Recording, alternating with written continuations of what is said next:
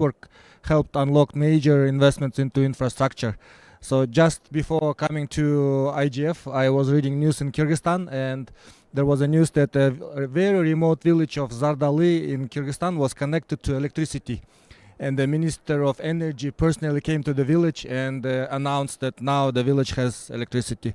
Just a few weeks before that, Minister of Transport came to this village and said that I'm going to provide you a road, because this village had no road, no electricity, no internet. And before that, a mobile operator came and installed a mobile tower. All of this is happening like months after months in a village which previously nobody has heard of. And if you heard of it, would be once in a decade for a very, maybe there's some disaster happened or something. And the president himself flew to the village on a helicopter to say that we are going to help the village with infrastructure. Why all of this was that a year before that, the village was connected to the internet as a community network with a small grant from Internet Society Foundation. And the very first thing that the villagers did was, of course, first to connect to their relatives around the world, saying that now we have a connectivity, please call us, we can call you. And the second, they started making videos of the village saying that Mr. President, Mr. Prime Minister, we don't have a road, we don't have electricity, we don't have mobile connectivity, please help. And maybe like Carlos was saying, that it wasn't millions of dollars that were required to connect this village. It took maybe $10,000 to provide internet. But with this small investment, the villagers were able to attract hundreds of thousands of dollars from the government to do all of this infrastructure. So we were really excited that we as the Internet Society Kyrgyz chapter helped the village to be connected. And this was an interesting kind of case of a which is not PPP, as we know, but I counted 6P. So it was a partnership of the public, the government, partnership with the private sector, the ISPs who provided the spectrum, partnership with the provincial or municipal government, partnership with the people who live in the village, and finally a partnership of civil society organizations and international donors like ISOC Foundation, European Union, US Embassy. They have provided small funds that allowed us to connect this village to the internet. And the way we learned how to do community networks was actually in IGF like this many years ago in Guadalajara. And that's where we learned that there is such a movement of community networks. And I think today there is a discussion that next year there will be a decision, do we need the IGFs? And of course, for the villagers of Zardali, yes, we need the IGFs because they do make a real impact on the people on the ground. So this is a kind of my brief introduction. Hopefully later on I can share information about potential financing opportunities for such initiatives to close the digital divide, especially gender digital divide. And I wanted to talk about the Women in Digital Economy Fund. And I think we have colleagues online who are working with women-led initiatives. And this fund can provide support in terms of financing, in terms of technical assistance and know-how, and in terms of policy and regulations. So thank you. Back to you.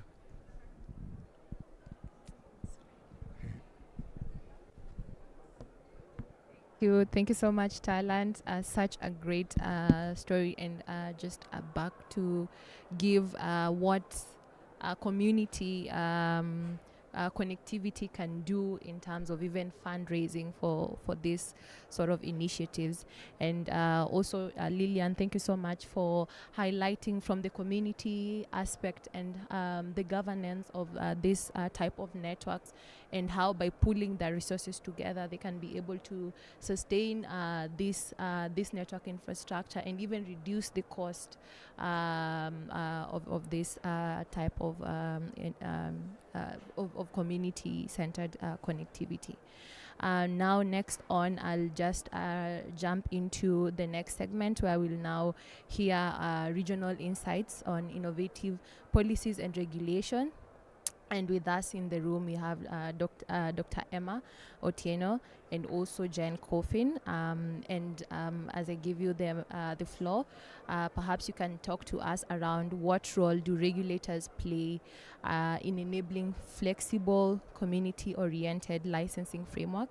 as well as how can universal service fund mechanisms be more transparent, efficient, and inclusive to support smaller local connectivity providers.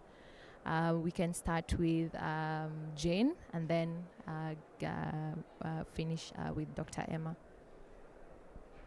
Thank you very much. And it was just very inspiring hearing everyone speak. And it has struck me so much that when you start to think about the localized approach to providing connectivity, it's almost a very obvious corollary that you need a localized approach to policy regulation and financing. So if you're, and that means looking at, as Carlos has said, different ways of assessing risk, different ways of bringing blended finance, meaning different pots of money together at different times with different different funders and different instruments, financial instruments. It's just very logical that you would look at this differently now. And as Carlos has noted, the 1985 Maitland Commission report, known as the Missing Link Report, laid this all out for us years ago. And the regulatory and policy environment has changed so much over time and does probably need to be recalibrated to the local circumstances that we are all seeing. How do we find different ways of changing our policies and regulations to fit and adapt to making sure that different size networks, which have different demand and supply side economics than larger network investments, how do we take a look at this again? And I think, and Dr. Emma will probably have a great deal to say here too, is that we've got to take some risks as policymakers and regulators and rethink how we're looking at local connectivity infrastructure assessment, feasibility studies, what's out there in a country, and how we would reapproach, reimagine not only that policy and regulatory environment, because the investors want to see data. They want to see the facts. They want to know how many people are not connected. Where is that community located? What's the potential estimated cost of connecting that community, whether it's through satellite technology, fixed infrastructure, fixed wireless infrastructure, or wireless solutions alone. They want to see the facts. They want to understand, but we also need some of those larger investment organizations and some of the localized investment entities to re-look at the demand and supply side issues, what the regulatory and policy frameworks are that are in existence, and what needs to be changed from that regulatory policy side and the financial side to match that local connectivity challenge. One thing I would say is that regulators and policymakers have a fabulous tool in their hands in something called the notice of inquiry, or a gathering of information process. You can put out a notice and ask different organizations to provide you with information, and you can pull in all that information to reassess, realign, and reimagine what you need to do. Look, the G20 this year in the Digital Economy Working Group has even acknowledged that innovative financing is super important to connectivity. And that's from the Brazil process this year. It's rolling into South Africa next year, in 2025. So there's a recognition at the highest levels of government, at the highest levels of global organizations and financial organizations, that innovative approach to financing, the blended finance approach that Carlos indicated, needs to be looked at. And you have to have that policy and regulatory corollary that match. It's not just, oh, we'll bring in lots of money, but how do we bring in money at a certain point locally with a different vision of risk as well? There's an old way of looking at risk that's a bit, I'm going to say this out loud, and this is my personal opinion, colonial. It's a traditional, different type of banking approach. We've got to de-risk investment differently. And so it's at that local level with the local facts and with the data so that investors have confidence, but they're local investors too, which might be more locally bought into the solutions that could be provided. So really, if we're looking and reimagining on how we bring, and Talent has just talked about a network in Kyrgyzstan, that network is a completely different network economic and policy and regulatory solution based on what type of technologies can be brought in, how the local people can be brought in to also help with that connectivity solution. And so the investors are going to look at this differently. The government, from a governance perspective, is going to look at this differently as well. So it's matching that local sensibility, the local factors in place, and just taking steps back. And I'm going to circle back around. Sorry, it's a little late here, so my brain is probably a little circular. But please, as regulators and policymakers, give yourself a little breathing room to reimagine, to take a step back and work with the public, work with different financial institutions, work with ITU and the development financial institutions, but work with this multi-stakeholder community you also have of APC, ISOC, other, where you can come in and get that information from all of the organizations who know that local circumstance. And then, of course, some of those financiers and investors that know the different types of blended finance instruments that can be brought in. So we really are talking about taking a step back, gathering more data, looking at new models that are being brought in, and looking at just the sheer fact that if we haven't been able to solve some of the connectivity problems from since 1985 forward, we have seen how community networks can solve that problem. We've seen how regulators can come in and reimagine their USFs. We've seen how that they can reimagine their licensing and bring in community and other complementary based networks. You really can create a matchup with the financing side now, and with and looking at the different demand and supply side.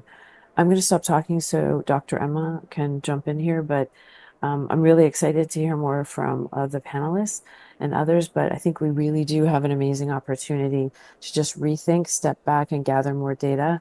And for regulators and policymakers, use that tool of the notice of inquiry to gather more information. Thank you.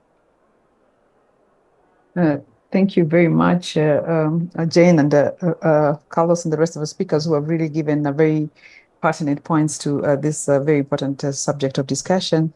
And I will just augment the very many points that have already been stated very aptly in terms of how the regulator can be this enabler for the community-oriented networks, and in terms of coming in as the enabler for licensing or the existence. I would actually state the following, and I'll be using the case of Kenya, just as Carlos has said, that Kenya has made a bit of progress, and very passionately and very intentionally. So when it comes to supporting the community-centered networks or connectivity. So one of the things on where Kenya started, and it should be a good example for all the other regulators to go, is to really take the issue of access gaps for the market when it comes to connectivity gaps and usage gaps very seriously. I think that's where Kenya started to create this appetite and create a justification of where to place the community-centered networks, and where actually how to fight for their place in the frameworks of the regulation and in policy. So for the case here in 2021, there was an updated access gap study that was being undertaken, and it went further to actually really take a microscopic view of the true gap, because by that time, the connection in terms of population coverage had already gotten upwards of 78. So we're indeed getting into the true gap space of what Carlos shared as the access gap model. And with that, the beauty also that a space like Kenya enjoys is the combining of the regulator also being the body responsible for the Universal Service Fund. So this very seamlessly speak to each other, that when there is data, empirical data that the Universal Service Fund brings onto the table, the regulatory arm of the regulator really swings in, and they're able to come on board with issues like then how can we use these findings to update the market structure. And that is how the case of finding a place to review the market structure and starting to a process of incorporating the community-centered networks into the regulatory framework. And for Kenya, in 2020, the first the license framework was adopted, and since then, several community networks have been licensed. So that's another regulatory support that has actually been extended to enable this sorts of networks. And moving on, actually, the regulator should also move away from being the police to an enabler, and I like the question that has been asked, which is enabling. For instance, there's been a lot of deliberate handholding that has come from the Kenyan regulatory setup, that the regulator is reaching out and really nurturing the community networks and the constituents, speaking to institutions like APC, LockNet, and other capacity building facilitators, and trying to champion for, can we have courses, capacity building opportunities that are actually centered to supporting the community networks operators. And we're seeing that really their capacity is a bit low. Resource-wise, they're also a bit not very enabled. So when the regulator comes to the table and speaks and actually champions for their rights, actually, and speak for them in terms of, let us allocate, let us prioritize, let's ensure we do not have a conversation where we're talking about the various market segments, the various support, the various challenges, without including the community-centered network. So that has really been an enabling role that the regulator has played in this perspective. And even this year, we've had several collaborative initiatives with the Africa Telecommunications, the capacity building arm of the telecom sector, and the LockNet and APC and the regulator, the ministry, to really ensure that the capacity of the constituents in this space is being built. So there's been practical example that actually that is an enabling angle to it. Further to that, there's the issue of making that space very clear. Beyond the existence of just the licensing framework, there needs to be additional guidelines that can really provide sort of like things like handbooks, things like guidelines on how to really domesticate or roll out networks in different typologies. And I think some previous speakers have talked about the various challenges that are facing these connectivity initiatives. The challenges in some areas are terrain, the challenges in other areas are security related, others are just about affordability and financial support. So actually coming up with guidelines that incorporate the feedback from these operators, so that they're out there. So the people who are interested to come into fill in this gap are able to be guided uniformly in terms of how they can go about it, even in terms of accessing support. What is the procedure? Where do you start from? When it comes to this license, apart from the framework being there, how do you start? Whom do you talk to? Where do you go to for support? And we find that they're quite not exposed, because most of them are indeed from the community, they're from the rural. So they really need a lot of guidance, like really broken down to granular guidance to enable them. And that, again, speaking of the Kenyan situation, that is something that is ongoing, and the process of even augmenting the guidelines to support them is happening. And also the issue of sustainability. We find that being a subject that is very critical, that has to be at the center of this discussion all the time. And if a regulator is coming in from the front of being able to support the community networks, when you have licensed a community network, you don't want to license it to go and die. So what are these other discussions that can be put on the table from the policy perspective, from bringing on the board the other agencies as collaborators? For instance, the feedback we're getting from the community networks in Kenya is that the revenue agency, seeming to want to expand their revenue base, would actually go for anybody who seems to be putting up a business, trying to speak for them. They cannot be able to go as individuals to speak onto those tables, so that you are speaking for them and saying that this is a new a model which is working like this, which should be exempted, talking about exemptions in terms of taxations, clear exemptions that are actually enacted in the law, speaking to other players like the Ministry of Finance, the central banks, like what avenues can actually come on board to assist this community networks, especially that we are seeing that they'll have to get into the leveraging the usage gap, so that they come up with a bit of products that can create that sustainability interface between the connectivity and the keeping the business running. So that sustainability is a very major issue, and the regulator is trying also to champion through the various forums that can be able to listen to whatever is being proposed as avenues and strategies of enabling the sustainability of these community networks. I'll quickly speak to 2-3 points maybe that touch on the issues of how this transparent, efficient, inclusive ways of supporting this and using the Universal Service Fund. And we have to rethink as regulators, I think, and the Universal Service Funds mostly, what are these other approaches that can be used to finance the community-centered connectivity or networks. A key point here, speaking from, again, the experience in Africa, I find that most universal service funds are using subsidies as a key support to the telecommunications bodies, operators. And we find that this, even in the Kenyan situation, a subsidy to a network, a community-centered network might not be it because it's not for profit, as unlike the other categories of licenses. So starting to move away from the traditional way of support to thinking wider about, even if it's a government that is managing the Universal Service Fund, grants, frameworks for grants, that requires a bit of change in the laws, like the public financial management laws. The issues of like loaning, and the other day we were having a conversation with Brazil, and they have a very good model where the Universal Service Fund is loaning these small operators, community-centered networks to loan. So that is a collaboration, a very major shift in law, bringing together the ICT ministry, the Ministry of Finance, and the banks, so that the Universal Service Fund can be used to offer loans. So many other models that, if time allowed, we'll actually speak about.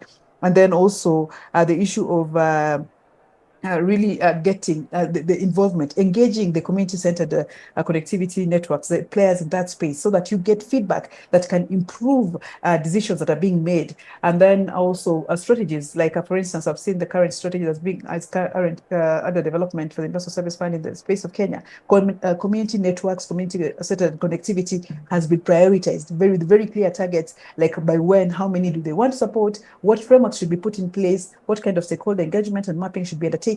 And then, of course, monitoring and evaluating how that is being implemented. Then finally, and the last one is really collaborating with the agencies or governments or other bodies, let's say like the APC and networks, the people who have the global perspective to champion for the community-centered connectivity, so that they can support in the areas of research, so that regulators can have updated data to inform decisions, both on the side of the Universal Service Fund and the side of the regulation, because they have the part of the pie that makes decisions that can impact on this, but they require updated data, and they may not have that resource or the expertise in all the instances to be able to make up decisions. So thank you very much. Let's see what other available opportunity can be to keep on discussing about this. There's so much about it. Thank you. I appreciate it.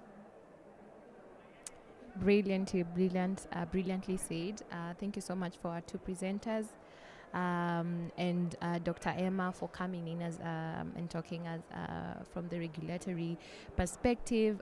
Jane, also thank you so much for joining in at this hour and also just sharing and really underscoring the importance of regulators reimagining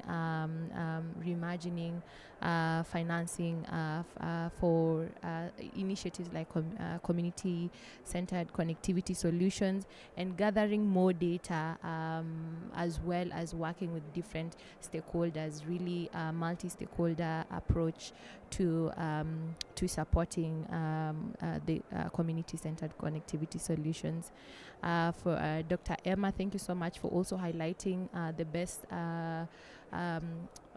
the case that has been happening in Kenya in terms of regulators hand-holding the community networks, and what that looks like in creating an enabling environment for community-centered connectivity solutions, and of course just highlighting the role of USF and as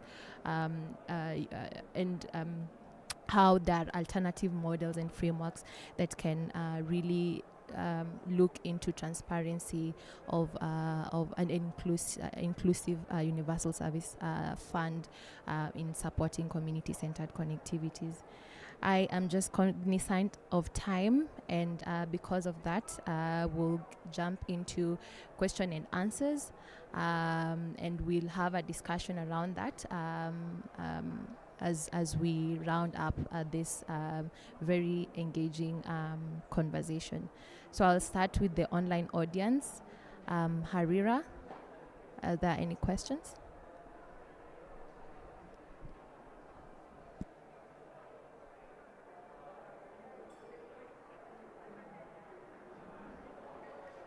Harira, can you hear me? Are there any questions online? Rispers, she might be having some connectivity issues. She was Okay. here before, but she's no longer on Okay. Great. the panel. But I can read them out if you want. There were Yes, some thank you. comments in relation to. I believe this was made when Talent was speaking around how do we ensure that energy perspective is attendant as the critical enablers for internet governance. There was others that request Jane to expand further on alternative risk perspective, and then request around have best practice areas for this topic where those resources could be created. I can answer that one in the chat, and then maybe develop procedures or guidelines as highlighted by Dr. Emma. So those questions around Jane to expand on the risk perspective, and maybe Talent touching upon the energy perspective around internet governance and as a critical enabler, were the ones that appear in the chat so far. Thank you. Thank you. Thank you so much, Carlos. Yes, so we can start with Jean, and then we can have Talent come in, and then Carlos, if you can finish up. Absolutely. And I'll be very quick so we can fit in more people. I think what we'd have to say is we'd have to take a look at the traditional risk checklists and risk matrices that are generally used for investment, and look at how we would adapt them, and look at our own risk tolerance in the specific market or area we're talking about, and what the feasibility is of developing that infrastructure, building it out, the different regulatory and policy parameters in a country. And by reassessing risk, it's also taking a look at, there's some complications when people take a look at risk and look at a country and say, oh, well, I'm not sure we can actually do business here. Well, if we're talking about a different focus from a community-based perspective with the backing of different government organizations in the country, different communities of interest, the way you're going to look at the tolerance for risk, your checklist for risk, and whether it's a social investment risk model, which is different, you're going to have different factors that you would use from both governance, policy, regulatory, and then even from a more systemic financial perspective, where there's some very different models that are used for assessing risk. So this might be one of those topics that would be really great for another IGF or for to what one of the speakers has typed in the chat about what some of the best practices might be for assessing risk in a country, and how we can work and speak with donors at a different level to speak their language from an investment perspective, but reassess how that would work with local community involvement. So I'll stop there, but it's more a question of if there are traditional ways of assessing risk that are tied to grants and loans, and or how a government might look at a project coming into its country, or how local multi-stakeholder approach to building connectivity would be put together. We'd have to start to take apart those traditional models and rebuild a different type of risk framework. Over to you again.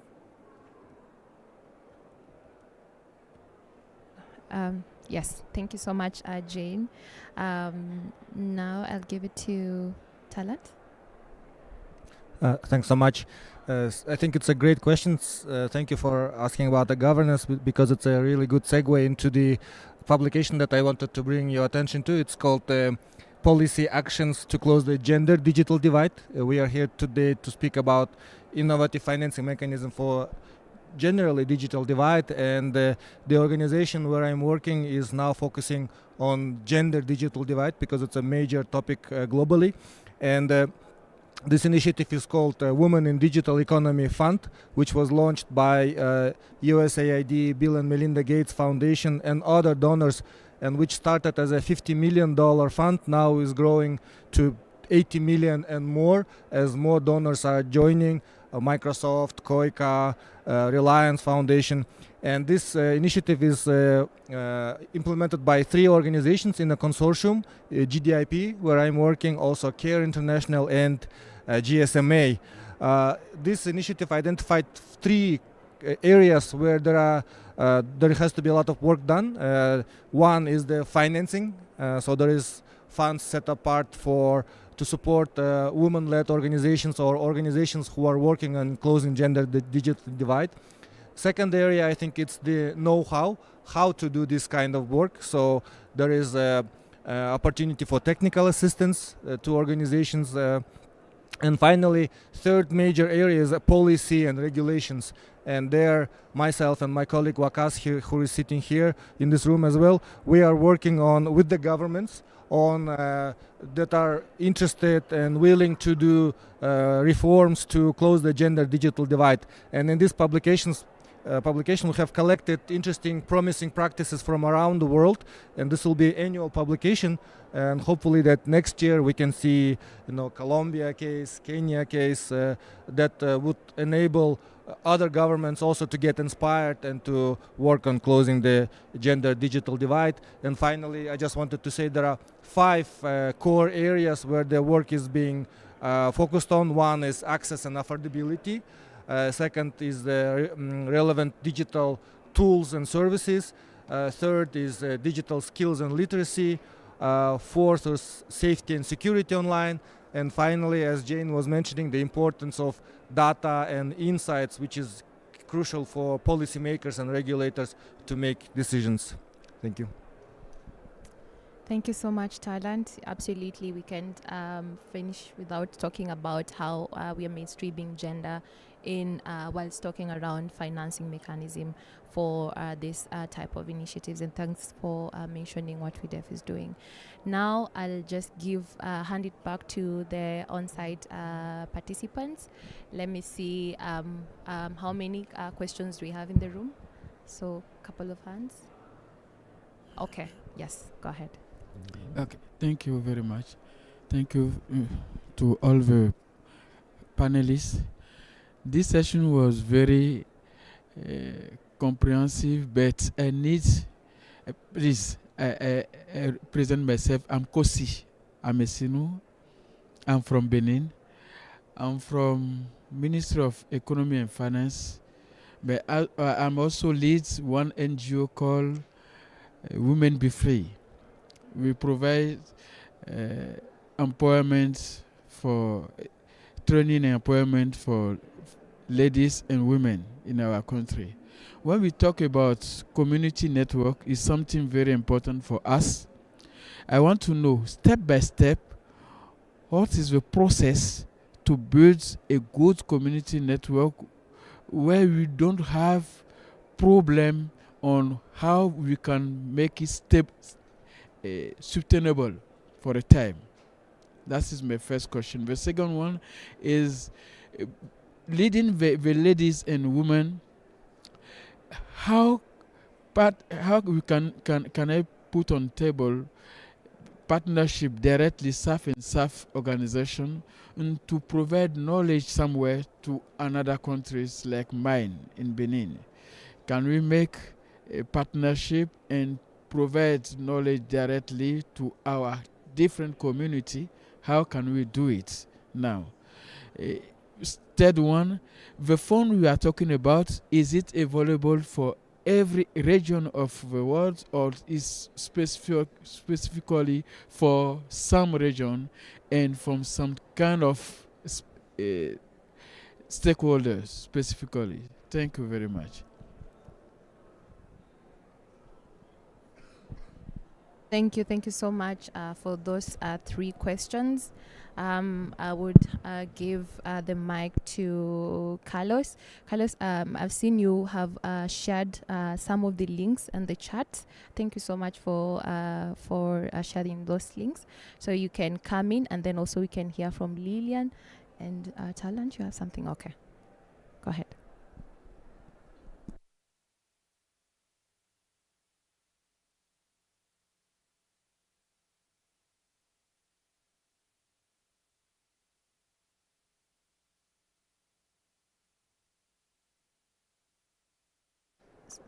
Sorry, we can't hear you, Carlos.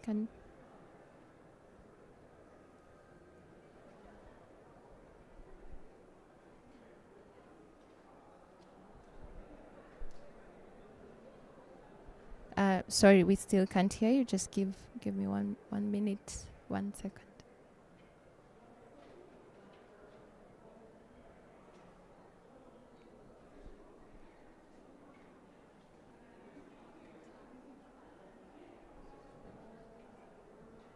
Can you speak, Carlos, now? Let's hear. No.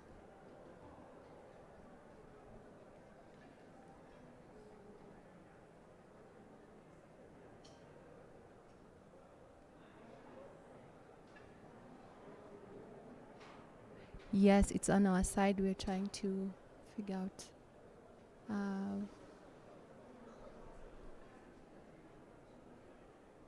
Okay, as we can't hear Carlos in the room, so we are sorting that out with the technicians.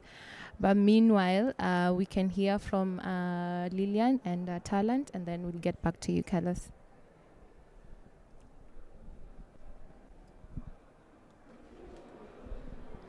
Well, I think the question about the sustainability is the big question, no?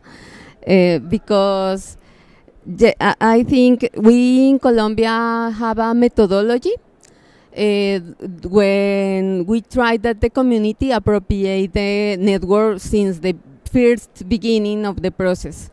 Then it have a series of steps to create a group that sustain the operation, but also the uses of the community network. When there is a problem, can fix the network. Then I think that is one of the things that make that the network can sustain in the time. Not to have a group of people in the community that lead the operation of the community. I think that is so important. Try to find those persons that like the technology, but also like to serve their community, no, and try that they engage to the community network and sustain the operation of the community network. And then other part could be try to find a financial method to sustain the expenses of the community network, no? The way to sustain the connectivity, but try to be creative on that. Then sometimes people also make some, I don't know, festivals or things, no, that for them is easier to have the expenses, or in other communities they just put a contribution, an equal contribution to sustain the expenses of the community. Then it's different in each community. I don't know. Okay, I think it's okay for me. Thank you so much, Talent. Briefly. Thank you. In terms of building community networks, I think I could point out two organizations that are very strong at it. Is one Internet Society, and we have colleagues here, and I think there are guides for step-by-step guides on building community networks. And the other one is Association for Progressive Communications, APC, and Carlos, I think could probably shared some links, so very good resources. And in our case in Kyrgyzstan, engaging the local community has been the biggest factor, that it has to be bottom-up interest and approach.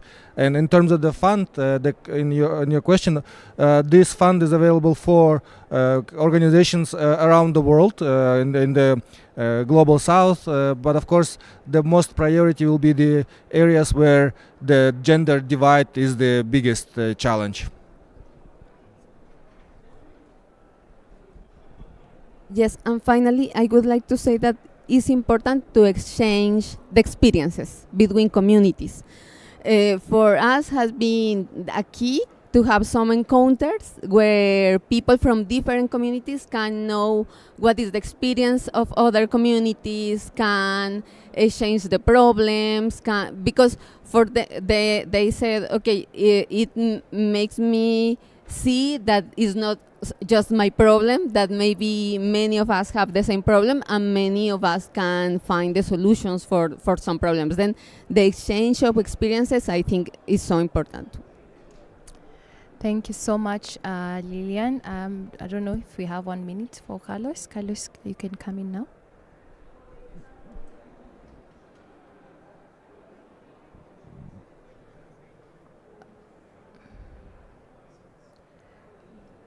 Sorry. No, we can't still hear you.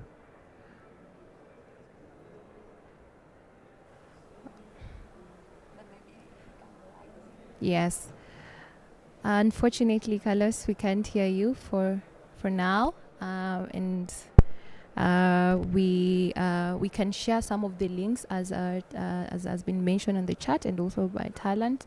There's a lot of resources that have been produced by different organizations. Okay, we can hear them again. So Yeah, now it seems we can't hear them. They can't hear us online. Yeah, I Okay, think we so. can hear you now. That's We sad. can hear you now. are you gonna go to Seville, Jane? I want to.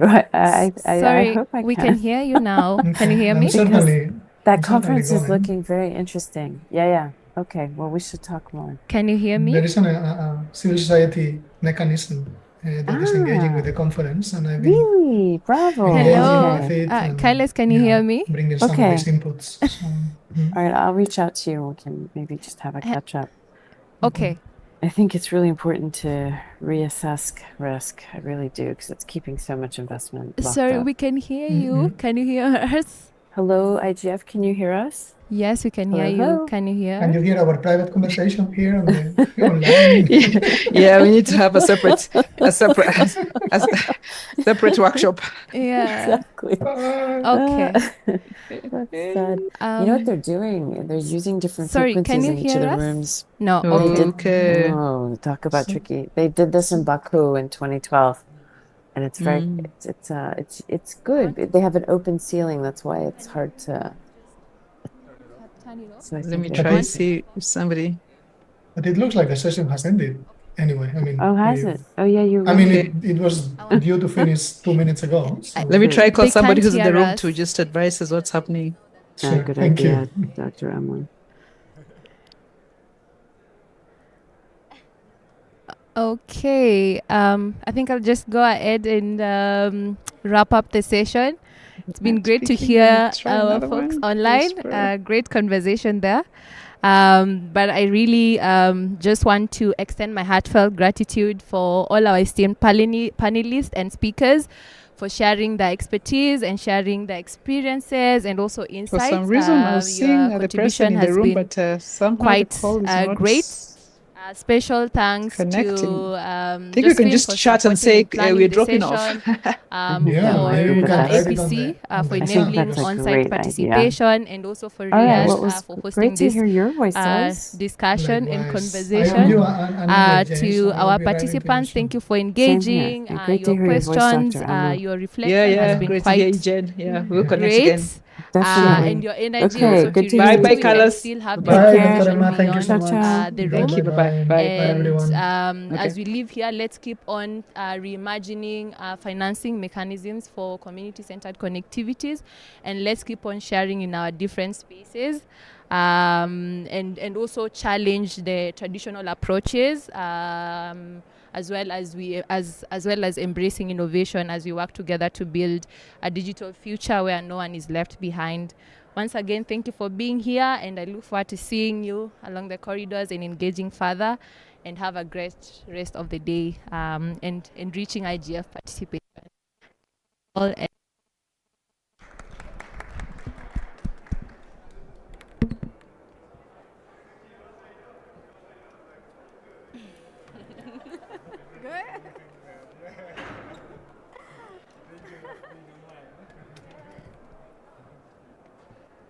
But they can hear each other.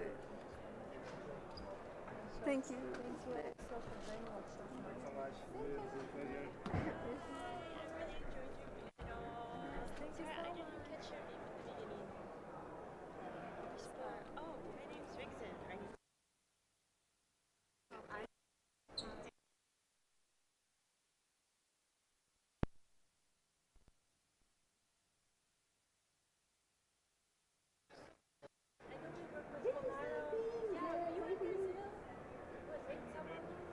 No, Olga. Okay, Olga, but I've seen you so many, somewhere I've seen you, but it's very nice to meet you in person. I've heard about you for sure. And Polano. Yes, it's great. So we have been a lot of work with people in ISA from Yeah, a long a lot time. of Yeah. time, and for us it's so important to work with you because many of the process just have been made with the supervision. Yeah, well, I mean, you guys are great, and it's so great to hear this type of conversation happening. I loved what you said about people throwing parties differently. I just saw a community network in Canada. I think that it's so important for like people to talk about like different ways they're keeping things working. Yeah, I saw like LinkedIn. Just, but I can do. Okay, but Guy has your if I need to reach out. We're doing another panel in In our page, the web page, Okay. and we also have a page with all the information of the community networks that we are accompanying. That is on the Colgado page or yes, but no.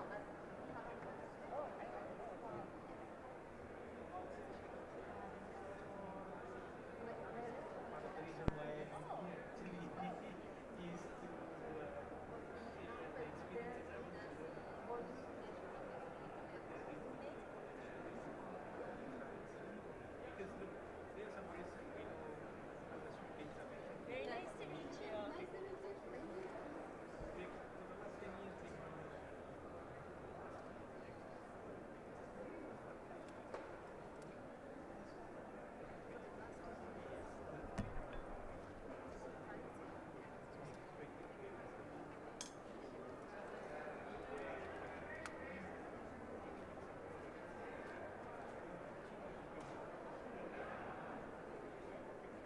Check. 1, 2, 3. Check.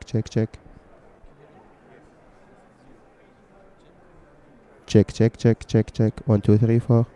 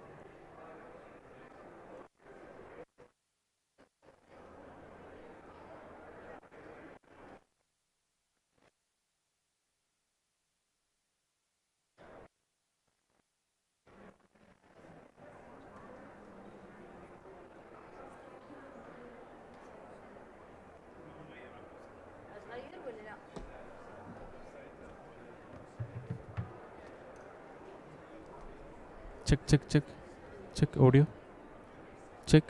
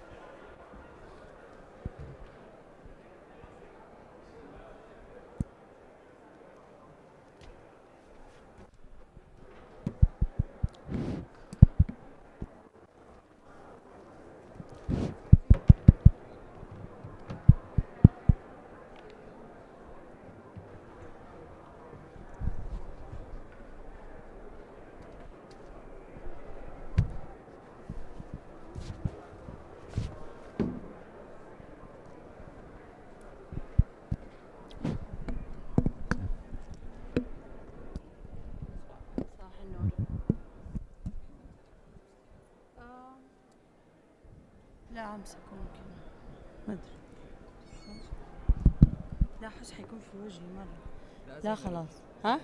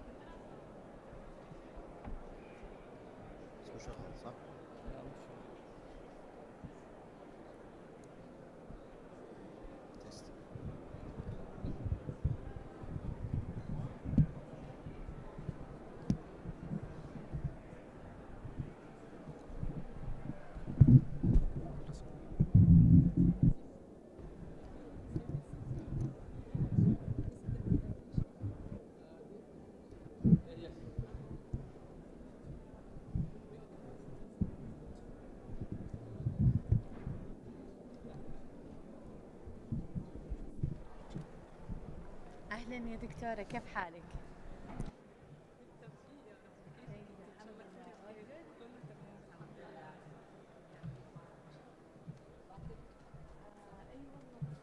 تيست تيست تيست.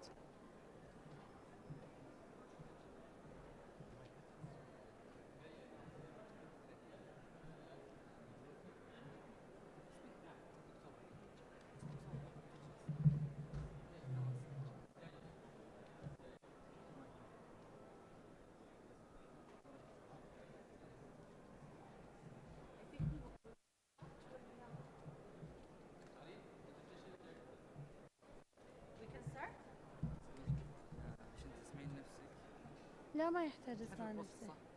إيه. ها؟ كل الروم لازم يكون ما في سبيكر. تتكلم في المايك بس لازم تنتبهين للصوت. ايوه عارفة حتكلم عشان كذا بس المظهر العام لأن كلها يعني دحين نبدأ ولا لا؟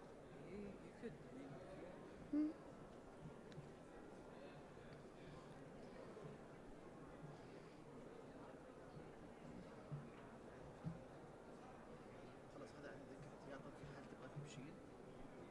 لا ما أنا مرة أيوة قصيرة الموضوع.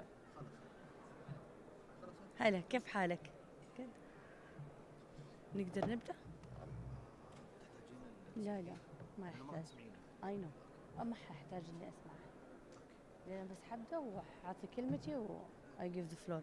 بس الدكتور لازم يكون دكتور سيد. Would you where? Hello, good afternoon, ladies and gentlemen. Thank you for attending this session today. I'm Ala Abdelal, the Chief of Digital Economy Foresight at the Digital Cooperation Organization. And we are here today to discuss this session of how to have a greener future, and specifically looking at e-waste management.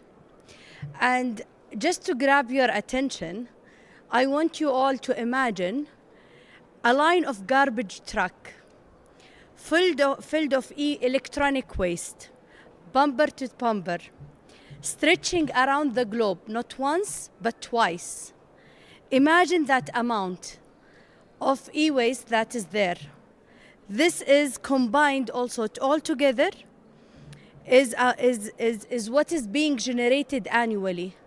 This is not just an image that we want, a disturbing image or a dramatic image that I want to give you, rather than a reality. Annually, it is projected that it will be around 82 million tons of e-waste will be generated by 2030. So imagine this amount. It's really give us a call to action, to all be responsible and to look at this challenge and issue. As the digital economy continue to grow, connecting billions of people, it also have a pressing environmental consequences of this progress. The rapid of growth of e-waste is really becoming more and more, with more consumers of electronics and mobile phones and home devices. All of this leaving us with this challenge that we want to tackle, and we really need to look at it as a shared responsibility, not only by government, but by individuals, by ourselves. It is a responsibility upon everyone in this room and even listening to us to take this challenge and really think about it. Because imagine that there is a lot of e-waste that's not being recycled. Look at the lost opportunity, not only from an economic perspective, but also from environmental aspect. There is a lost opportunity here of all of this e-waste not being recycled and having those devices reaching to places where there is a need for it.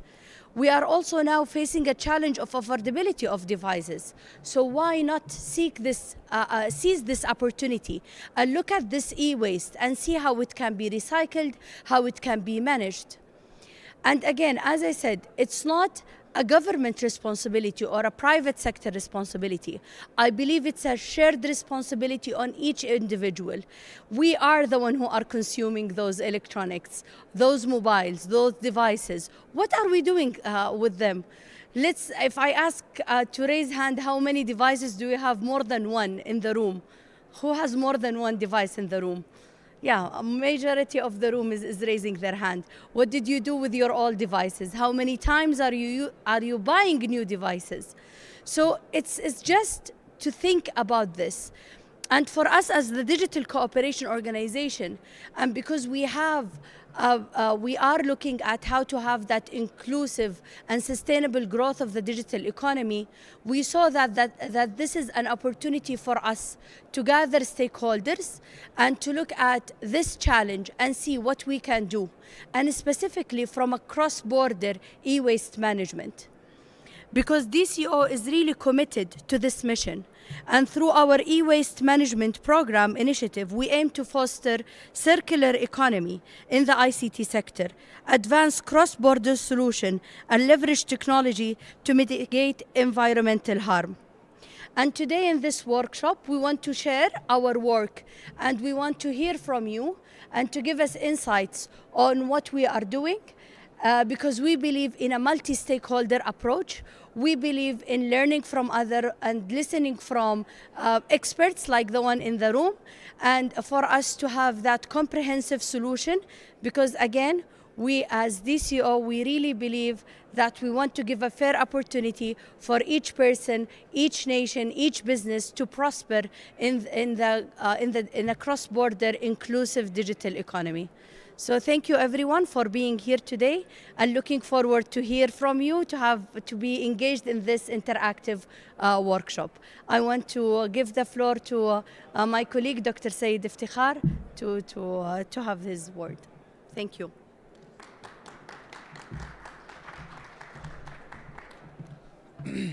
Thank you, Ms. Ala, for giving more insight about the DCO and particularly the e-waste management initiatives.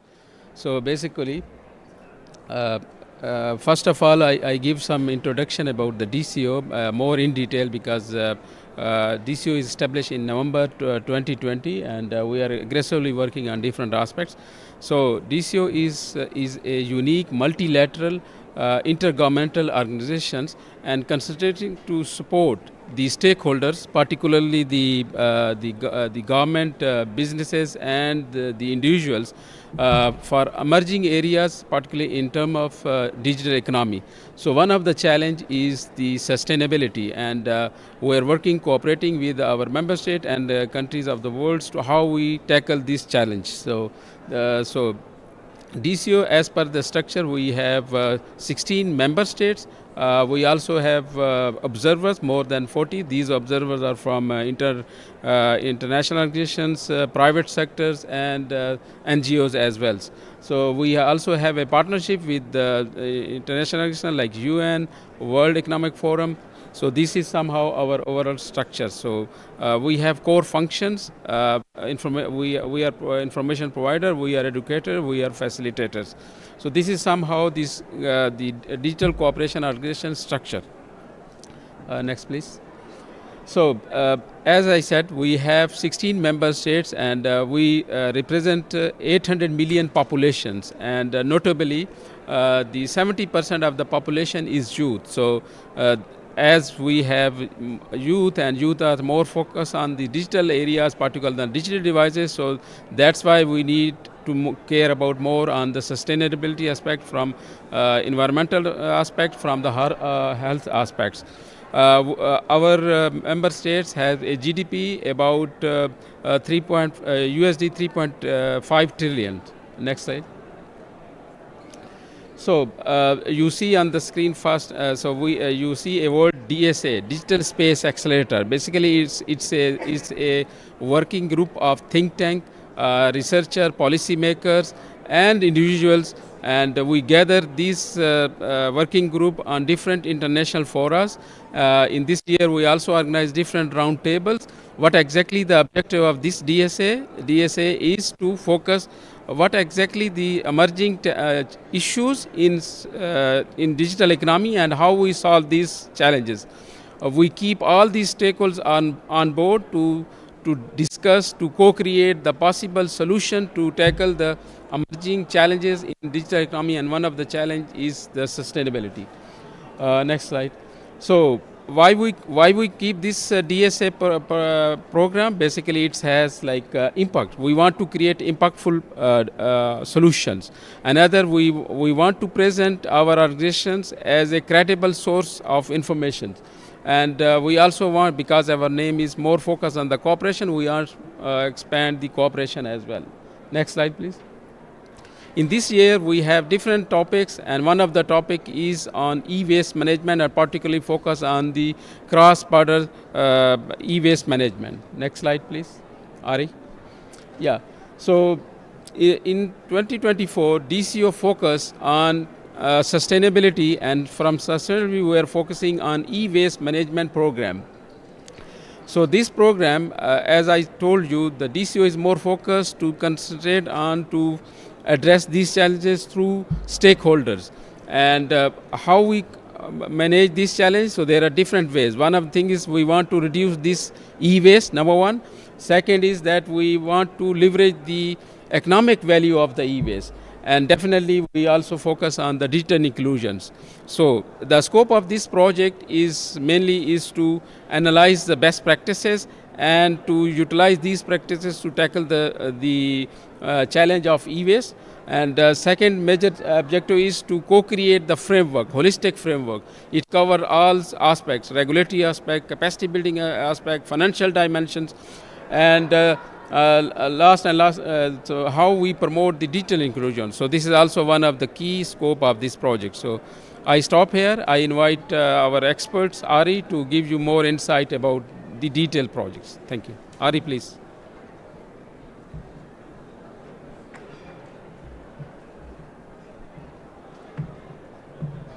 Hello, everyone.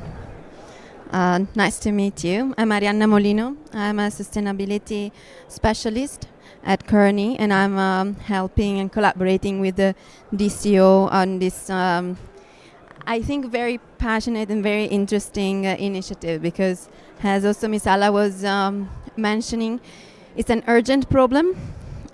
We love technologies. I think now be addicted to technologies, and our kids will definitely also use more and more of it. So if we want really to have a digital economy, we need to tackle these issues and making sure that it's sustainable. So for the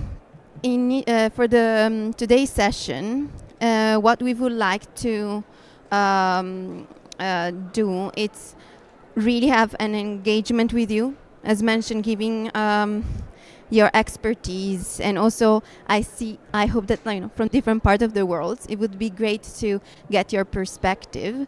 So on one side, we want to discuss the importance of e-waste in your countries or for your sector. The second objective would be to also try to link the environmental issues and the social benefits, right? So how do you see the reuse of devices to tackle digital, to bridge the digital divide? And then third, we believe in collaboration. I mean, it's a little bit obvious because DCO stands also for cooperation, but we really believe that you cannot do a work independent. It's a complex ecosystem. If you start working alone, you will definitely not reach economy of scales. Profitability is an issue, and so this is where we really encourage to have a discussions and to understand your lesson learned. So through collaboration, what did you gain and what did you learn, and also the challenges and how we can collaborate together. Misala mentioned it's national focus, but also cross-border, because I think it would be great here in this forum where it's global to understand if it's possible to have collaboration between countries. Cross-border e-waste trade is, under the Basel Convention, it's kind of regulated, and we definitely need to be responsible in how we trade e-waste. but also we believe that there is a lot of potential in order to leverage technologies and making sure that we don't duplicate infrastructure around the world if we can work together to reach efficiency. So these are the main objectives. We wanted to have introduction, but I see that maybe we're a little bit too many. We will have a poll online where we will start understanding from which country you are, from which also sector, etc. But I really encourage you, if you want to intervene, please do, okay? Because really we see that if you start talking to each other, at the end, it would be really amazing if you start, bouncing idea among you. We are here just to facilitate, but really if you go out from this session with more energy and more, hope for setting up a business or really scaling up your efforts in terms of policy, that would be amazing. I totally agree with Ariana. It is important. We are here to listen and hear from you. And without your interventions and feedback, this session will not be successful. So yes, I really encourage you to be interactive and share your insights with us. Yes. And of course we have microphones. So we can also be a star with microphones and sending it around. So also to set up a little bit the agenda, after this brief introduction, we will talk about e-waste. Probably you know already the basics, but just to remind us about the big numbers, the big pictures, to kind of phase out and understand what is the environmental impact, the social impact, but also the economic potential. And then looking into the value chain, because we know that the issue is not just recycling, right? It's like collection, it's kind of sorting, it's really taking the private sector together with the social sector and the informal one, because we need to remember that at the end each country is going through a certain level of involvement. So we really would like to see and discuss with you the value chain itself. Second part would be on digital divide and e-waste. I think we need to remind ourselves, but before recycling, we can reuse and redeploy, right? Because circular strategies you need to close the loop early on. And it's a great potential to use this in order to then create a new market, to give access to a potentially part of the population that cannot buy a new iPhone every 2 years, right? So we'll talk a little bit about that. And finally, cross-border and national collaboration. Here would be great. We will see if maybe we can split into groups, or if we have enough energy, we can also see among you if you want to raise the hand in terms of potential ideas that you have grabbed or that you have also experienced and you are doing in your organization or country. So again, raise the hands if you want to intervene. I think everything is very valuable, so really don't shy away. So e-waste. This figure was already mentioned by Ms. Ala, but just to tell you about the growth, right? In 2010, it was estimated, of course there is no really precise data, but estimated 34 billion. This is projected to more than double in 20 years. So I'm not sure if you have kids or not, but I started to do the projection for my kids and was like, okay, if I don't start to tackle it now, on one side we will have plenty of waste, but also we will not have raw material. So I'm not sure if my kids will have a phone when it will be 30, 40. We can debate if it's good or not for kids not to have phones, but in general, the growth is very, very scary. On the other side, you might say, okay, but if the recycling rate are going up, at least we are tackling it. Unfortunately, that is not really a good news, because recycling rate are not going up as the e-waste is going up. So now, on average in the world, we have almost 20% recycling rate. the ambition is to arrive to at least 60, 80.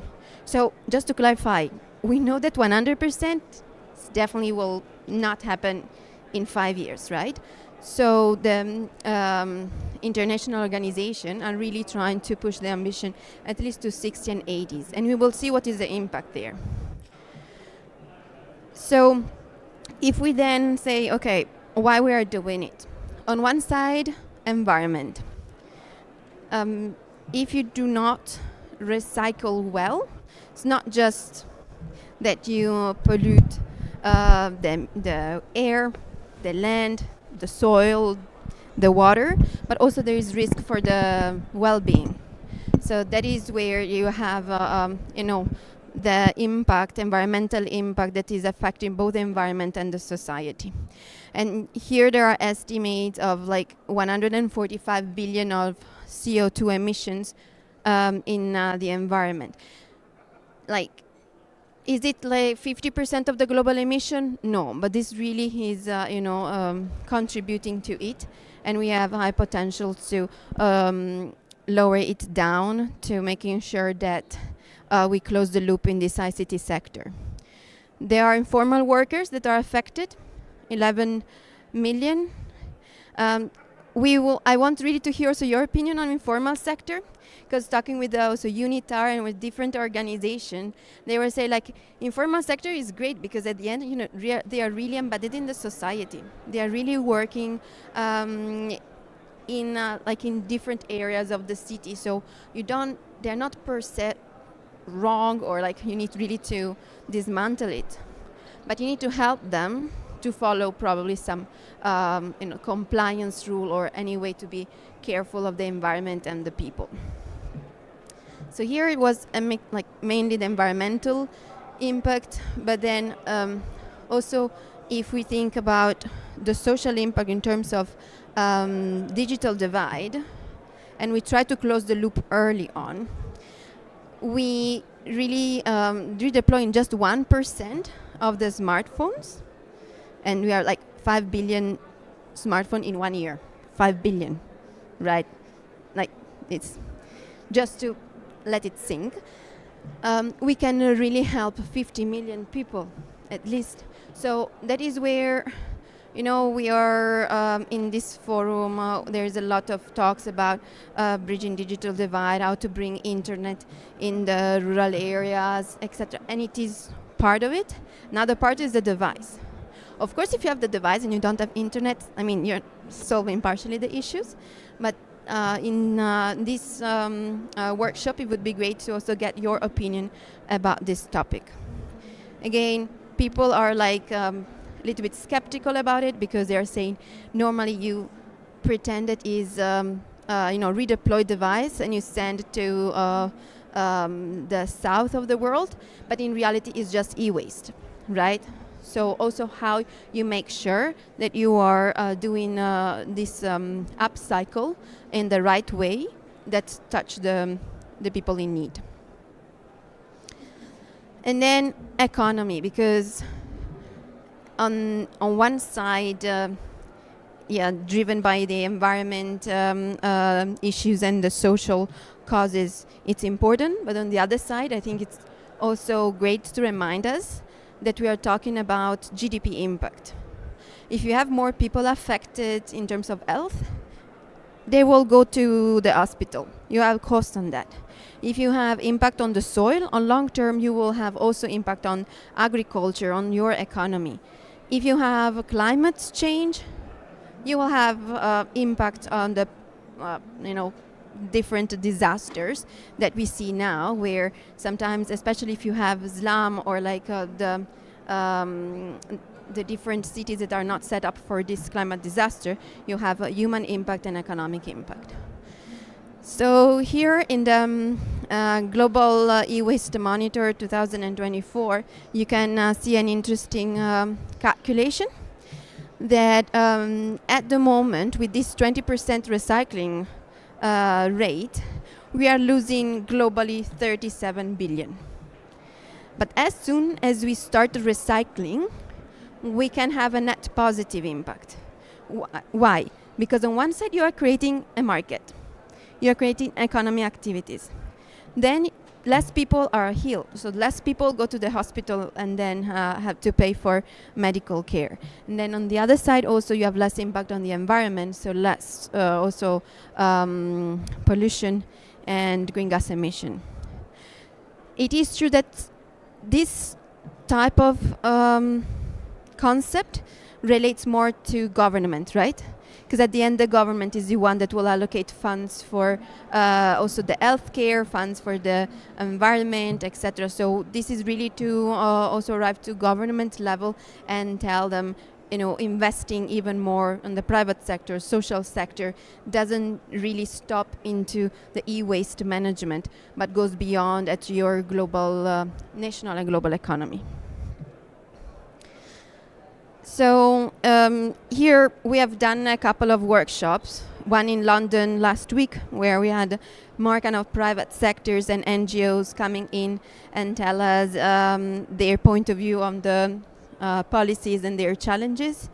We had also in Singapore and with also private sector and policymaker that were discussing how the e-waste is done in Malaysia and in Singapore. And finally also here in Riyadh with the GCC countries, where we focus mainly on kind of policies. And what we have identified are 5 main kind of best practices. On one side, collection system is important. We saw some countries that invested into recycling infrastructure, but they don't have feedstock. So then you don't have, you know, your economy will, like, profitability will not stand. So collection is important. Another point is if you raise awareness with consumer, but don't give them the access to recycle, to like bring the device, then, you know, like they are, okay, like you are telling me to do it, but I don't know how to do it. So, you know, you lose the momentum. And so, yeah, the second one is consumer awareness. Once you have at least set up some access point, right? And as also Misala was saying, consumer is also us. So I was also discussing with my colleagues that, I'm not sure you, but I have a bag in my home with all the cables of the old phones, etc. That with this project I start understanding, okay, where I have to put it, what is the impact, etc. But it's not something that everybody knows, and especially the collection system and all this system will really change from Spain to Saudi, for example. Economy of scale. In a lot of countries, both private and public sector told us that they want to do recycling facilities, but they don't have enough feedstock to make it profitable. And that is where, on one side, okay, if you increase the collection, most probably you will be kind of profitable. But on the other side, this is where you maybe need, on one side, to think broadly on collaboration and how potentially you can work with other countries or other part of municipality, etc., to then consolidate and making sure that you're not setting up small facilities around the territory that no one is profitable, and then everybody needs to close or have subsidies, right? So economy of scale is important. Private sector.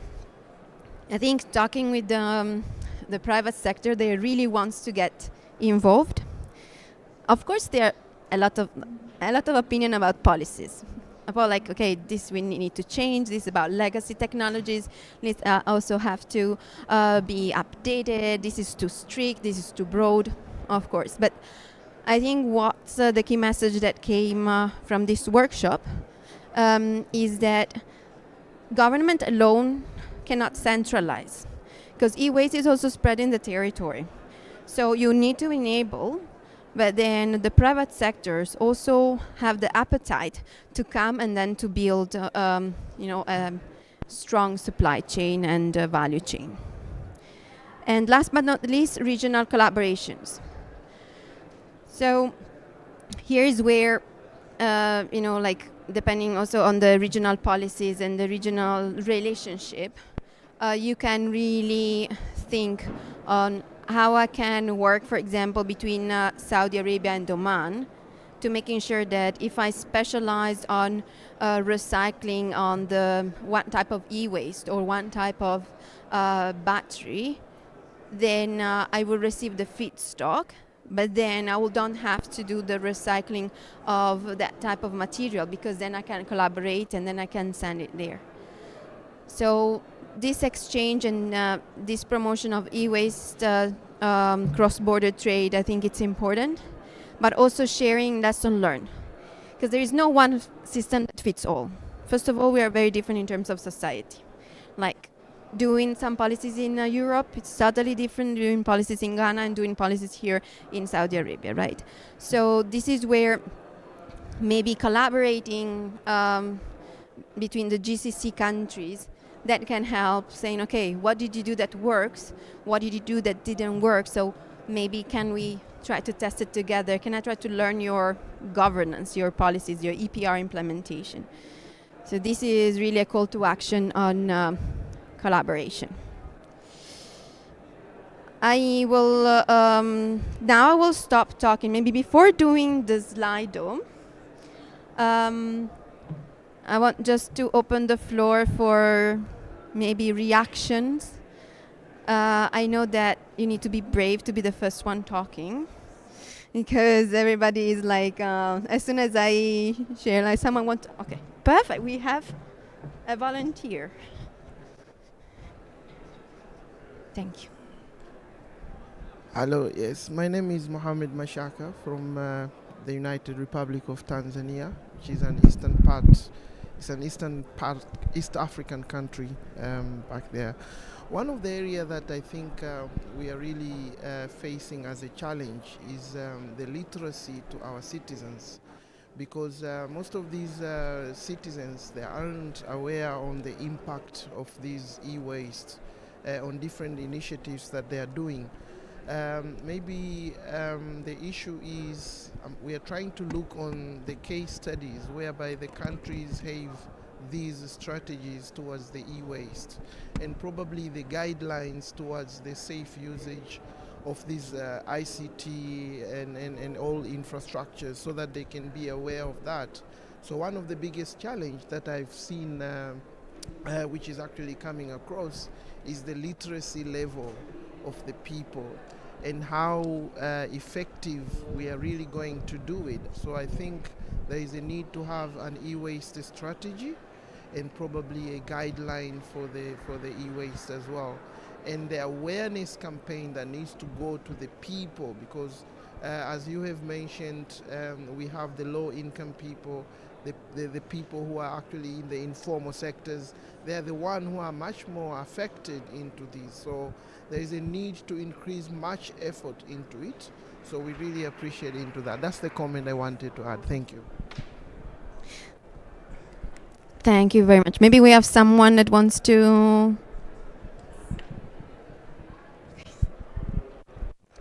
Hello. Good morning. My name is Ayman Arabiyat from Jordan. First of all, I am not expert in e-waste, but I like the concept. So I would like to ask you about the best practices in the last slide, please. Because I have the same issue. I have some e-waste, but I don't know where I can send it to any organization. How we can collect, what is the effective collection system. For the next best practice about consumer awareness. And maybe I will raise some about privacy concerns in the context. Because, let's see, when I talk to my wife or to my colleague, they said this phone have my photo. Even I delete it, but we still believe that this device still have many photos or many personal information, and for that we keep it in the home instead of recycling it. Thank you. Anyone wants to? Yes. Okay, I wanted to say ladies first, but we have two ladies, so.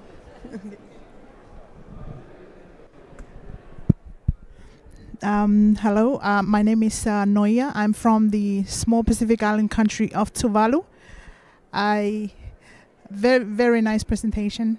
You know, the Pacific is very vulnerable to climate change, and you mentioned something about climate change and how e-waste contribute to, you know, to solving all that.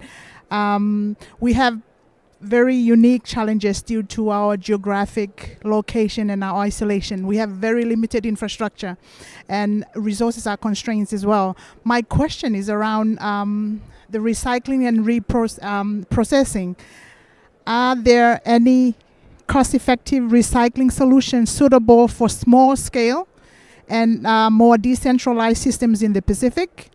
And also, can e-waste be repurposed or upcycle locally to create some economic opportunities in a way, because we are too far away from where the e-waste are processed, and shipping is also a challenge for small Pacific Island countries.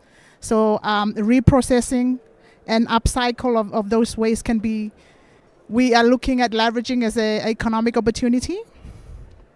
Thank you.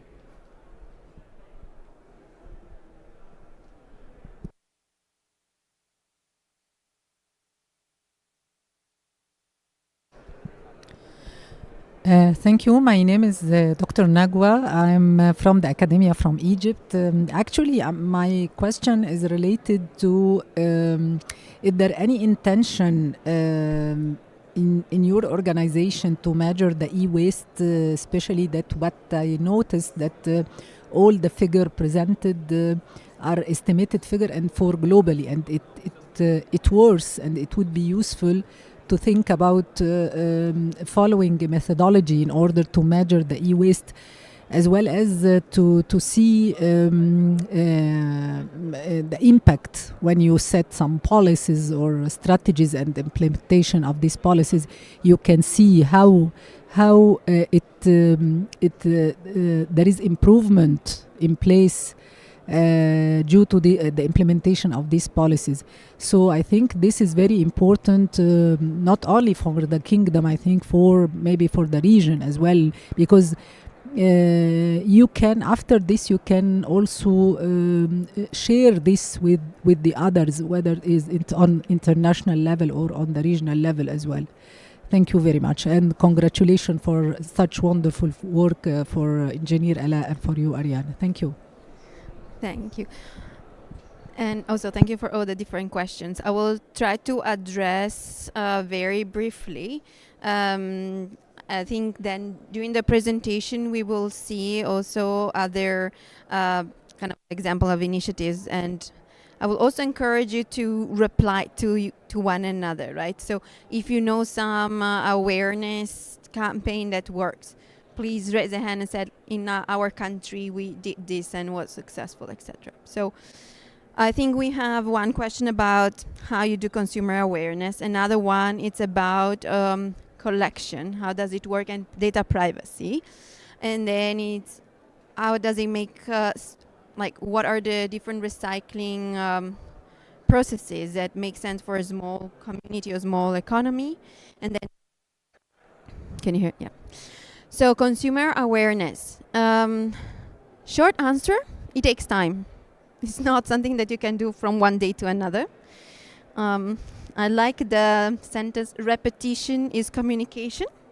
You need to hear one message once, twice, 3 times before really understanding and reaching all the population.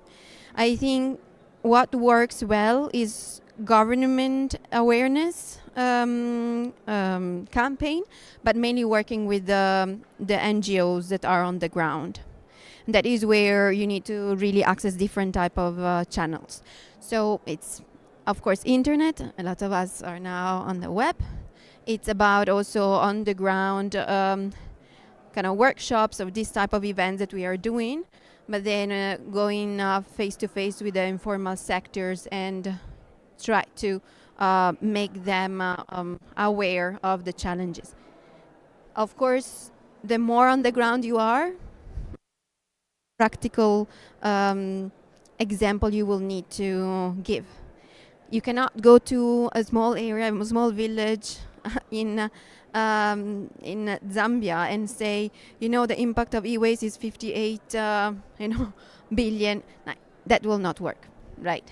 You can make an example of if you don't recycle, then it will impact the health for the lungs, etc. So that might be a little bit more concrete example. Yeah, it takes time, and you need to leverage social sector with the different channels. Collection system, great question.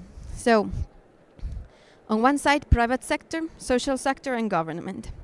Private sector, now with some policies of EPR, of extended producer responsibilities, a lot of companies need to take your phone back. So the first things is you give me the iPhone back. So if you want one, I'm talking also iPhone, but sorry, Samsung, you want a phone, you need to give the other phone back. And this is the reverse logistics, right? We'll not go into the discussion if it makes sense or not economically for the producers, but this is one channel. The second one, again, for the private sector, they sometimes put the different booths where you can drop the technologies. Of course, if there is data security, we'll talk later. You might not be comfortable just to put it in a box, but then there are others kind of cables where you might be fine with it. Social sector or kind of organization. There are organization that on behalf of the producer will then organize the collections. So that is where it is important, again, and that is spread on the territory. And then it's very clear who does it and what is the purpose for this. So that is NGOs that, of course, is connected with consumer awareness, but then accessibility, right? And then the last one is government. I saw that before here was Abdulaziz, that is from CST, from the KSA regulator, and they did a great initiatives, Recycle My Device, when they tackled both of the question you had. First of all, they saw that in KSA, but I guess in most of the countries, there is a lot of concern about privacy, where my photo will go, right? Even if I delete it, I also don't know. If I delete it, I'm not sure if they're probably there, right? There's always some magic gig that resuscitates stuff. At least when I delete, I hope that there is someone that will do for me. So they see that in some countries, government have the trust, and so consumer are okay to handle the device to the government.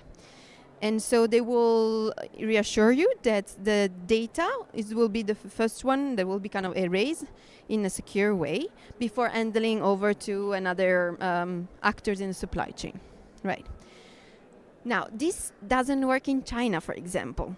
China, they don't trust to give to the government, right?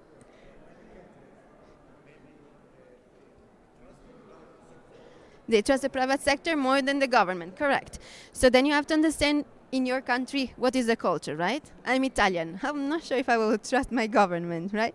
But again, also private sector, I'm questionable. But for example, in China, we know that private sector will have better trust.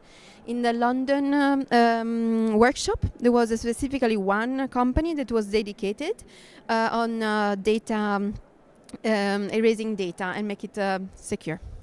So that is where you need to build trust, you need to build the technologies, etc. But long story short, this is a pain point. Okay, because I cannot hear. Okay, this is a pain point that yes, we need to be addressed, and we cannot just think that once you know where to throw your phone, you are happy to do it.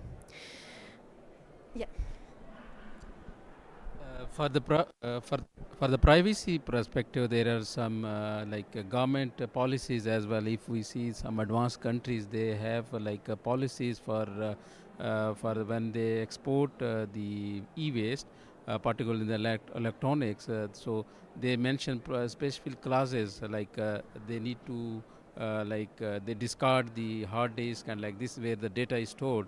So usually in the government national level policies, they mention categorically to don't export the storage devices. Yeah, this is also.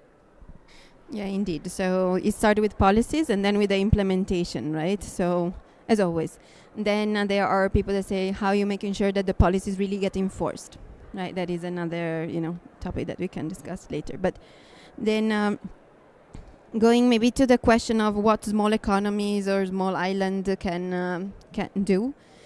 I think upcycle and recycle is the first thing that needs to be done. First of all, because you close the loop earlier and you extend the life of the device. Of course, there are some culture where secondhand is better accepted than others. And yeah, we know that in Africa, for example, they are really super good in it, right? While in Italy, to be honest, or if I have something broken, I will always go to my grandpa because the old generation know how to do it, and I'm the one that is not really comfortable sometimes to fix, different devices. So first of all, it's upcycle and recycle, and then what are the what recycling business is more profitable or makes sense? I would say focus on dismantling, because then you can extract the plastic, and then the plastic can go in any plastic recycling, right? Or then extract in the glass, so the glass can then go not only on e-waste recycling, but can be on glass recycling for other industries. Probably you will not have the volume to do batteries, right? That you will need to. But good news is that critical raw material are more and more a hot topic nowadays. So you can translate it an economical advantage. I can sell you that. Because soon, if we continue like this, we will not have raw material. So in order to make batteries for new e-vehicle, we will not have lithium, etc. So you will need to recycle. So this is where they will come to have kind of feedstock. Of course, logistics might be an issue, but that can be, again, something that to evaluate, or at least to see the numbers in order to do the business case. And last but not least, data. So you're talking with a consultant that needs to do data collection. So I feel the pain, right? So we try to go to different countries and different representatives and say, okay, we go to the source. You as a government that look at e-waste, can you please give us country data? And that is where you understand that, first of all, there is no common understanding of e-waste. The definition, you always have to step back and say, no, it's not just phone, right? Like 6 categories, etc. So, okay. So this is where maybe it's not one department. Maybe there are 2, 3 departments. And then, to be honest, in this region, they are still kind of step towards it. KSA now, in the last 2 years, is launching one initiative for data, kind of data collection, but also like mapping all the different supply chain on waste in general. So that is where you can start having a little bit more granularity. But then you can see some efforts also using technologies, because again, I think ICT can really be leveraged for this type of problems. And so you have platforms where maybe you're not really tackling the data across the value chain, but you're putting together maybe the collectors with the recyclers that has to exchange e-waste. So at least you see all the transaction and you start really understanding what's going on, at least in that part of the supply chain. So this is happening. There are different countries that are doing it. And also e-waste trade, because they have to enter your border and exit. At least in that transaction, you can start to have control over it. Now, issue, classification. Some do not classify as e-waste also because most of the time it's illegal. They're ban on export, ban on import. So they are sometimes wrongly define it as electronics. So that is where, of course, you will need to have more enforcement. But yeah, we are also thinking about it. So with Misala and Dr. Said, we are also trying to tackle this and maybe give some lesson learned in 2025. So, conscious of time, but thank you for the... I hope we discuss, and of course later on we can also have a better, deeper discussion. Now, Dr. Said told me that you are a little bit late. Italian style, I'm talking a lot. So now we are in IGF. So now, yes, you can take your phone. I think some have already anticipated this moment. I already have the phone. Slido. You can scan this code and you can access it. Ideally, it will not fail. That would be magic. And the first question is pretty simple. I think everybody know the country where they are from. Now, if you are from one country and you're representing another one, up to you what you want to put. Yeah, and we will see here are the different results. And I'm really happy that we see different country represented here. So Thailand, Maldives, Tonga, Netherlands, maybe I know who is from Netherlands, and Saudi. We have 5 participants. I think in this room there are a little bit more than 5. So I encourage everyone, if it's possible, to participate. It's anonymous, as you can see. So it's really to start, then later on we will try to connect the different solutions, different issues to the... sorry.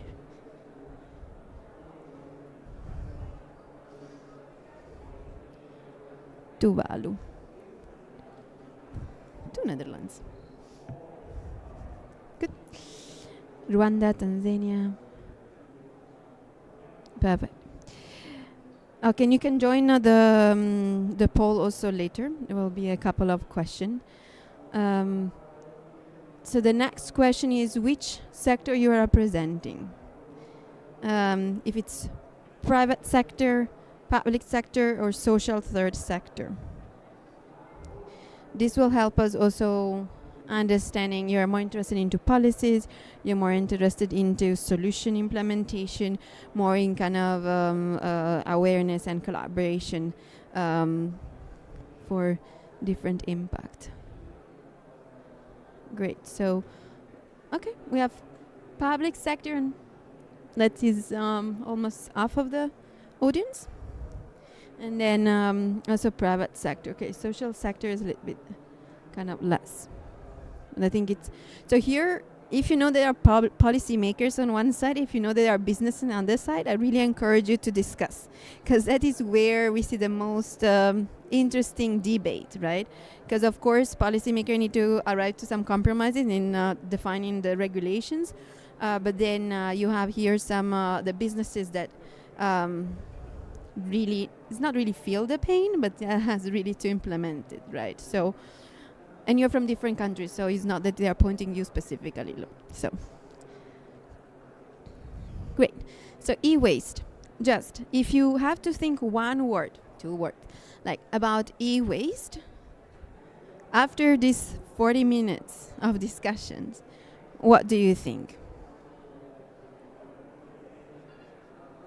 And probably there will be some repetitions, like this is really to test which part of the e-waste you're more concerned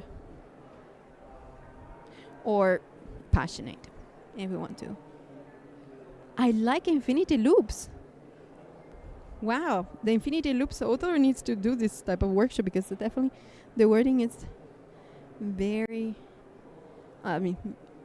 very good for so different campaigns of awareness. Unused electronic material, collection, environmental justice. I like that. Kind of just transition, environmental justice, expand lifespan. Yeah, as I was mentioning, it's not just a matter of recycling, right? We need to extend the life of the material, of the devices. Great. So reuse, recycle. Great. Perfect. So now that we want to test the issue that you see this, how much do you think it's important e-waste in your country? And it's not that you have to say, it's horrible, because I did the presentation, right? Like, if you also feel that it's tackling or there's not enough volume, really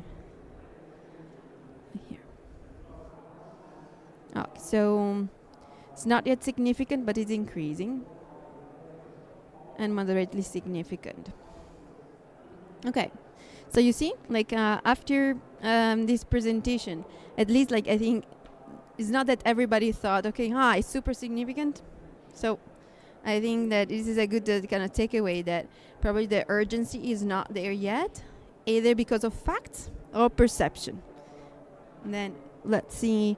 Of course, we need data to arrive at some conclusion, but this we will probably for each country will understand case by case. So yeah, it's not significant, but it will come. So better to be prepared and proactive rather than reactive. Right. So here about collaboration. Are you collaborating or not? Because when we were in other workshop, this was a big debate. Like, super complex. I want to collaborate, but I don't know with whom. Other are like, no, I based my business on collaboration because it's very complex and I need to be interrelated with other organization in order to be successful. Yeah, as also other workshop, like I don't collaborate, but it would be great to do it. And this is also for the policymakers, right? Because, for example, in Ghana, they are very kind of mature in terms of policies, and they have a lot of discussions with the informal sector and private sector. Now, there are critics that say that like they did a lot of policies, but then the private sector is not able to implement or cannot enforce it, right? But there is this kind of culture of different workshop, different working group to enable the collaboration. On the other, there's other countries where, like for example, with Oman, that they are still starting to work with the private sector. Okay, great. So you want to start? You have a lot of people here that potentially are passionate about it. Okay, probably will not do e-waste trade between kind of Tanzania and Netherlands. Probably that will not be the most effective and in terms of also impact of emission, but still feel free to then after grab and know each other to see if there is any potential option. Maybe just going back, like I have already explored and activated some. I think it's amazing that no one has a lot of collaboration active, right? This tells a lot about the maturity of the system and how much still we are working in silos. I'm not sure if someone wants to talk about collaboration that they had so far set up and with whom and why. Mainly it's also why, because the driver is important. Why you are doing it is because of economic profitabilities. It is because of kind of operation. You need feedstock, or it is for designing the solution together. No volunteer? Okay. Maybe later on someone will be adventurous. Now, barriers. Barriers to scale up the collaboration. We said, okay, maybe I want to start. Maybe I want to do more.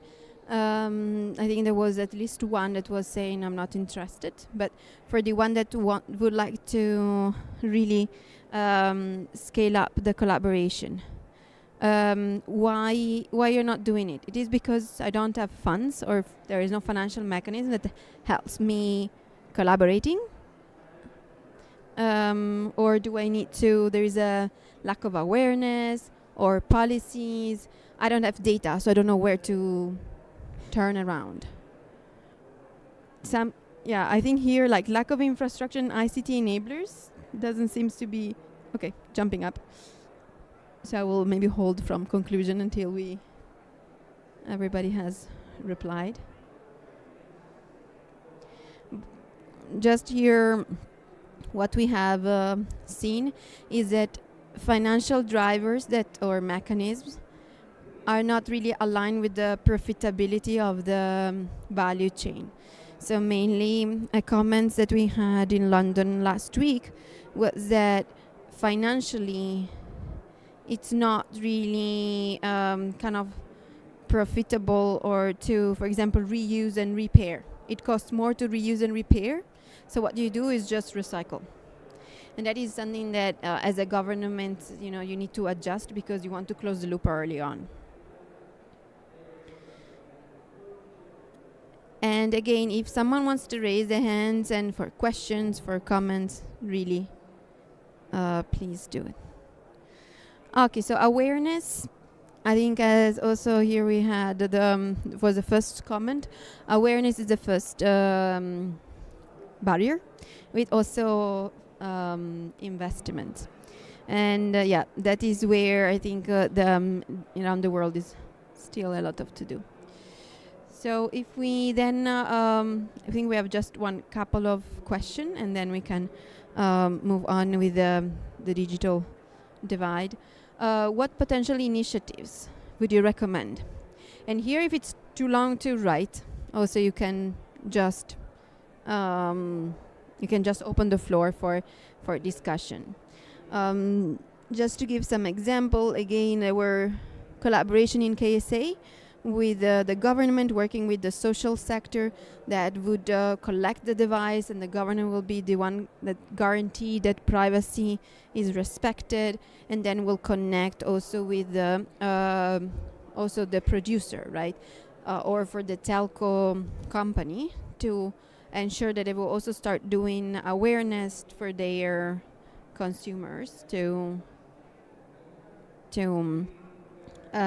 tell them, okay, you have a new device or modem, bring back, and then I will give you a new one. So that is one that collaboration that we saw in KSA. Okay, so here potential solution or potential initiatives. Solution is collaborate. It's about reward system. And that is interesting because it's linked also to the financial, right? To the second challenge that we have discussed. So reward, as always in this world of this economy, you need to have a reward in order to really be motivated also, because at the end you need to have financial sustainability, as you will not do kind of a business.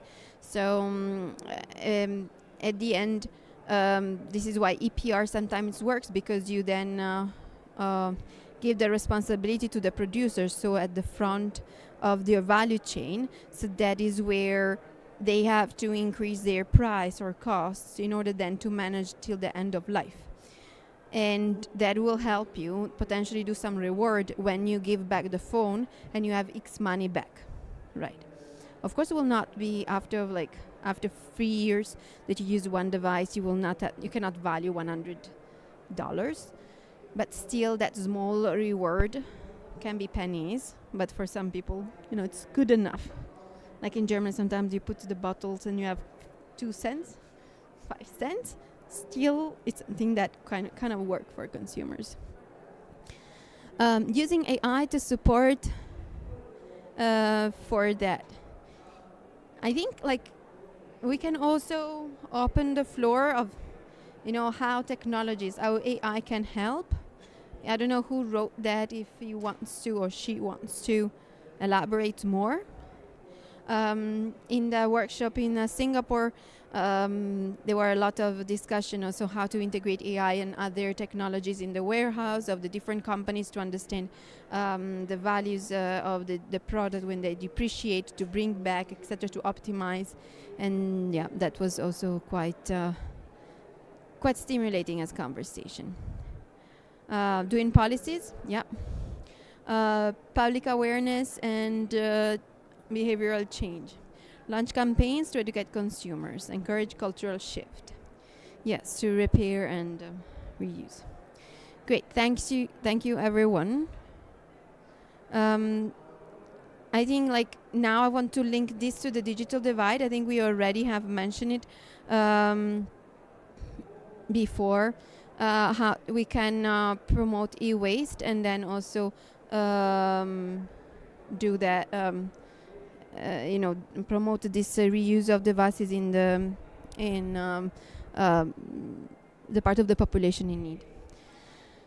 So if you think about reuse of electronics, you as a company or you as a policymaker, why would you do it?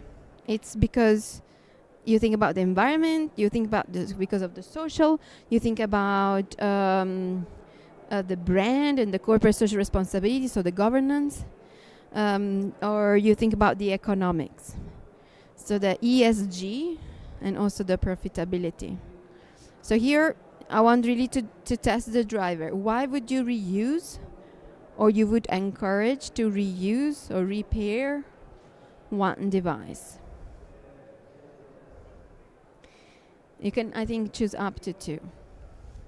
Yeah, so one driver or reward to connect to the previous is CSR or brand. Private sectors can really use that to communicate their commitment to sustainability, right? Of course, it should not be like just greenwashing. It should be substantiated by it as a real initiative there. But I think, to be honest, it's good enough, right? If this helps you also as a business to be positioned in the market as someone that cares about the environment, etc., I think it's more than fair to leverage that.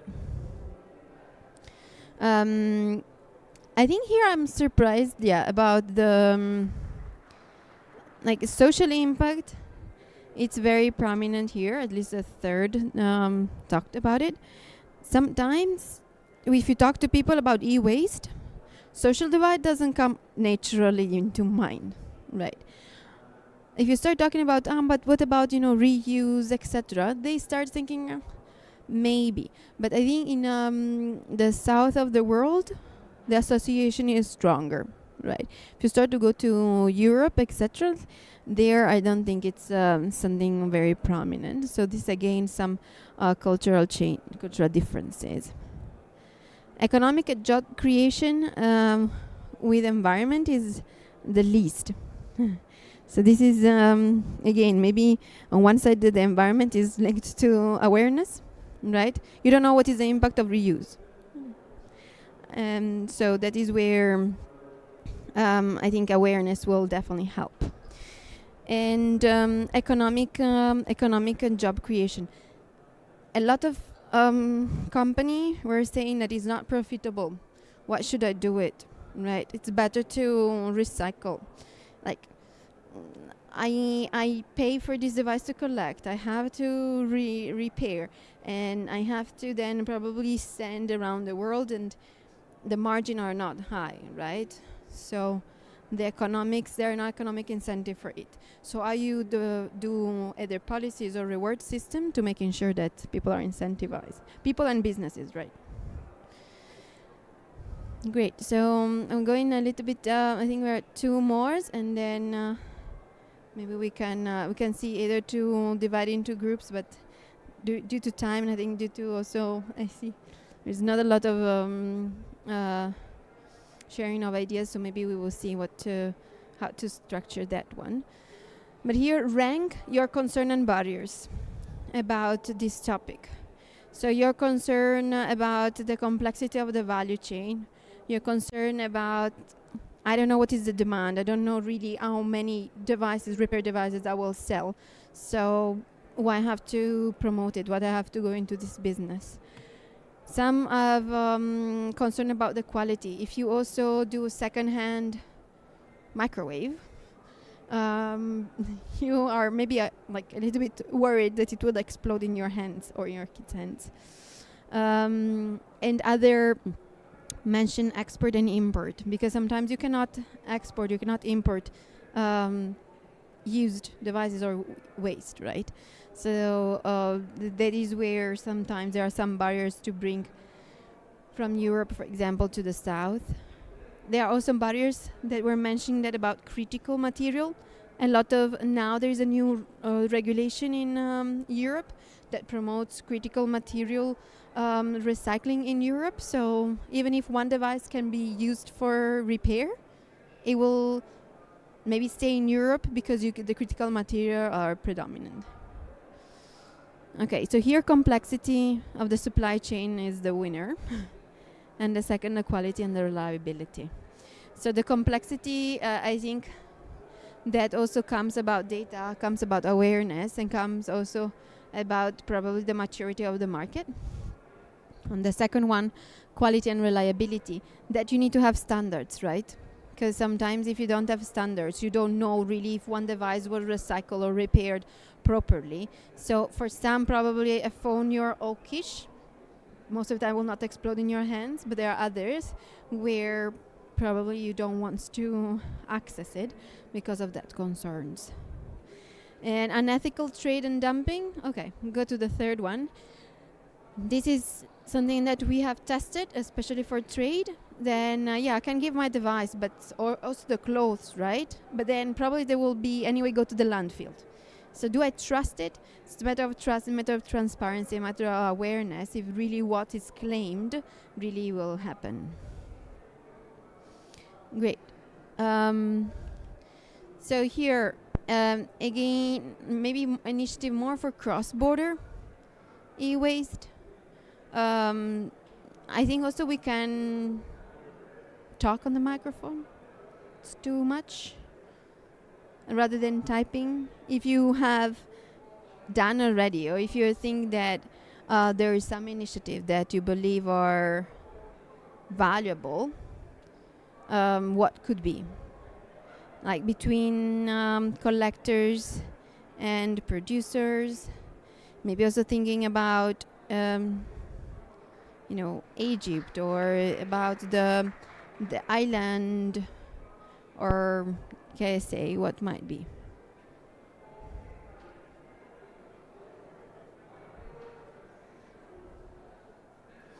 Maybe it's lunchtime, everybody's looking forward for for a break.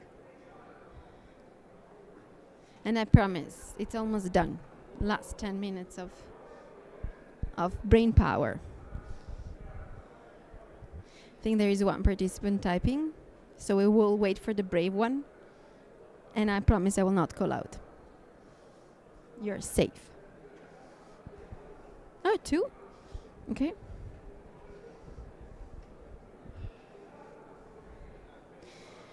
As a sharing, like an initiative that UNITAR told us to do is to go really on the ground and follow the informal sector, the pickers, to really collect the data, as one of the points was mentioned before, and really to understand the complex supply chain, etc. So, great. So global regulation, and then responsible recycling certification. That is nice. Yeah, certification or standards that will then reassure you that the quality is there, right? Having collection point and doing campaign and EPR, yeah. EPR, it's something that a lot of countries in the world are now doing it. And also for global regulation, just to connect to it, with the DCO, we are working on a framework for government, so targeting government, not private sector, and tell them what are the key components that they need to do. So maybe ending with that, the key components of the framework are this one. So government, we believe that first they need to think about regulation and policing and strategies, of course based on data, because if you base on fingers in the air, most probably will not be that effective. Financial instrument, again, reward. You need to, on one side, understand what comes into your pocket and what goes out, right? And you need to balance it. And in order to really foster and give incentives to the private sector, to the social sector, you need to have, for example, EPR strategies, EPR fees that make sense for the ecosystem. And then awareness and capability building. Here, awareness for consumer, but also for businesses, right? Sometimes also businesses are not aware that maybe that component is really e-waste, and they are, dumping it. On capability building, also the government needs to learn about it. I mean, it's a new topic somehow. So also, the governments, the people in the government needs to, for example, to understand the vapes. It was a big debate last week in London about the vapes are electronic devices. They're super increasing volumes, etc. And the legislator do not know how to manage that big topic. Again, capability building everywhere. And finally, infrastructure and technologies. You need to have infrastructure for recycling, for also dismantling it, right? It's not just a matter of mechanical or chemical recycling. It's also all the infrastructure for collection, dismantling, etc. And technologies, ICT. And I think in this forum, ICT can be also a great tool for it. And with this, we were planning to do the a discussion in groups. I think based on the time and based also on this the setup of the rooms and the participation. Maybe I can just give the microphone to either Miss Ala or Dr. Said for the final remarks. And thank you, everyone. You made it almost to one. So thank you.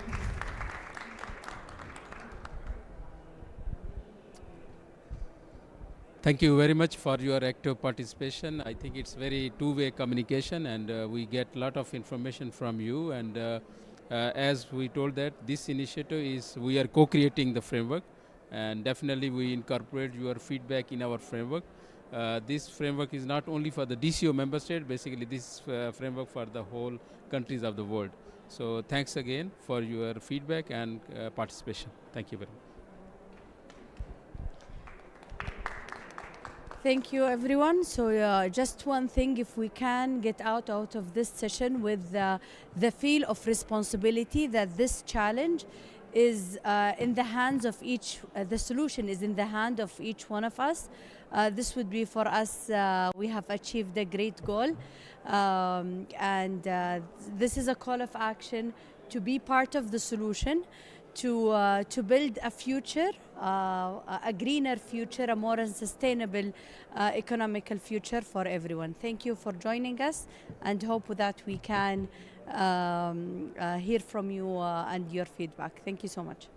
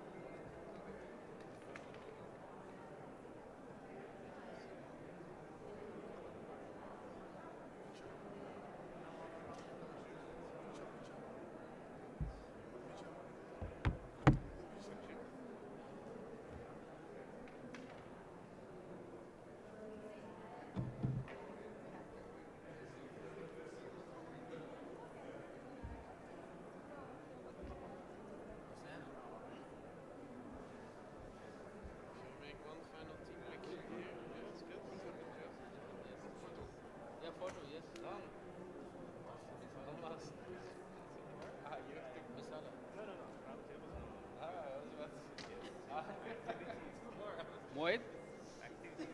One photo. Ala, Miss Ala. Come.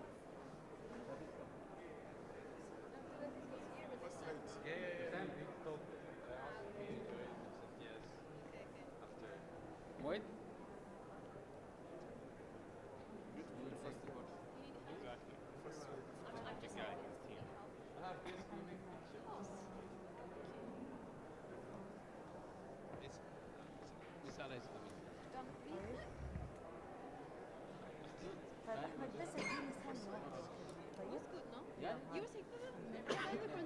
Yes, yes. As always. Here in the middle. Mudir Kabir.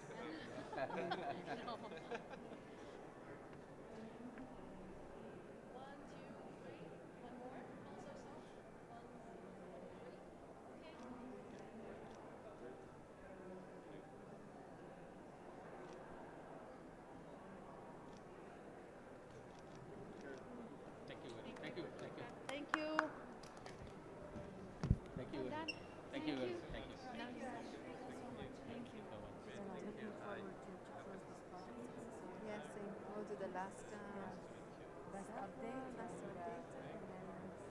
we can yeah, deliverable, and we can catch up in January. Okay, great.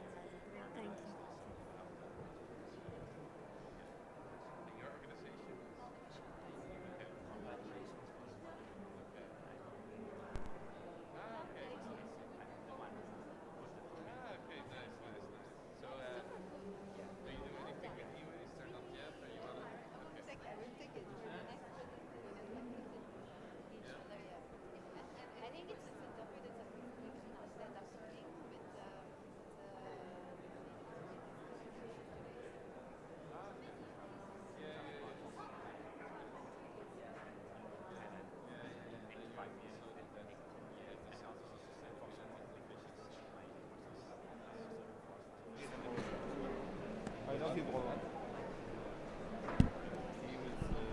Hello, check.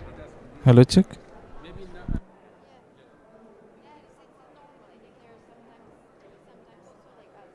Check. Hello. Check. Check. Audio.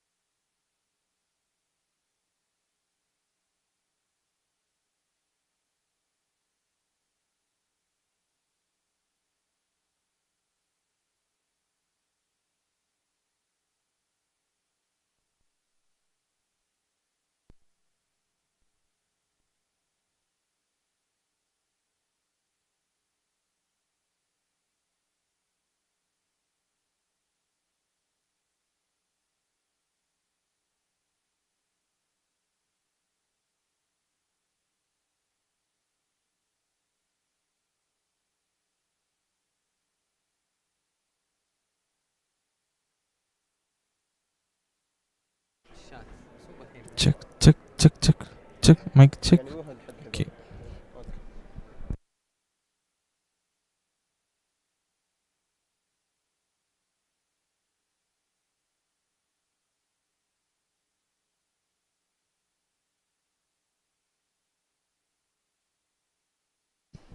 They can wear this.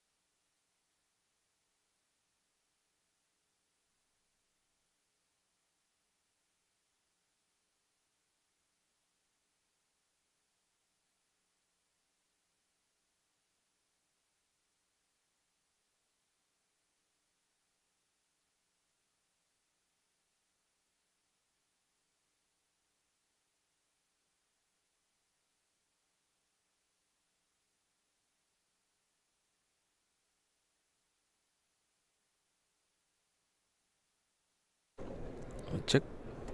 See the signal? Check. Hello. Check.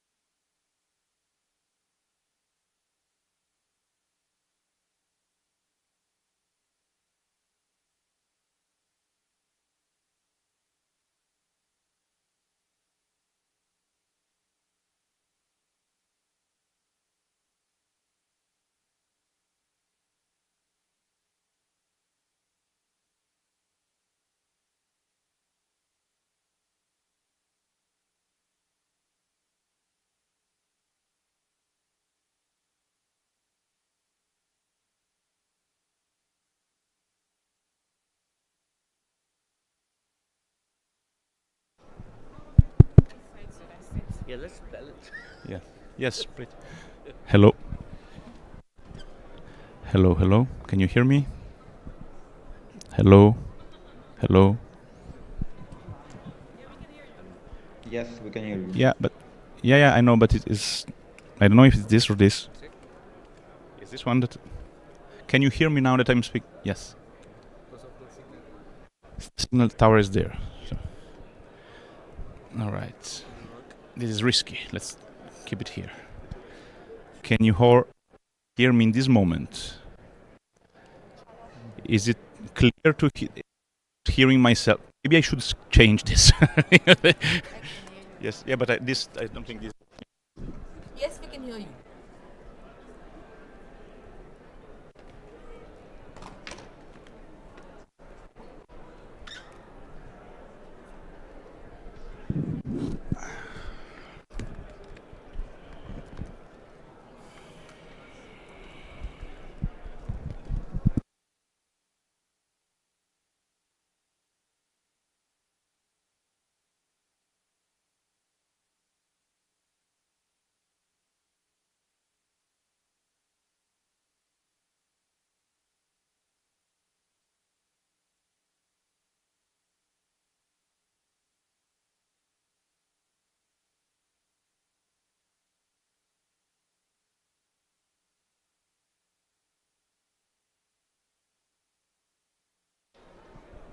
All right. Now sounds better.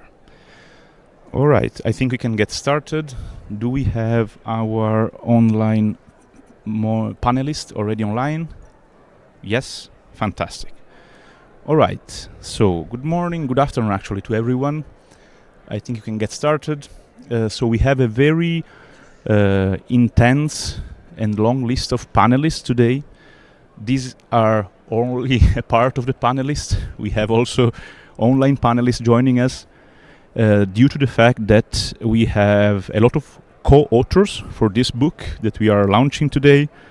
So this session on AI and data governance from the global majority is organized by a multi-stakeholder group of the IGF called the Data and AI Governance DAIG Coalition of the IGF, together with the Data and Trust Coalition, which is another multi-stakeholder group. So we have merged our effort.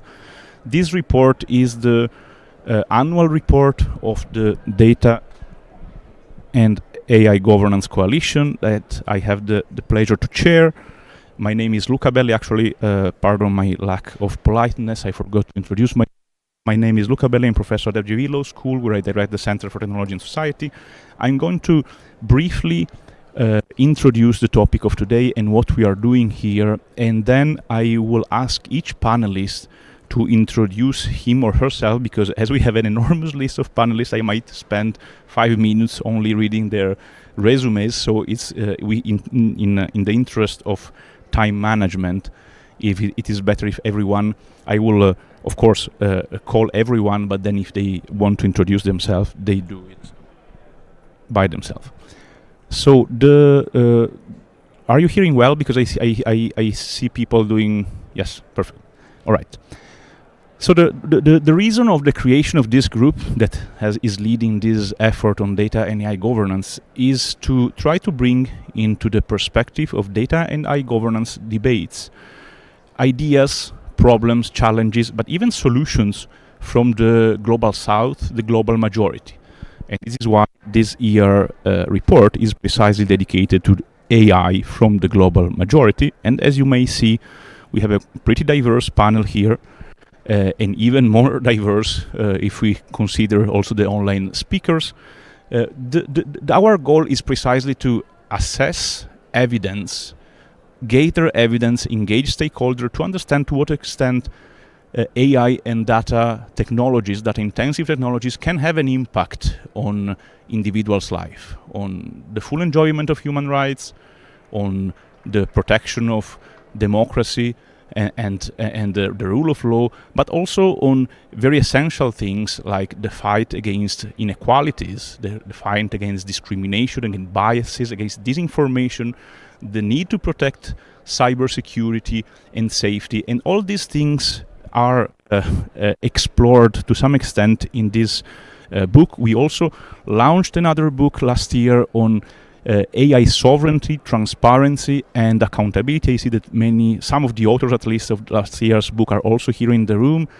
And all the publications are freely available on the IGF website. Let me also state that these books that we launch here are preliminary versions. They are then, although they have a very nice design, they are printed, they are preliminary version, and then they are officially published with an editor, but it takes more time. So the AI sovereignty book is going to be released in 2 months with Springer. These will be consolidated. So if you have any comments, we are here also to receive your feedback and comments so that we can improve the work in a cooperative way.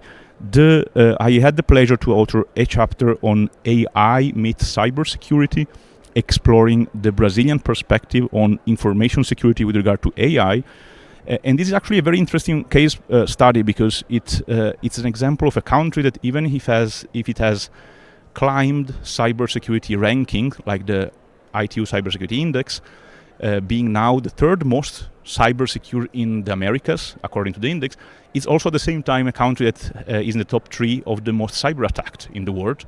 And this is actually a very interesting case study because it means that even if formally it has climbed the cybersecurity index because it has adopted a lot of cybersecurity sectoral regulation, like in data protection, like in telecoms sector, in the banking sector, and so on, in the energy sector. But the implementation is very patchy and not very sophisticated in some cases. So one of the main takeaways of the study, and I will not enter into the details because I hope you will read it together with the others, is precisely to adopting a multi-stakeholder approach, not to pay lip service to all the stakeholders that join hands and find solutions, but because it is necessary to understand to what extent AI can be used for offensive, defensive, or purposes, and to what extent geeks can cooperate with policymakers to identify what are the best possible tools, but also what kind of standardization can be implemented to specify what are very vague elements that we typically find in laws, like what is a reasonable or adequate security measures. Reasonable and adequate are the favorite words of lawyers. I say this as a lawyer because it means pretty much everything, and you can charge hefty fees to your clients to discuss what is reasonable and adequate. If you don't have a regulator or a standard that tells you what is a reasonable or an adequate security measures, it's pretty much impossible to implement it. Now, I'm not going to enter too much into this. I hope you will check it, and I would like to give the floor to our first speaker, hoping that they will respect the 5 minutes time each, save those who are splitting the presentation that will have 3 minutes per person. So we will start with Ahmad Binder, Policy and Innovation Director at DCO. Thank you very much, Dr. Luca, and I'm really feeling overwhelmed to be engulfed with such knowledgeable people. So my name is Ahmed Binder. I represent Digital Cooperation Organization. That is an organization, intergovernmental organization that is headquartered in Riyadh, and we have 16 member states, mainly from the Middle East, from Africa, a couple of European countries, and from South Africa, from South Asia. And we are in active discussions with the new members from Latin America, from Asia, etc. So we are a global organization, and although we are a global organization, the countries that we represent, they come from the global majority. So we are focusing horizontally on the digital economy and all the digital economy topics that are relevant, including AI governance and data governance. They are very relevant to us. So I would very quickly introduce some of the work that and it's on a preliminary level, and then how to action some of that work. So on the keep it like this. I should keep it like this. Yeah. Okay.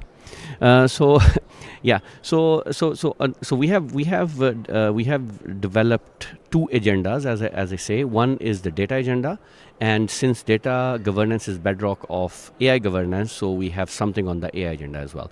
So very quickly, we are developing a tool for assessment of AI readiness for our member states. This is a self-assessment tool, and this tool is we will make it available in a month's time to the member states across different dimensions of their AI readiness. That includes governance, but that goes beyond governance to a lot of other dimensions, from, for example, capacity building, the adoption of AI, and that assessment is going to help the member states assess and it would recommend what needs to be done for the adoption of AI across the societies.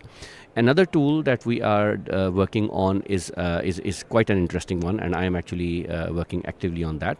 So there are a lot of, now I think what we have covered in the AI domain is to come up with the ethical principles. So there's kind of a harmonization from a lot of multilateral organizations on what the ethical principles should be.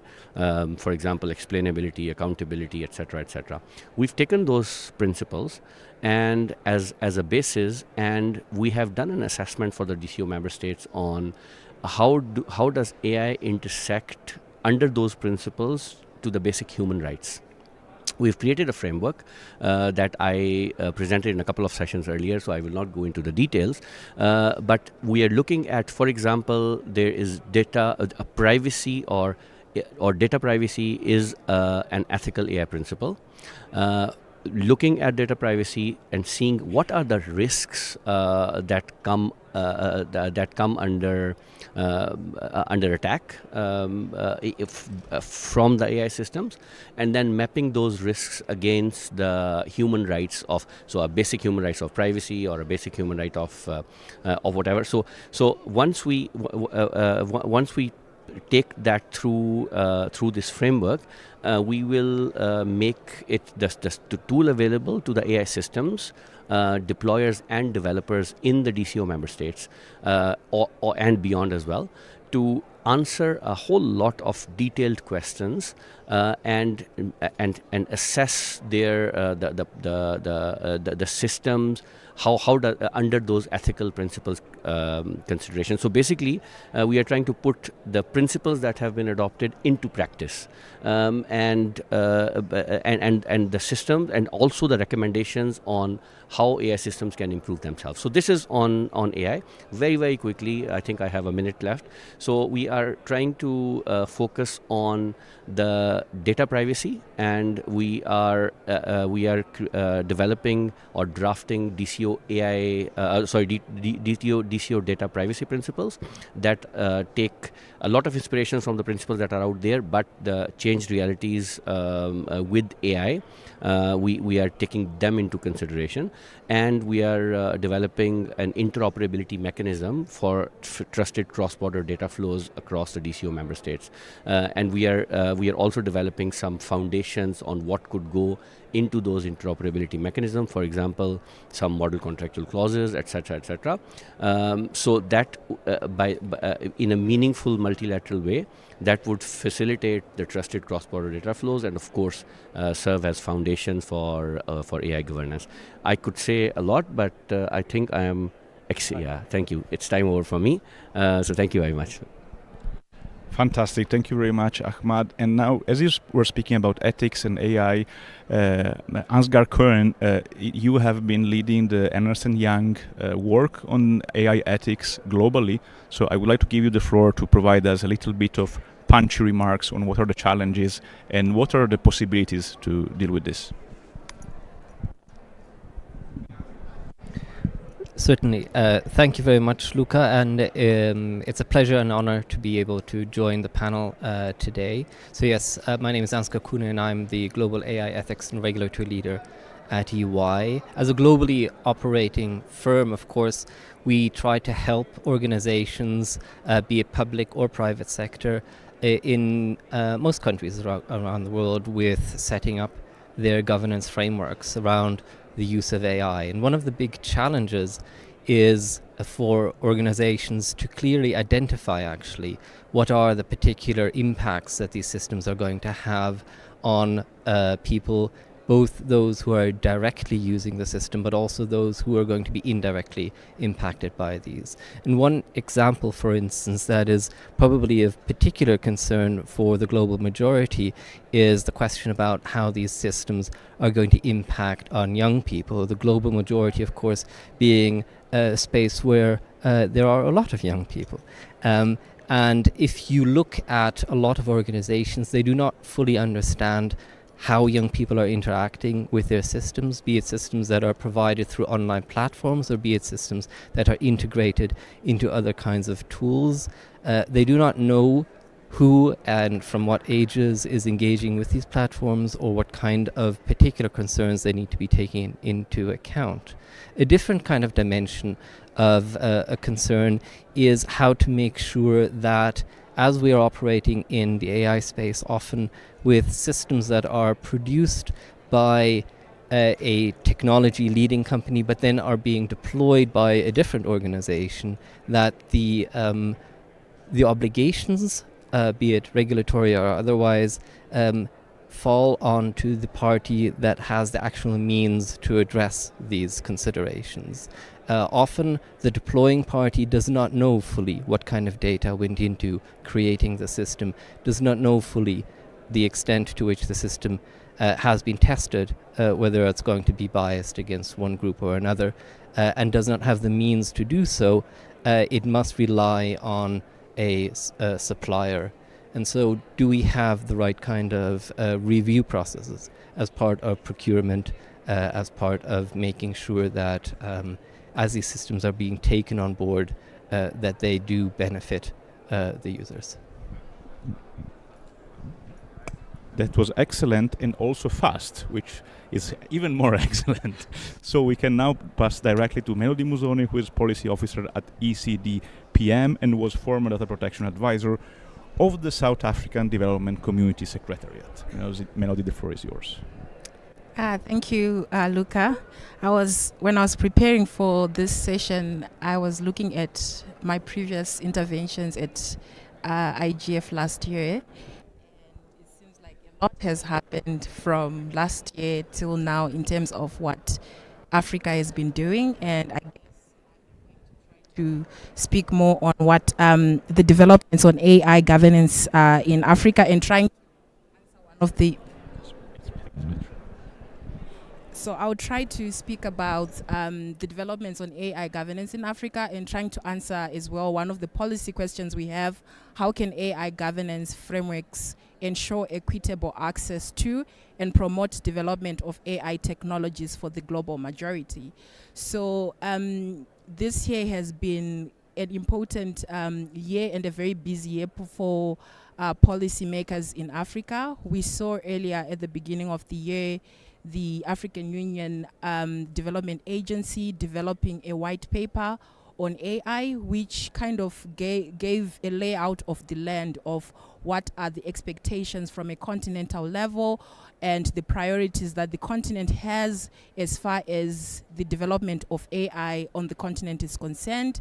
And later in June this year, we saw again the African Union adopting a continental strategy on AI, and it's something that was in response to, I guess, conversations that we have at platforms like this, that at least if we can have a continental strategy which give or direct us and guide us on the future of AI development in Africa.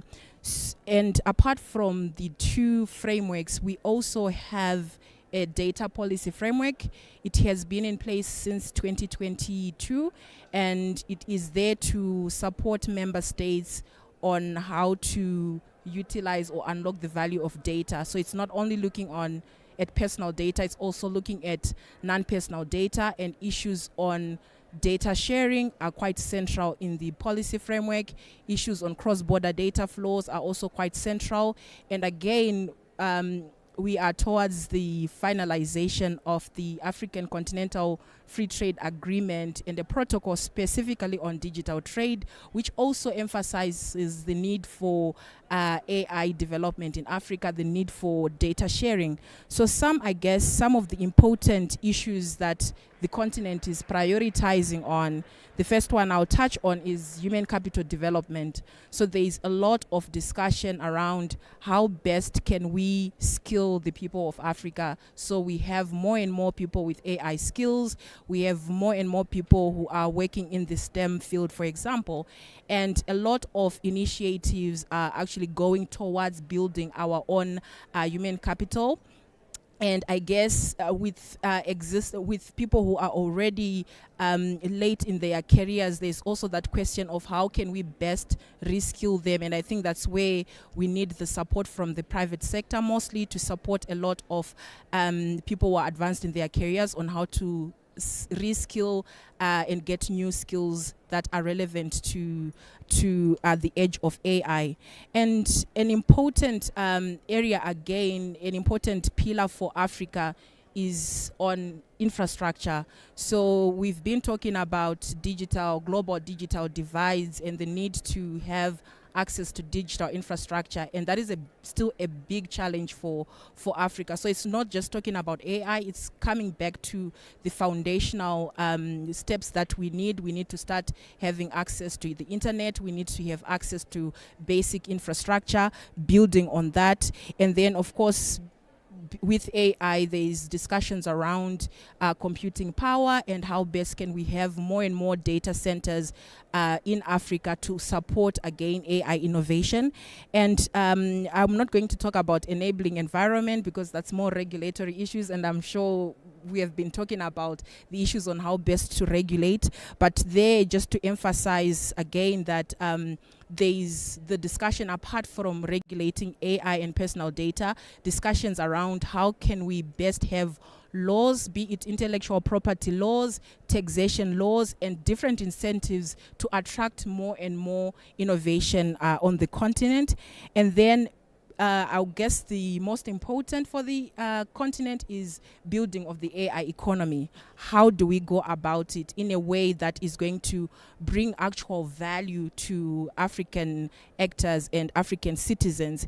And there again, there are promises. It's still not clear how we'll go about it. For example, I see I'm running out of time. Can I just go to...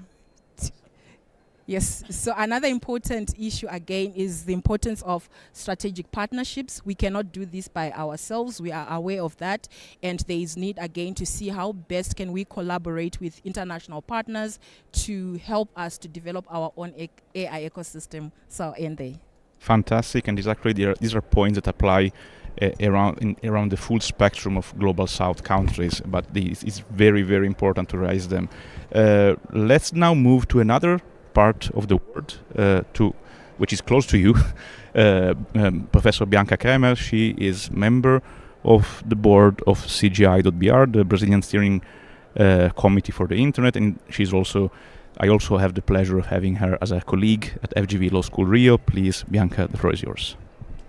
Thank you, Luca. I will take off my phones because it's not working very well, and I don't want to bother very much the conference for now. So thank you so much for inviting me. It's a pleasure to be here. This is my first IGF, despite I have been working with AI and tech for the last 10 years. I have been a professor, an activist in Brazil, and also a researcher on the topics of AI and algorithmic racism, its impact in our country in Brazil, understanding also other perspectives to improve, develop, and also use the technology in our own perspectives, in our own terms. And this is something that we have to consider when we talk about the impacts of AI and other new technologies, because we don't have only AI. AI is the hype for now, but we have the other sorts of technology that impacts us socially and also economically speaking. So I have been concerned on this topic, the specific topic of algorithmic bias in the last 10 years. And from 2022 to 23, I have been thinking about how to raise awareness of the problem in our country, developing research and also understanding the impacts for our society on this topic. But this year I have been changing a little bit my perspective, because I have been concerned about raising awareness on the topic for the last year. So I thought that maybe it was important to give a next step to the research. So I have been developing a research that has been funded also. It's partially one part of my research. I have been developing research on data and AI in FGV University with Professor Luca, and the impacts of our Brazilian data protection law and economic platforms as well. But personally, I have been working on the topic of the economic impact of algorithmic racism in digital platforms. This is something that is very complex to do. We have to raise indicators to understand the economic impact that could, when we could see and observe the specificities of these impacts, we can maybe provide some changes in our environment, in our legislation, now also in our public policies. So this is something I have been up to. And just to address a little bit about why this is a concern for us, until the last year I have been working specifically in one type of technology, that is facial recognition, for example, just to clarify a little bit how the algorithmic racism works in Brazil.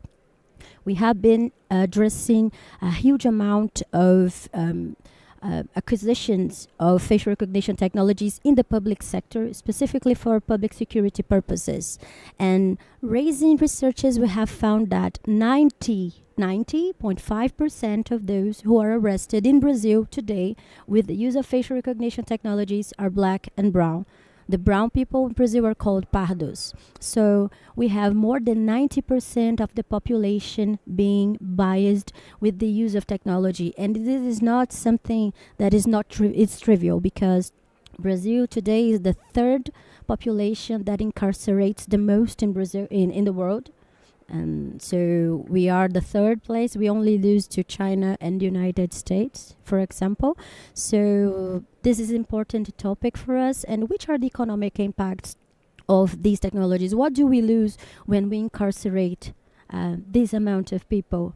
Which are the losses, the economic losses for the person, for the ethnic group that is arrested, and also for society? Which are the heritages that we feel now, with the use of these pervasive technologies, that are back from the colonial heritage? So this is something I have been working with. trying to not only raise awareness but also understanding the actual economic impacts, and with the use of economic metrics, for example. It's ongoing, but it's something that we have had to understand a little bit. So thank you so much, Luca, for the space, for the opportunity. I'm looking forward to hear a little more about my colleagues on their topics. Thank you. Fantastic. Thank you very much also for being on time. And indeed, actually, as the human rights arguments are something that we have been repeating for some years, probably the economic ones might be more persuasive, maybe with policymakers. Now let's go directly to the next panelist. We have Liu Xingjing. Sorry, pardon me for destroying your name with my horrible pronunciation, from Guanghua Law School of Zhejiang University. Sorry if I have destroyed pretty much every Mandarin word No problem. Thank you so much, Dr. Luca. And hello, everyone. I'm Liu Zijing from Zhejiang University in China. And this is my co-writer, Ling Ying. And we also have a co-writer, and he is in China now. We love to share Chinese experience about the artificial intelligence utilization. And our report is about building smart code through large language models, the experience from China. And Chinese has a smart code reform, and it was since 2016. But before that, in 1980s, China's leader has to consider how to utilize the computer to modernize the code management and also to modernize the legal work. And until 2016, China government officially launched a program named the Smart Code Reform to digitalize the code management. And now in these years, it has entered into the third phase, which is the AI phase. And in these years, China's court has launched their own unique large language models, which was very impressive. So we like to share some experience from China.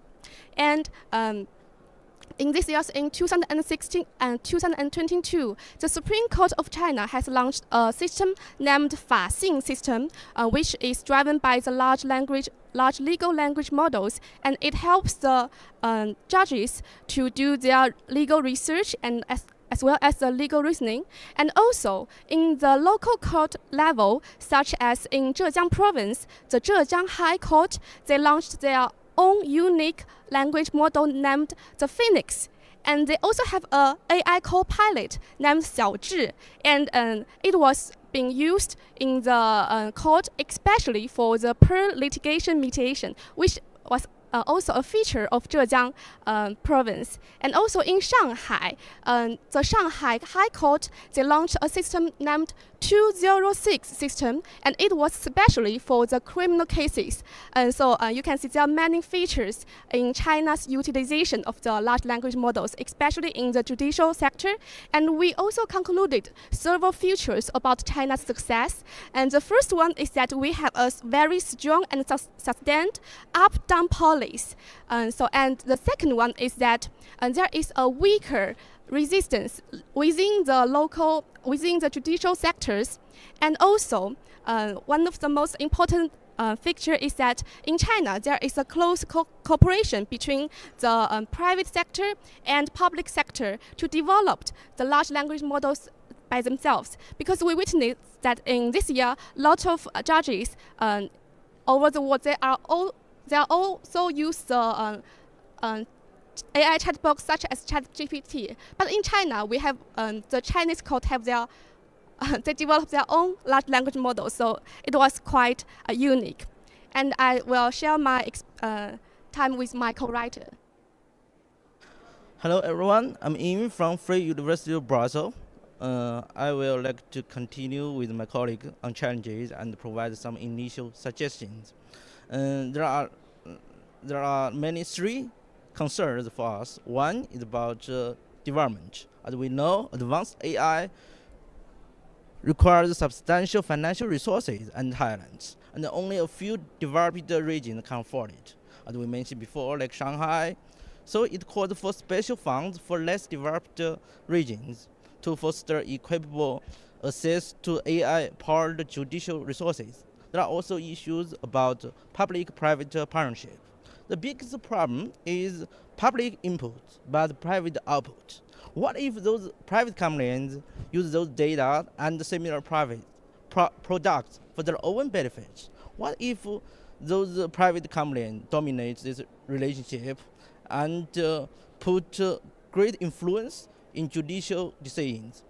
So robust oversight mechanisms are needed to prevent undue influence and ensure transparency.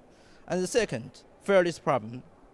On the one hand, AI assistants raise concerns about transparency and due process. Can the judge really know how the algorithm works? And the decision is really made by the AI or by the human being, question mark. And the decision-making authority to AI system blur the lines of responsibility, potentially weakening judicial accountability. And due to this autonomous process, there's also issue about whether all the parties in the cases represent them fully. And this emphasizes the importance of transparency and explainability. And on the other hand, there are substantial fairness issues, and AI are biased, and sometimes they make up things. We need a human in the loop. So integration of ethical framework and guideline into AI systems are helpful. And the ongoing dialogue between legal experts and AI developers will also work. And the last one, security issues. When making judicial decisions, it will involve massive process of sensitive personal data. We need the strict data security protocols and many technicals and regulations governing data access and use by private partners and governments. And when smart courts are developed in a national level, there's an issue like national security risks. So robust cybersecurity measures to prevent unauthorized access, data breach are essential, and to ensure the integrity and security of the smart court system in China. Thank you. That's all. Thank you very much also for being perfectly on time and for raising two very important issues at least. First is the fact that even if we build AI, then it has to run on something. So it's not only the model, it's also the compute that is relevant. And second, the fact that it needs to be transparent, because probabilistic systems like LLM, they are frequently very opaque and it is not really acceptable from a due process and rule of law perspective to say we know how it works, but it needs to be explainable. All right, fantastic. Let's get to the last couple of speakers in person. Rodrigo Rosagamero and Catherine Bailik from MIT. Please, the floor is yours. Hello guys, can you hear me? Okay, my name is Rodrigo. I'm a physician. I'm also a lawyer by training. I grew up in Brazil, but I currently live in the US. I work at MIT with Dr. Bailik here, where we do research in AI development, alignment, and fairness. So one question that I had in mind while I was thinking about this panel is how do we make sense of where we stand with AI globally today? And I often find myself turning to literature for a perspective, and there is this one line from Dickens's A Tale of Two Cities that feels especially fitting. And it was the best of times, it was the worst of times. Because for some, this is indeed the best of times. AI can work and does work in many cases. In healthcare, AI enabled us to make diagnoses that were simply not possible before. AI is enabling us to accelerate drug development and transform our understanding of medicine in ways that we never imagined. The problem is, this is also the worst of times. The benefits of AI remain largely confined to a handful of nations with robust infrastructure. Meanwhile, the global majority is pushed to the sidelines. And even within countries that lead AI development, these technologies often serve only to the privileged few. We have documented, for instance, AI systems recommending different levels of care based on race. And vast regions of the world where these technologies don't even reach communities at all. The digital divide isn't just about access. It's about who gets to shape these technologies, who benefits from them, and who bears their risks. So, how do we ensure that AI upholds human rights for everyone? How do we build AI that truly serves every population? AI that follows the principles of non-maleficence, beneficence, autonomy, and justice. I would argue that the answer actually lies in the title of this panel and of this book, because there can be no AI for the global majority if it is not from the global majority. And this brings me to our chapter in the book, which is From AI by Us to AI by Us. And at our lab at MIT, led by Dr. Leo Celli, who unfortunately could not be here today, we've made efforts to move beyond just talking about these issues. We've created concrete ways to measure progress and drive change. And what we've learned is powerful. When you give everyone a seat at the table, innovation flourishes. Let me share a little story that illustrates this. Through our work, we connected with researchers in Uganda. We didn't come as saviors or teachers, we came as collaborators. Today, as a result of our collaboration, the team there has built their own data set, developed their own algorithms to solve their own local challenges. They also secured international funding. In fact, they taught us much more than we taught them. And this isn't an isolated story. Through Physionet, which is our platform for sharing healthcare data, we have enabled collaboration across more than 20 countries. We've hosted datathons that bring together multidisciplinary local talent and leadership worldwide to collaborate on solving local problems. The results, more than 2,000 publications with 9,000 citations, but most importantly, AI solutions that actually work for the communities that they serve. But here's what we've learned about all else. Our approach isn't the only answer.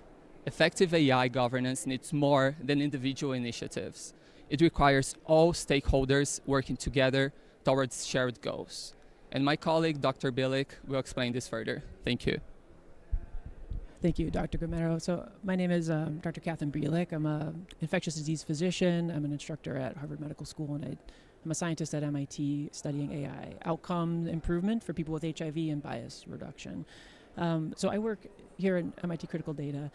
We are publishing here as a case study, but I think we're just one group, I think, in one country, from one perspective in one professional field about healthcare, artificial intelligence. And this discussion is about so much more. And I think one way that I would like to think about international governance of AI from the global majority is to think about it from a historical precedent and context, because we don't want to reinvent the wheel. We don't think that everyone around the world should be doing what MIT Critical Data is doing.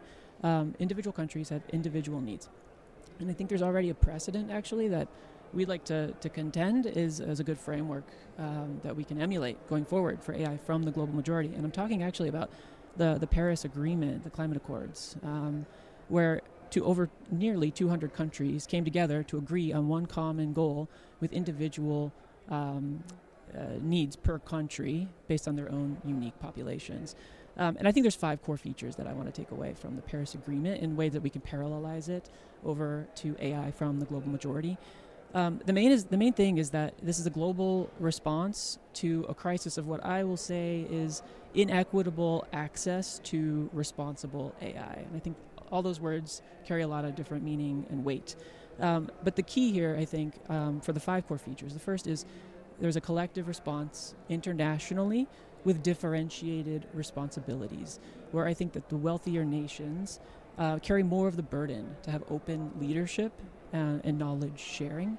The second is I think maybe the most important, which is localized flexibility. There are nationally determined contributions in the Paris Agreement that I think parallelize over to AI from the global majority, where each country defines their AI priorities for their own people, and we come together and we put them together and agree on a global standard. Because I think implementation domains differ in so many areas, in healthcare, in agriculture, disaster response, education, law enforcement, job displacement. You can go on, economic, sustainability, and environmental energy needs. There's just no one size fits all. And what comes with that, I think, is a core feature of transparency and accountability. And that is accounted for in the Paris Agreement, which I think can also parallelize to us today. There are regular reviews from every country, and they are domain-specific non-negotiables. Reducing carbon emissions by a quantifiable amount per country And in this case, there can be a federated auditing system, I think, which would be similar to federated learning in a way that protects privacy. The last two include, I think, a financial supporting channeling, where developing nations must have resources channeled over, where people can not only use those resources and technology sharing to develop and implement their focused AI tools, but the infrastructure to evaluate those outcomes as well, which I think is just as important, if not more important. And then lastly is the global stockade term, which was used a lot for the Paris Agreement, I think. What the key here is that there are specific outcomes determined by specific groups, by specific countries, and then we can aggregate those towards a single tracking of progress. And I think with this unified vision for the future, it takes us out of the picture, I think, because I don't think we can or should be prescribing what the global majority wants or needs from Harvard or MIT or wherever. I think every stakeholder needs to have an equal voice in this. And that's the pathway, I think, to an international governance with those core features. And why can't a meeting like this, why aren't we talking about the equivalent of an international agreement where we can all have the same equal voice in participating towards the same common goal? We're all here. There's no shortage of beneficence from all of you, non-maleficence, equity, justice. These are medical ethical pillars, and there's no shortage of resources, I think, when we can come together for a unified partnership. Thanks. Fantastic. So we have already a lot of things to think about, and so I also would like to first ask the people in the room to start thinking about their comments or questions, because the reason why we are trying to do all is to then have a debate with you guys. So let's now pass to the online panelists, which also are a bunch, and I really hope they will strictly respect their 3 minutes each. We should have already a lot of them online, so that is the moment where our remote moderation friends should be supportive. The first one should be Professor Sizwe Snail. Do we have Sizwe so we can open his mic? Fantastic. Sizwe, are you here with us? Yes, we can see you. Good afternoon, Sizwe. You can go ahead. Thank you very much, Dr. Belli. Thank you very much, delegates and everyone in the room. Indeed, IGF time is always a good time, and it's always a good time to collaborate. I've had the pleasure of working with two lovely ladies this year, Ms. Moriche and Ms. Nzimande. Ms. Moriche is one of the attorneys at the firm, and Ms. Nzimande is a paralegal, on looking at the evolving landscape of artificial intelligence policy in South Africa on the one hand, as well as possibly drafting artificial intelligence legislation. I'm mindful of the 3 minutes that's been allocated to us. I want to fast forward and say, in South Africa, the topic of artificial intelligence has been discussed over the last 2 to 3 years on various levels. On the one level, there was a presidential commission, in terms of which the president of South Africa had made certain recommendations in terms of a panel he had constituted on how the fourth industrial revolution should be perceived and what interventions should be made with regards to aspects such as artificial intelligence. It was a bit quiet. COVID came and went, and data protection was the big issue. However, artificial intelligence is back. It's the elephant in the room, and South Africa has been trying to keep up with what is happening internationally. On the one hand, South Africa drafted what they called the South African Draft AI Strategy, and this was published earlier on this year. And the strategy received both very warm comments and very cold comments. Some of the authors and some of the jurists in South Africa were very happy with it, saying it's a way forward, it's a good way forward. And other jurists were of the view to say, but this is just a document, it's 53 pages. Why are we having this? South Africa then responded in early August, after all the critique and everything that was said, with a national artificial intelligence policy framework. This document has been reworked. It looks much better. It has objectives, and it has been trimmed from the 53-page document. Having a look at what is happening in Africa as well, I think it is in line with some of the achievements that people want to do in Africa with regards to artificial intelligence and the regulation thereof. And it looks like I'm running out of time. So that is my contribution on this session. Thank you. All right. Thank you very much, Sizwe, for having respected the time. And again, we are mindful that every short presentation is providing only a teaser of the broader picture, but we encourage you to read the deep commentaries in the book. Actually, you can have also copies that are freely available here. Some of you have already taken them. Otherwise, the full book is available on the IGF website, which is a little bit Byzantine to explore. So we have created a mini URL that is bit.ly/DAIG, like the data and AI governance, DAIG, DAIG, capital 24, bit.ly/DAIG24. Next speaker actually is the speaker from our partner organization, the Coalition on Data and Trust, Stephanie Evstakiou from the EURID Youth Committee, and also an expert in AI and arbitration at the University of Munich. Stephanie, are you with us? Yes. Fantastic. Thank you very much, Professor Luca. I'm happy to be here. As mentioned, I'm an IP and dispute resolution lawyer based in Germany, in-house counsel, and a PhD candidate on researching on AI. However, I'm here today in my capacity as a member of the EURID Youth Committee, EURID being, of course, the CCTLD registry for .eu, and trying to bring in the more of a youth perspective. So, ladies and gentlemen, esteemed colleagues, I would like to draw today the attention to the transformative and urgent discourse on regional approaches to AI governance, as highlighted in the recent report, AI from Global Majority. This report underscores that while artificial intelligence promises to reshape our societies, it must do so inclusively and equitably.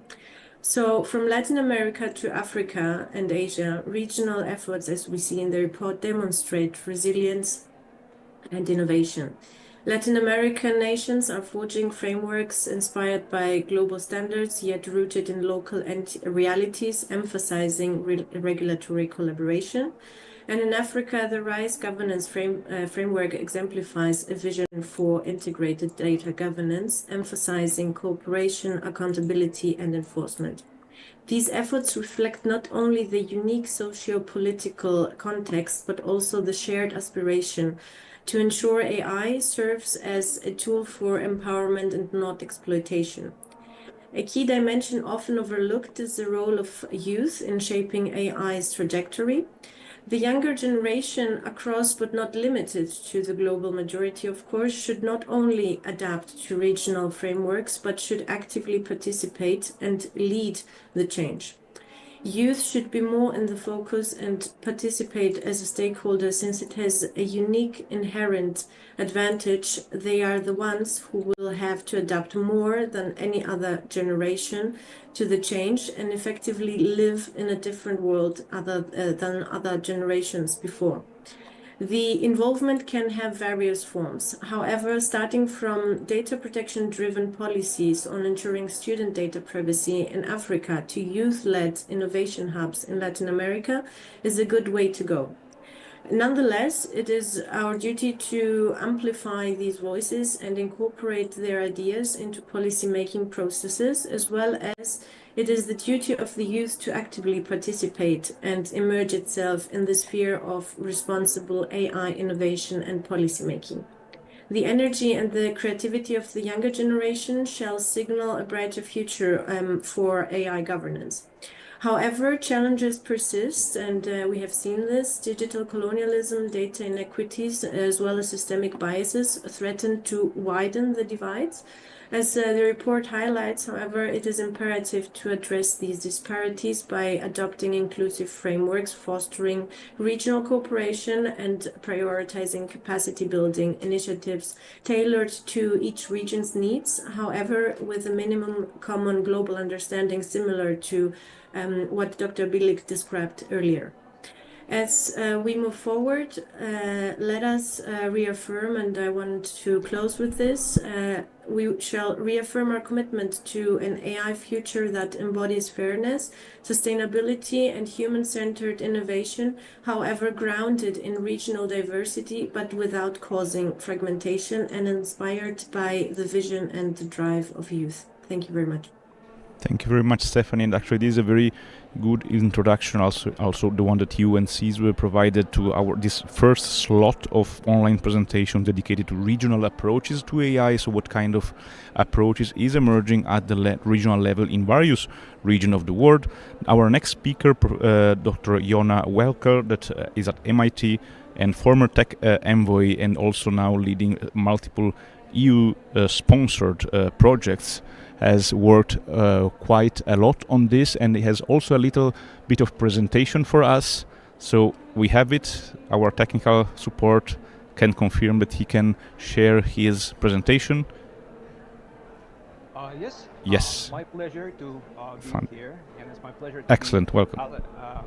go back to Riyadh, where I serve as an envoy and advisor to the Ministry of AI. I would love to be mindful about the time and address the issue of disabilities. Educational and medical technologies is extremely complex area, and it's almost 1 year since 28 countries signed the Bletchley Declaration, and unfortunately this area is still underrepresented, including not only complexity. Currently there are over 120 companies working on assistive technologies, but also complexity of involved models. We have biases related to supervised, unsupervised, reinforcement learning, issues of recognition, cues, exclusion. So I would love to quickly share the outcomes, what we can do to actually fix it. First of all, I believe we should work on regional solutions. We can't regionalize ChatGPT, because for most original languages we have 1,000 times less data, and we need to build our regional solutions. And not only LLM, but also SLM, with maybe less parameters, but with more specific objective and efficiency. Second, we should work together to create open repositories, cases, and taxonomies, not only of the use cases, but also what we call accidents, and that's what we work with the OECD. The first thing is a dedicated safety models. It includes additional agents which help to improve the areas of accuracy, fairness, and privacy, and also dedicated safety environments and oversights, specific simulation environments for complex and high-risk models. Also, we actively working on more specific intersectional frameworks and guidelines with UNESCO or UNICEF, for instance, digital solutions for girls with disabilities in emerging regions, WHO AI in health, or OECD disability in the AI accidents repositories. And finally, we should understand that all of the biases we have today in technology, it's actually a reflection of a historical and social issues. For instance, even beyond AI, only 10% of the world population have access to assistive technologies. 50% of children with disabilities in emerging countries still are not enrolled into schools. So we can't fix it through one policy, but through combination of AI, digital, social, and accessibility frameworks. Thank you so much. Thank you very much, Jona, for respecting the time. And now let's move to another region. We have our friend Ekaterina Martinova from the Higher School of Economics. She was a researcher with us in Rio last year. Very nice to see you again, Katia, even if only online. Please, the floor is yours. Yes, thank you so much, Professor Luca. I will be very brief, just to give an overview of the current stage of AI development here in Russia. And the first thing I should note is the increase in spending from the budget, actual unprecedented level of spending, and actually development of AI is one of the key priorities of the state, though the approach in terms of regulation is still quite cautious. So it seems that the priority is to develop technology, not to hinder somehow the development. So we don't have still a comprehensive legal act as a federal law on AI. And we have some national strategies as a piece of subordinated legislation, and also some pieces of self-regulation in the market driven by the market players. In terms of practical application, AI is being used quite intensively in the public services providing, and we have some sandboxes, especially here in Moscow, first of all, in the public healthcare system, and of course, in the field of the public security and investigating. So here I come to the main concerns with using AI in these fields is, of course, the first one, the obvious, the human rights concern, which has already been raised. And it is very acute for Russia, and it was also a question considered by the European Court of Human Rights in terms of procedural safeguards provided to people being detained through the use of facial recognition system. And we still need to develop very much our legislation here to provide more safeguards. And here we look very closely at the Council of Europe Framework Convention on AI and Human Rights, Democracy and the Rule of Law. Though Russia is not currently a member to the Council of Europe, still we consider that these provisions on the standards of transparency, accountability, remedies can be useful for us, for our national development, and maybe for development of some common bases within the BRICS countries or with our partners in the Shanghai Cooperation Organization. The second problem is the data security and data sanitization problem. And here we have a special center created under the auspices of the Ministry of Digital Development, so that to be the central hub of this data sanitation process, anonymization of data, especially biometric personal data, which is used in this public healthcare service digitalization process. And finally, actually, what Luca, you have mentioned at the beginning in the opening speech is the problem of AI and cybersecurity. This is particularly the topic which I research, and the problem of the AI-powered cyber attacks, which Russia is being targeted these years. And we here consider which are the mechanisms, which legal mechanism which can be developed to hinder use of such use of AI for malicious activities in cyberspace by state actors, non-state actors. And here, of course, we need some efforts joined at the international level to develop a framework of responsible use of AI by states, and the rules of responsibility and the rules of attribution of these types of attacks to the states which can be sponsoring such operations. So I will stop here, and thank you very much for your attention. Thank you very much, Katya, for these very good points. And now let's conclude this first segment of the online contribution with Dr. Rocco Saverino from the Free University of Brussels, that has co-authored one of the chapters of our report. We have him here. Yes, thank you. Yeah, I can. Well, thank you, Dr. Luca Belli. I'm not yet a doctor because I'm a PhD candidate, but thank you. And yes, of course, I am one of the author of the paper we submitted, and with my colleagues here at the university, at the Free University of Brussels. But to respect the time, I'm going to wrapping up the key points of our paper. We look at the global trends and how Latin America countries are incorporating AI rules into the data protection frameworks influenced by these global trends, particularly the EU digital regulations. And this also led to the emerging of AI regulations in Latin America, And because of this, we analyzed particularly the case of Brazil and Chile, which are establishing the specialized AI regulatory bodies, reflecting the region's awareness of the complex issues of the AI technologies.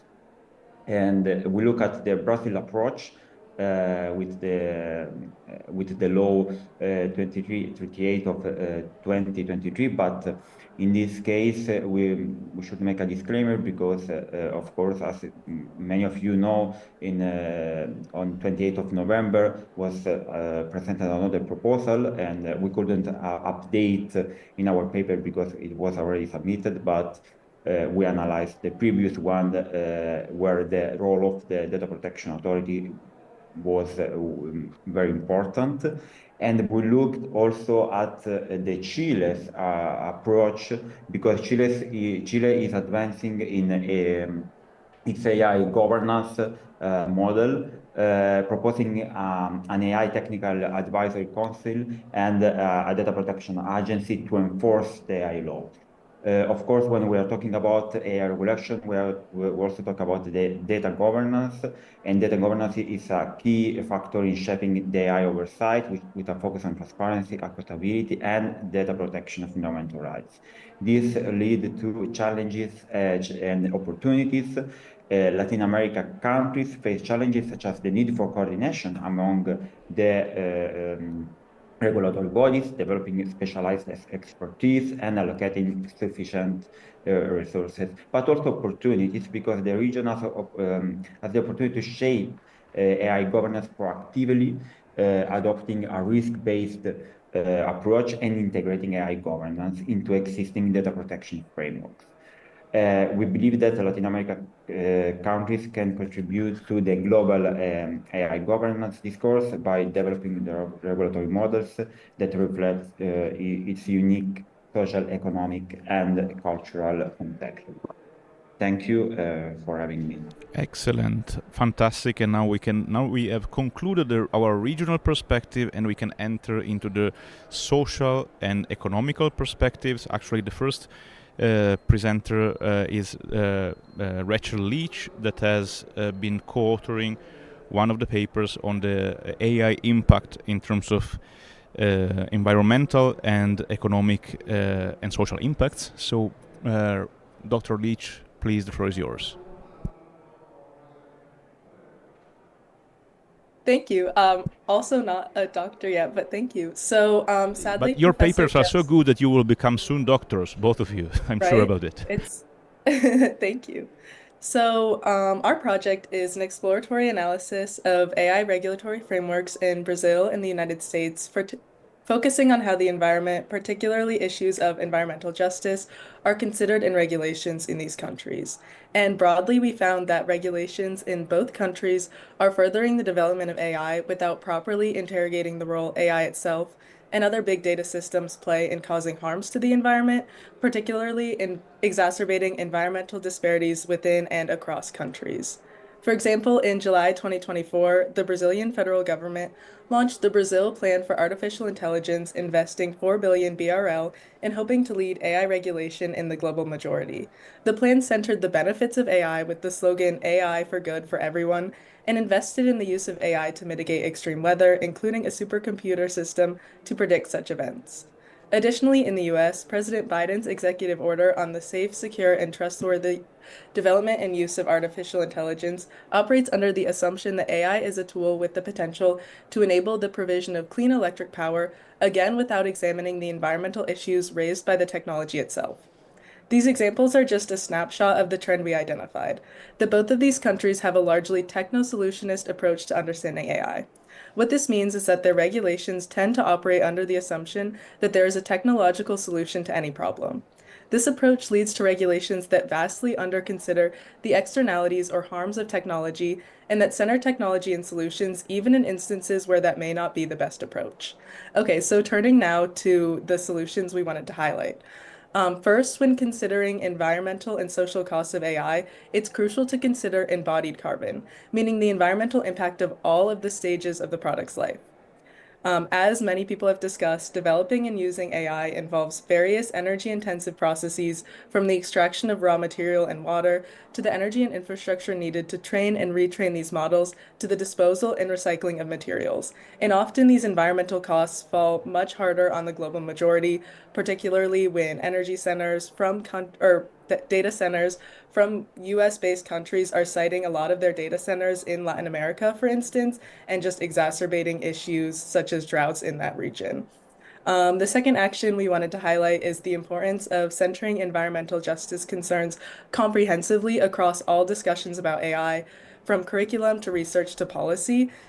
We think this is really important to interrogate the assumption that AI technology can necessarily solve social and environmental problems. So yeah, thank you again for having us. Excellent. Also very good that you are almost all on time.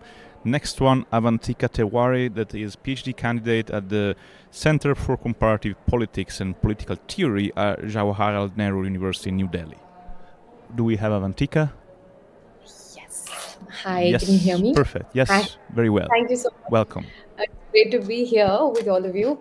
So I'm just going to start without much ado.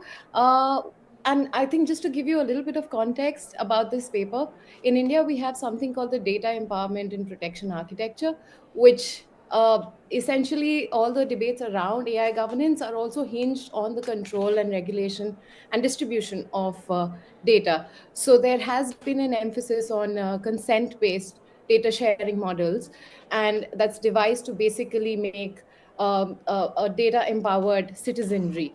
So it is in the context that I have written this paper.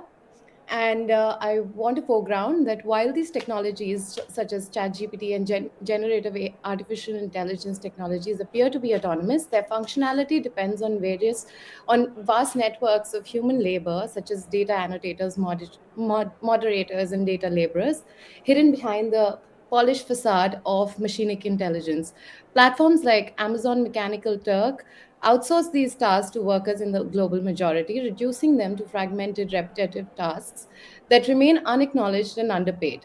These workers sustain AI systems that disproportionately benefit corporations in the global north, transforming colonial legacies into new forms of digital exploitation through the cheap appropriation of land, labor, resources for compute technologies, and digital infrastructure. Similarly, digital platform users are framed as empowered participants, with their likes, shares, and posts generating immense profits for tech giants, all without compensation. This represents the double bind of digital capitalism, where the unpaid participation of users is reframed as agency and the labor precarity is disguised as opportunity, with the global majority bearing the brunt of both. The platform economy, built on twin pillars of fragmented attention and compulsive participation, rebrands user exploitation as agency and convenience. By embedding individuals in digital enclosures, it transforms participatory cultures into systems of unpaid labor, commodifying interactions which were previously non-commodified, such as social relations of interactions and communication. What emerges is what I term an undead dimension of social enjoyment, which is a relentless pursuit of meaning, success, and community, which is inherently mediated by algorithms. Yet the promise of satisfaction remains elusive, ensnaring individuals in a loop of alienation and exploitation, which, while making their engagement complicit in the production of data analytics and AI. Data is thus fetishized as a commodity, retroactively imbued with meaning as valuable information, fueling market expansion, diversification, and stackification, which is paradoxically framed as a governance model where data is framed as something that, as a resource that can be reclaimed as an extension of the self or as a social knowledge commons. Yet this transformation conceals a deeper reality, which is that the labor upon which these platforms depend is increasingly fragmented into gig-based, task-based work. This labor sustains the development of AI technologies that paradoxically aim to automate the very low-skilled tasks on which they rely. The shift towards the low-skilled, task-based, on-demand work is not merely a strategic adaptation by platforms, but an ideological reconfiguration of labor relations, which is what I call the ideology of prosumerism in the paper. So increasingly, the fragmentation is actually an attempt by capital to overcome its own dependency on labor. And so, what I want to really foreground in this paper is that the real paradox is not whether technology can empower us, but in how monopoly capital's drive to overcome its dependence on labor leads to a fragmentation of global division of labor, which then disproportionately impacts the global majority. And this results in the now parcelization of work, automation of tasks that are actually produced by the severance of labor's embeddedness within the production process by the kind of, fragmentation of work processes. So I'll stop here and thank you again. Thank for you very giving me much, the- Evan Tigef, also for bringing these considerations about labor, the difference between consumer and prosumer, and this kind of antagonism that you very well situated. Now, staying in India, next speaker is Amrita Sengupta from the Center for Internet and Society, soon to be one of our incoming fellows at the FGV Law School. Please, Amrita, the floor is yours. Thank you so much, Professor Belli. I'm also joined by my co-author, Shweta Mohandas, who's also online. So our essay, The Impact of AI on the Work of Medical Practitioners, is actually a part of a larger mixed methods empirical study that we did trying to understand the AI data supply chain for healthcare in India. So in this particular essay, through primary research with medical professionals, we did a survey of 150 medical practitioners and also did in-depth interviews. We tried to look at the current use of AI by medical practitioners in their research and practice, and also look at what are some of the new challenges and the perceived benefits. Through this, we also try to raise certain concerns and issues about its current use and what is the sort of cost and benefit to the work that the doctors and medical professionals have to put in now in the AI systems as they start developing these systems. So there are four big issues that we want to raise. The first one is that in the short term, doctors have to put in additional time and effort in preparing data through labeling, annotation, but also learning these technologies and providing feedback on AI models. These are real costs that need to be considered before we burden an already overburdened healthcare system. So for example, in our survey, we heard that nearly 60% medical practitioners expressed the lack of AI-related training and education as a big barrier to adoption of AI systems. Doctors also raised concerns of the efforts and infrastructure required on their side to digitize health records because of the nascent stages at which digital health data exists in the current healthcare system in India today. The second issue that we want to foreground is also about the current use of AI in private healthcare and less so in public healthcare, which is where there is a much larger need for meaningful interventions and for providing more efficiency, time saving, and providing meaningful help, which actually raises the question, and who does it serve and who is it privileging through the ways in which it is currently being operated? The third issue, and a critical one at that, is the one of liability. Academics and medical professionals in our study flagged the issue of liability. For instance, who would be liable for an error in diagnosis made by an AI application that aids medical professionals? A common concern we also heard from doctors and academics was that AI was meant to assist doctors, but often enough, doctors felt this pressure that AI could take their place or was threatening to take their place. The last issue that we want to also raise is the sort of longer term impact of AI. In our survey, 41% of medical professionals suggested that AI could be beneficial in time saving, but also help in improving clinical decisions. The question that we ask is that what are the kind of risks that this raises with the over-reliance on AI, leading to, let's say, a lack of or a loss of clinical skills, or of course the representational biases that the AI models may present because of where the data is coming from, the problems of reliance on global north data, and so on. Lastly, we say that if we need to prioritize AI, we should prioritize in areas where they could most benefit and is in larger public interest and with the least disruption to the existing workflows, and be considerate of whether the costs actually outweigh the benefits. Excellent. And now we are going to start to see how the global majority is reacting to AI and which kind of innovative thinking and solution is put forward in our last section, and then we will open the floor hopefully for the debate. As we have started with some minutes of delay, I hope our colleagues will indulge on us and give us 5 extra minutes. We have now Elise Racine from University of Oxford. do we have Elise here? Yes, please go ahead. Hi. Hi, everyone. So I shared a presentation PDF in the chat. Feel free to open it and follow along if you would like. But I'm Elise Racine. I'm a doctoral candidate at the University of Oxford. I study artificial intelligence, including reparative practices. So AI really does promise transformative societal benefits, but it also presents significant challenges in ensuring equitable access and value for the global majority. Today, I'll introduce reparative algorithmic impact assessments, a novel framework combining robust accountability mechanisms with a reparative praxis to form a more culturally sensitive, justice-oriented methodology. So the problem is multifaceted. The global majority remains critically underrepresented in AI design, development, deployment, research, and governance. This leads to systems, as we've discussed, that not only inadequately serve, but often harm large portions of the world's population. For example, AI technology developed primarily in Western contexts often fail to account for diverse cultural norms, values, and social structures.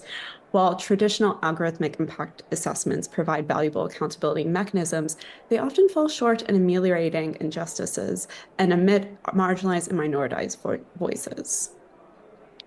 Reparative algorithmic impact assessments address these challenges through 5 steps that combine theoretical rigor with practical action. First, socio-historical research delving into the context and power dynamics that shape AI systems. Second, participant engagement in impact harm co-construction that goes beyond tokenism and redistributes power. 3, sovereign and reparative data practices that incorporate decolonial intersectional principles while ensuring communities retain control over their information. 4th is ongoing monitoring and adaptation focused on sustainable development and adjusted based on real-world impacts. And the 5th and last step is redress, or moving beyond identifying issues to implementing concrete, actionable plans that address inequities. To illustrate these steps in practice, considered a US-based company deploying an AI-powered mental health chatbot in rural India. So a reparative approach may, for instance, employ information specialists with data curation and archival expertise to ground social historical research in actual reality.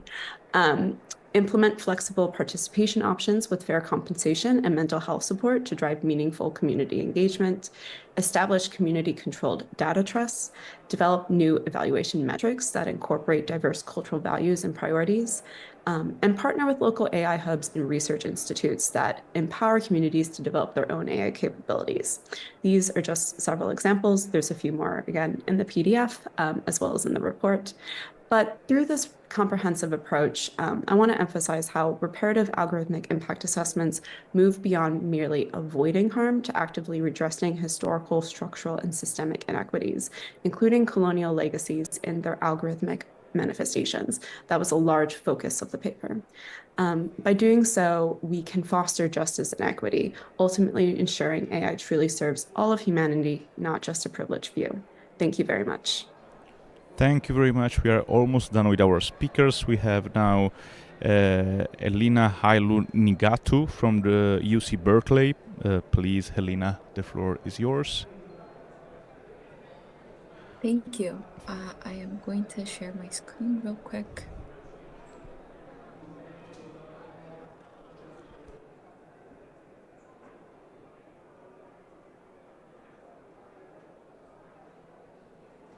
Okay. Hi, everyone. My name is Helena, and today I'll briefly present our work with my collaborator, Zirak.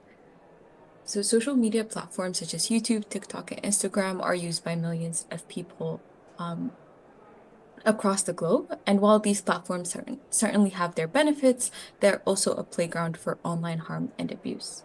Research showed that in 2019, majority of the content that was posted on YouTube was created in languages other than English. However, non-English speakers are hit the hardest with content that they, quote, regret watching. Social media platforms have also resulted in physical harm. Facebook faced backlash in 2021 for its role in fueling violence in Ethiopia and Myanmar. With this in mind, when we take a look at how platforms protect their users, platforms rely on automated content moderation systems or human moderators. For instance, Google reported that 81% of the content that is flagged for moderation is self-detected, and that most of the content is detected by automated systems and then redirected to human reviewers. Additionally, Google uses machine translation tools in their moderation pipeline. However, automated systems do not work well for all languages. Research shows that the intersection of social, political, and technological constraints results in disparate performance for languages spoken by majority of the world's population. In terms of human moderators, the Google Transparency Report states that about 81% of the human moderators operate in English, and of the non-English moderators, only 2% of them operate in languages other than the highly resourced European ones. Majority world is a term coined by Shahidul Alam to refer to what were mostly called third world, developing nations, global south communities, etc. And the term global majority emphasizes that collectively these communities comprise majority of the world's population. And as with their size, these communities are very diverse in terms of race, ethnicity, economic status, culture, and languages. Within NLP, the majority world is exposed to harm and marginalization because they are excluded from state-of-the-art models and research. They are hired for pennies on the dollar as moderators with little to no mental or legal support. They're exposed to harmful content when conducting their jobs as moderators, and they are harmed by the failures of existing moderation pipelines. With this cycle of harm, we see there are two major lines of argument on including or not including these languages and their communities in AI. Either you are included in the current technology and as a result are surveilled, or you are left in the trenches with no protection or support. We argue that this is a false dichotomy in our paper and ask that if we remove the guise of capitalism that currently dominates content moderation landscape, is there a way to have moderation with the power primarily residing in the users? Thank you so much for... Excellent. Now we have only two speakers to go. Isha Suri from the research, who is the research lead at the Center for the Internet and Society. Please, the floor is yours. Thank you, Professor Luca. I'll just quickly share my screen. I'm joined by my co-author, Shiva Kanwar, and we looked at countering false information and policy responses for the global majority in the age of AI. I'll quickly give you a teaser and a rundown, and we'll be happy to take any questions. So one of the things that something wrong with my screen sharing. A background and context, World Economic Forum recognizes false information, including misinformation and disinformation, as the most severe global risk anticipated over the next 2 years. And multiple studies have demonstrated that social media is designed to reward and amplify divisive content, hate speech, and disinformation. For instance, an internal Facebook study revealed that its newsfeed algorithms exploit the human brain's attraction to divisiveness. And if left unchecked, it would feed users more and more divisive content to gain user attention and increase time over platform. And one of the factors that emerged was these integrated structures, profit maximizing incentives, ensure that platforms continue to employ algorithms recommending divisive content. For instance, a team at YouTube tried to change its recommender systems to suggest more diverse content, but they realized that their engagement numbers were going down, which was ultimately impacting their advertising revenue, and they had to roll back on some of these changes. And this, as we found, leads to a lot of harmful, divisive content being promoted on these systems. We then delve into what are the regulatory responses that are emerging from the global majority countries. And we sort of realized that it was bucketed into one of these three large categories. One was amendments to existing laws, including penal code, civil law, electoral law, and cybersecurity law. And largely the focus was on ascribing criminal liability in cases where false information is defined broadly. And we later found that carries significant risks of censorship. In our paper, we also go into an India-specific case study where empirical research has demonstrated that platforms over-comply, and that leads to a chill effect on speech and freedom of speech and expression. Another aspect that is emerging is that legislative proposals are transferring the obligation to internet communication corporations. Largely, like the intermediary liability regime is being tinkered with. Legislations are being tied to the size of a platform. I think the German example comes to mind, where a for-profit platform with more than 2 million users has additional obligations where manifestly illegal content and illegal content has to be sort of taken down. There are also ex ante obligations on intermediaries, such as the Digital Services Act in the EU. The Digital Services Act is an important one, I think, because that is one piece of legislation that really transfers the obligation on platform providers to have more transparency in how their algorithms are working. In addition to regulatory responses, I think fact-checking initiatives have also emerged as a response to counter false information. Meta's fact-checking initiative is the one that has probably taken a lot of prominence. But again, it leads to questions of inherent conflict. There are also concerns about the payment methods. How is Meta paying or reimbursing these fact checkers? And there is lack of clarity whether there is sufficient independence within the organization as such.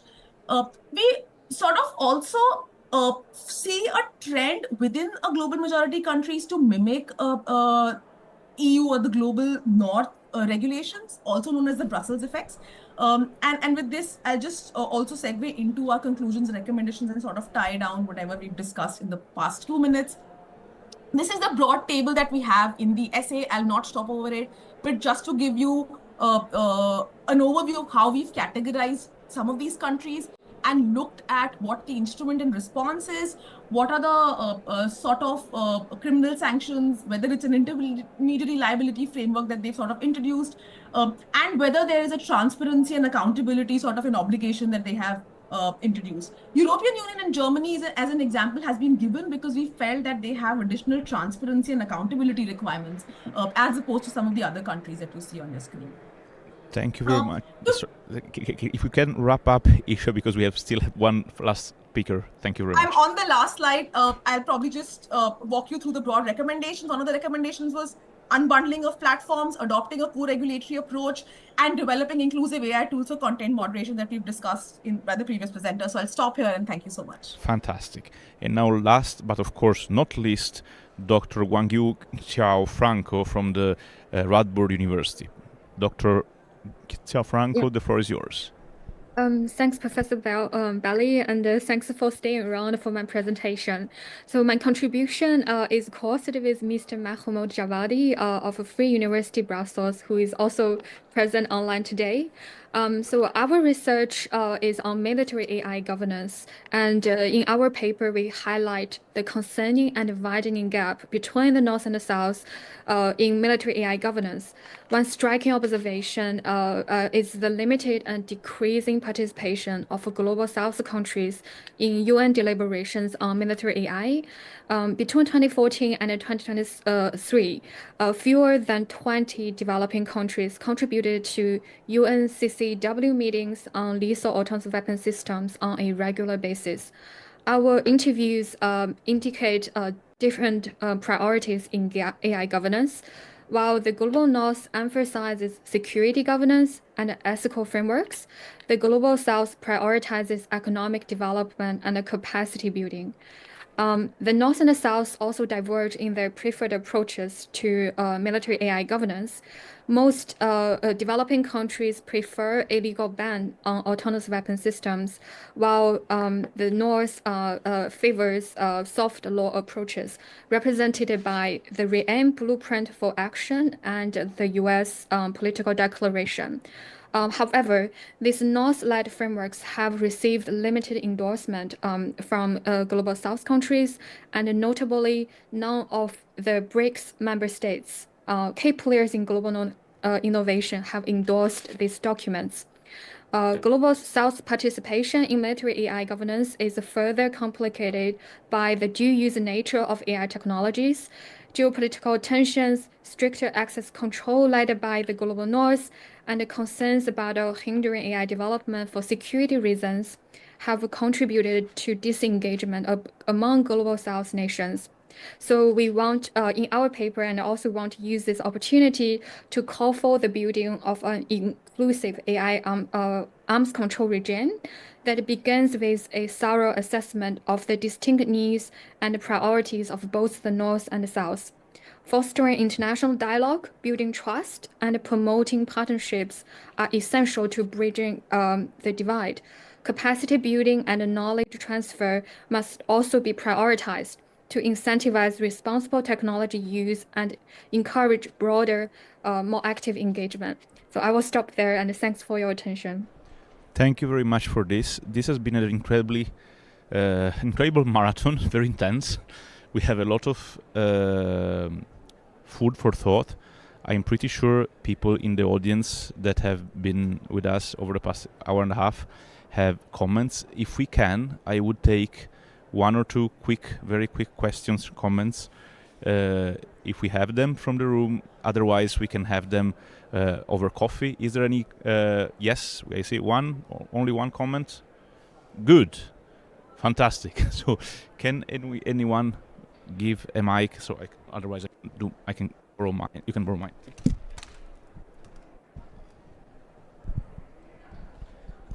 Hello, well, very quickly, Thiago Moraes, PhD fellow from VUB, and some of my peers are here today, both on-site and online, which is great, and also several colleagues, which I like a lot. So going very quickly and seeing the work that IG has been doing. Last year, I was able to be an author of the last edition, so it's very nice to see the initiatives that are being discussed in the document.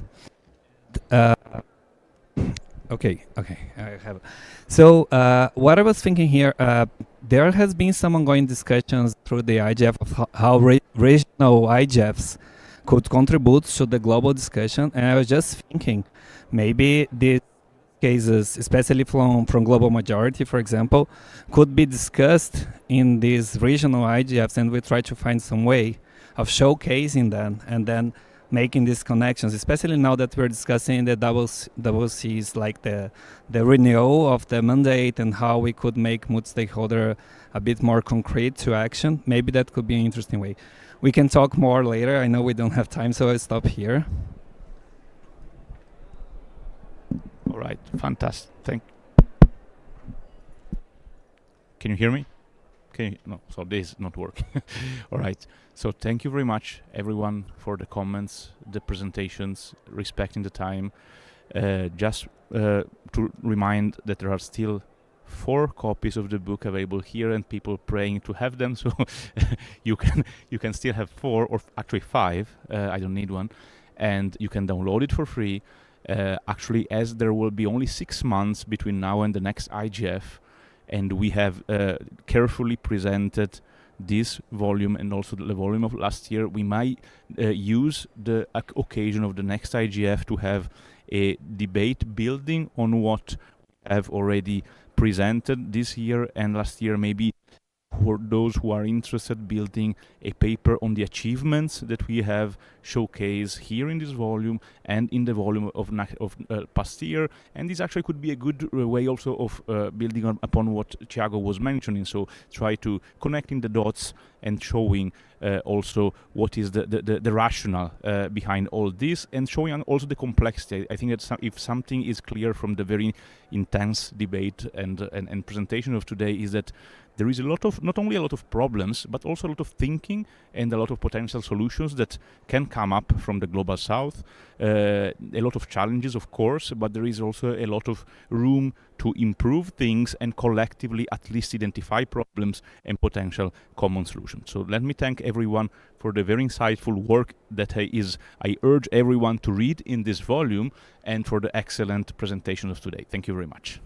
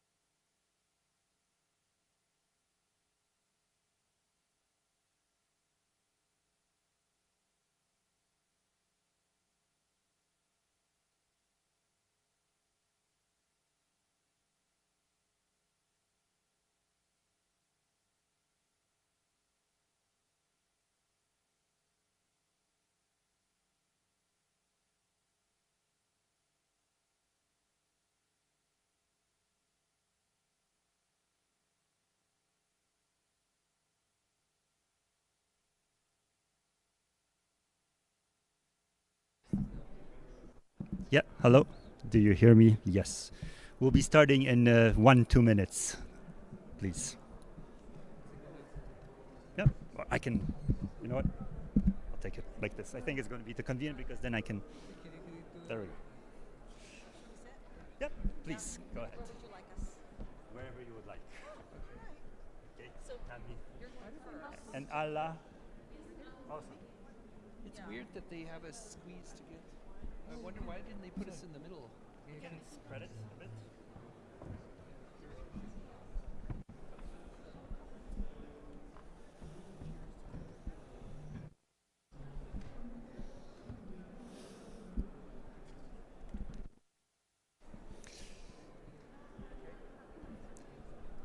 Okay, for those who are here in the room, it's channel 3, please.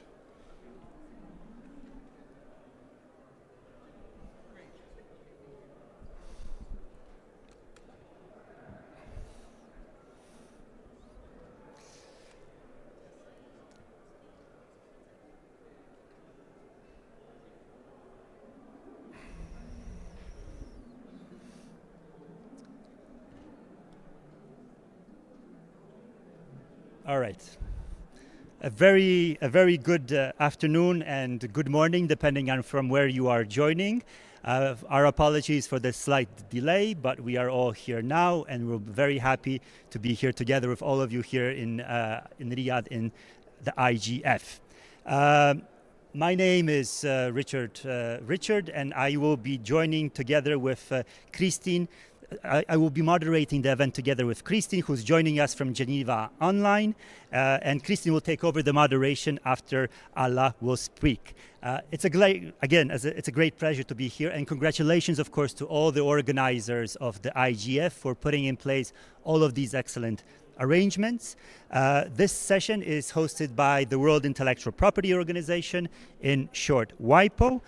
For those who might not know yet, we are the UN agency that serves the world's innovators and creators, ensuring that their ideas travel safely to the market and improve lives everywhere. We do so by providing services that enable creators, innovators, and entrepreneurs to protect and promote their intellectual property across borders and acting as a forum or for addressing cutting-edge IP issues.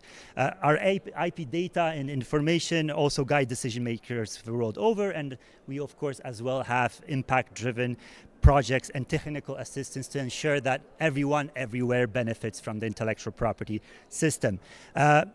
Now, we of course, in the opening session, as well as throughout all the past days and upcoming days, the issue of the gender divide was echoed across. We are very happy to be here with our amazing speakers from across the world, and who will be speaking about, first of all, the inspiring stories they have as women leaders in the gaming and app development sector. Second, we will also showcase the different policies that can help others join these innovative and creative industries. And we'll tell you also about our IP tools from the World Intellectual Property Organization that can be used by anyone in order to successfully manage your intellectual property in the gaming and software sector. Finally, if time allows, of course, we'll be happy to pick up any questions you might have from the audience, both online as well as on site here as well. In order to save time, we will not be giving the full bios of all the amazing speakers. It would take an hour each for all the CVs that we have here gathered with us. But in this case, allow me just to very quickly already now turn to the first speaker, Kate Edwards, who, for those who are in the gaming space, does not need any introduction. She's the legend. She's a legend in the industry. And Kate, over to you. Okay, well, thank you very much. It's great to be here, and thank you for coming to our session. I'm going to take this off while I'm speaking because I don't want to hear myself. So yeah, so basically I've been working in the video game industry for 31 years, currently finishing up my 31st year. I'm a geographer, and I've been doing what I call culturalization work on games. So I started doing this work at Microsoft many, many years ago, in which I found a way to apply my skills both as a geographer and cartographer, helping initially on mapping products at Microsoft, but then as the games started being developed there, I worked on all of their games. And I basically helped make sure that the game developers are not making cultural and political mistakes that get them in trouble, and therefore limit the distribution of their IP, limit the distribution, and also that their IP could be actually tainted by a political or cultural issue that they got wrong. And that happened a few times over the years. And so that was my main job. I left in 2005, and I've been self-employed as a consultant in this area ever since. But in addition, I became the executive director of the International Game Developers Association and ran that organization for 5 years, which is the world's largest association for people who develop games, when it has chapters all around the world. And then I also, at one point, also was the executive director of the Global Game Jam, which is the world's largest game creation event. It happens every January, happens right about a month from now, in which we have about 50,000 people in over 100 countries making games at the exact same time, around the same weekend, all around the same theme, which gets announced every year. And then I do a lot of other stuff. I'm on the board of TakeThis.org that deals with mental health in the game industry. I'm on a Girls STEAM Institute organization board as well.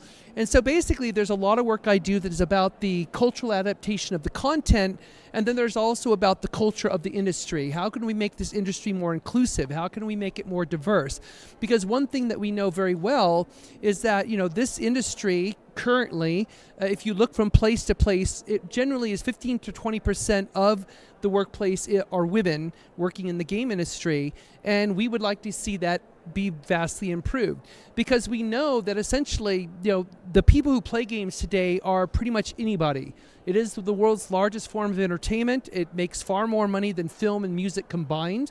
A lot of people of younger generations, their eyes are looking at our screens, the game screens, more than they are looking at television, more than they are looking at film.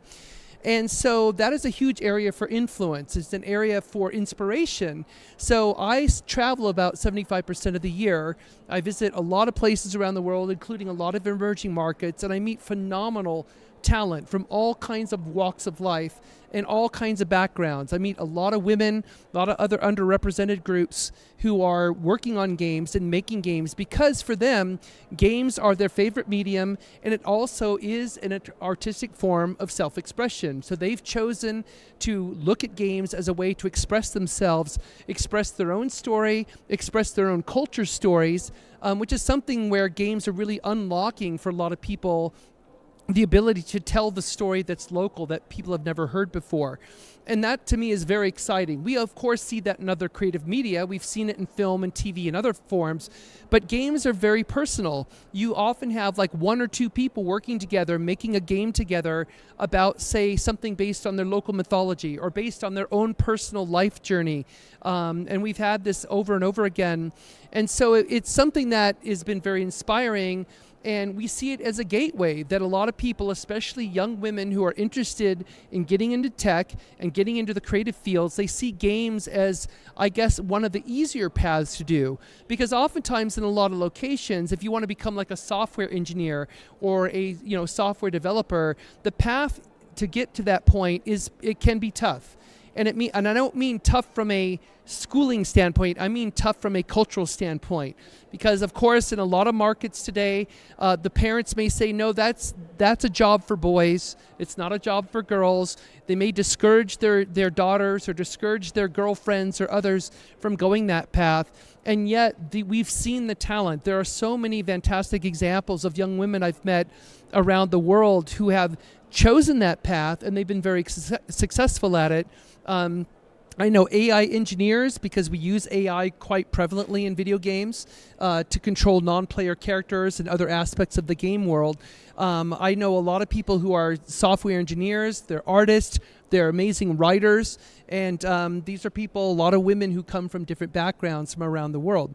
And so it's this assumption that we make oftentimes that the typical game player is like this young teenage boy in their parents' house, who's yelling at the screen. But that has not been true for many, many years, because the fastest growing demographic of games on a global average has been 30 to 40 something women. They're the ones who are playing the games more than the young teenage boys. And why is that? Well, because games are a great distraction from everyday life. I mean, especially mobile games, especially the easy kind of like casual games, as we sometimes call them, because we often don't have times to sit down and play a game for 6 hours at a stretch. I would love to do that, but I'm too busy working on games. But so a lot of times we'll play something really simple. Like I play Pokemon Go every single day, because why not? It's something I can do very quickly.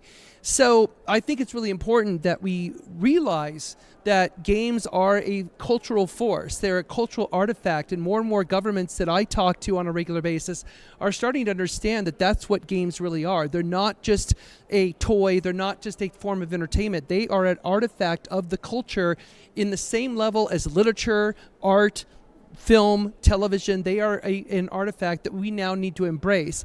And so it's encouraging to me that more and more governments are starting to see games that way. But more importantly, they need to see who are actually making the games and make the investment in the young people, especially the underrepresented young people, especially women, and give them a chance to get into this space. Because, as I said, we know that pretty much everyone today is playing games of some form, and the challenge is that we want those who make games to better represent those who play them. And the only way we can do that is to open more doors and allow young women and people who are underrepresented to have an opportunity to have the chance to make games. And so that's essentially what I will end with. Thanks so much, Kate. And you're one of the people I could be listening for hours and hours.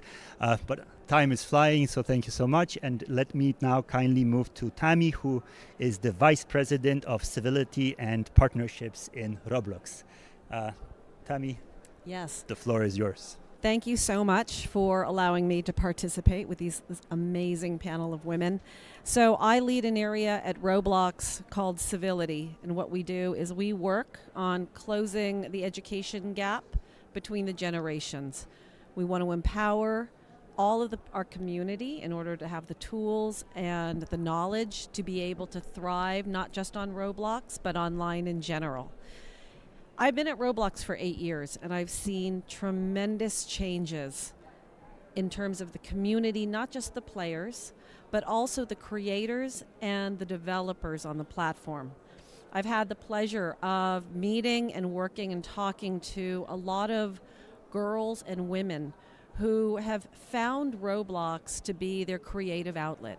They have chosen to spend time on Roblox because it's a connection point for their friends.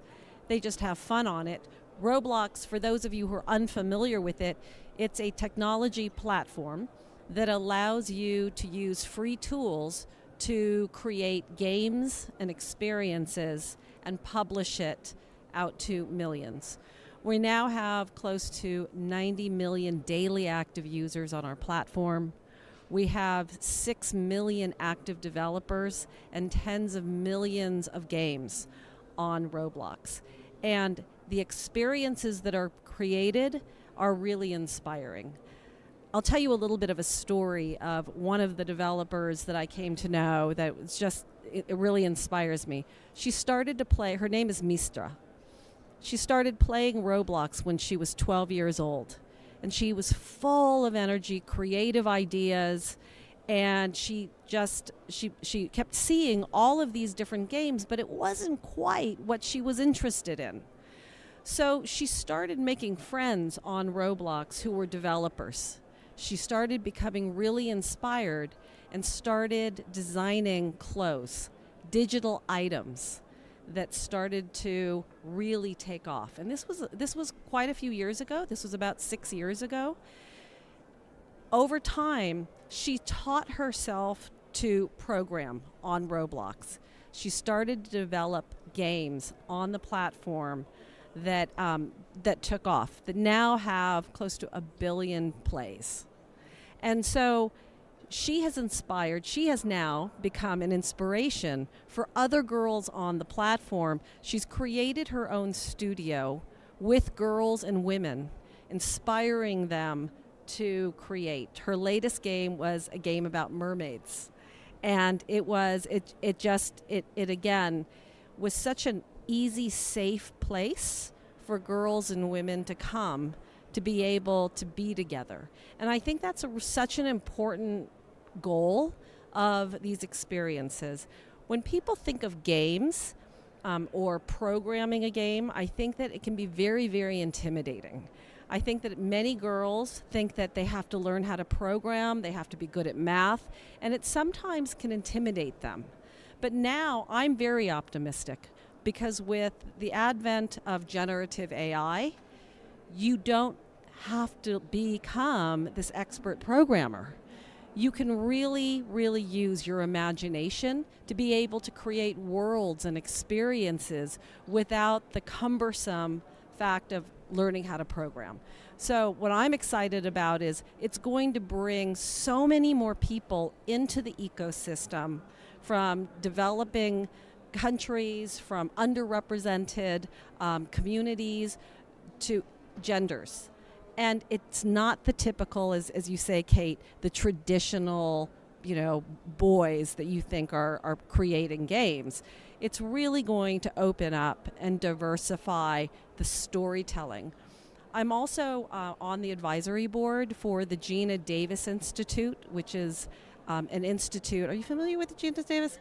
So I'm on the advisory board of the Gina Davis Institute, and it's all about storytelling. It's all about inserting the narrative of women and telling a story in film, in entertainment, and in gaming to make sure that the story of women are truly inclusive and representative of what women really are.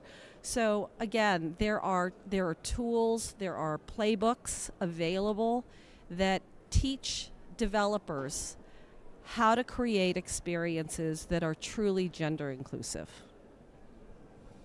Thanks so much, Tammy, and I'm definitely you're also another person I would love to continue and listening to, but time goes on, and now we are coming back to Riyadh, and I would kindly like to ask Matt, who's the CEO of an award-winning studio, Starvania, here based in Riyadh, and I think it's my next game I will be playing will be Bahamut. Over to you, Matt.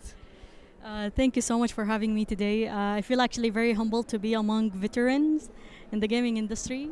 It's my pleasure to be here. I personally started game development since 2013, where there was no gaming industry back then in the region, like purely self-learning. There were like few developers out there, but you have no idea where to find them exactly. So it was very hard to start a gaming industry at that time because no one was taking this industry seriously, and it was very hard to take this even as a career path. So I wanted to build my own game studio a long time ago, but I couldn't. My boring job as a project manager in a tech company was taking a huge part of my time and effort. And sorry for all the project managers out there, don't take it personally, please. So my job was really taking a huge part of my time and effort, and I couldn't really focus on building my studio. Then at one day, the Ministry of Communication and Information Technology actually launched their very first gaming incubator and accelerator program in Saudi. And once I saw this glimpse of hope, I immediately went to my boss, resigned from my job for the sake of my passion and basically being fully dedicated and focused on building my dream. At that time, I even relocated to Riyadh because I'm originally from Jeddah. Back then, I remember I told my parents, hey, I resigned from my job and I'm relocating to Riyadh to start my business. Like, it was all of a sudden. The good thing was my parents was very supportive at that time, and I even told them, just give me 1 year, and if it didn't work out, I'll just come back. And since then, I never came back and officially settled in Riyadh because a lot of things happened since then. It was a very risky step for me at that time because I wasn't quite sure what's hidden for me, where the industry in Saudi Arabia is actually going, and how would it be in the next few years. But I also believe that sometimes you need to take some brave steps in order to make a change in your life. And I feel like that was one of the best decisions that I've had, honestly, because a lot of things happened since then. So I joined the program. It was over a year long, and I've been mentored under experts from Nintendo, DigiPen, Institute of Technology, and they even elevated my experience and knowledge in the gaming industry in general, from both the game development aspect and also the business side of it. So I graduated from the program, and at that time I founded Starvania with my other co-founder. I joined another program, which is also an incubator program. It's a global one by Game BCN. It was also collaborated with MCIT, the Minister of Media, the Minister of Communication and Information Technology. I finished the program. I jumped to another accelerator program, which is Game Founders, where I met Kate actually for the first time. I was literally jumping from one accelerator to another because I was trying to expand my knowledge and experience in the gaming industry as much as I can, maximizing my opportunities and connections, and also accelerating and growing my business as fast as I can. At that time, I started to feel that, like, after joining 3 accelerators, one after another, I started to feel more confident.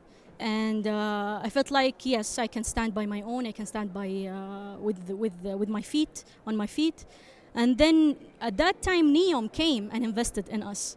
And they only picked 4 companies out of like over 20 to relocate to the Lion City once it gets ready. And I was very proud to be part of this. We were the first cohort, and now, by the way, they have the second cohort as well. And we grew a lot since then. We only started with 4 members, and currently we are 15. We traveled around the world to participate in many global events. We have been in Germany, UK, in the US, Dubai, Jordan, and many other countries as well. So I feel like we really grew a lot since the investment of Neom. And even though we only started like 2.5 years ago, or almost 3 years now, but I'm very proud to see that my studio and myself started to be recognized very fast among the local and the global gaming industry.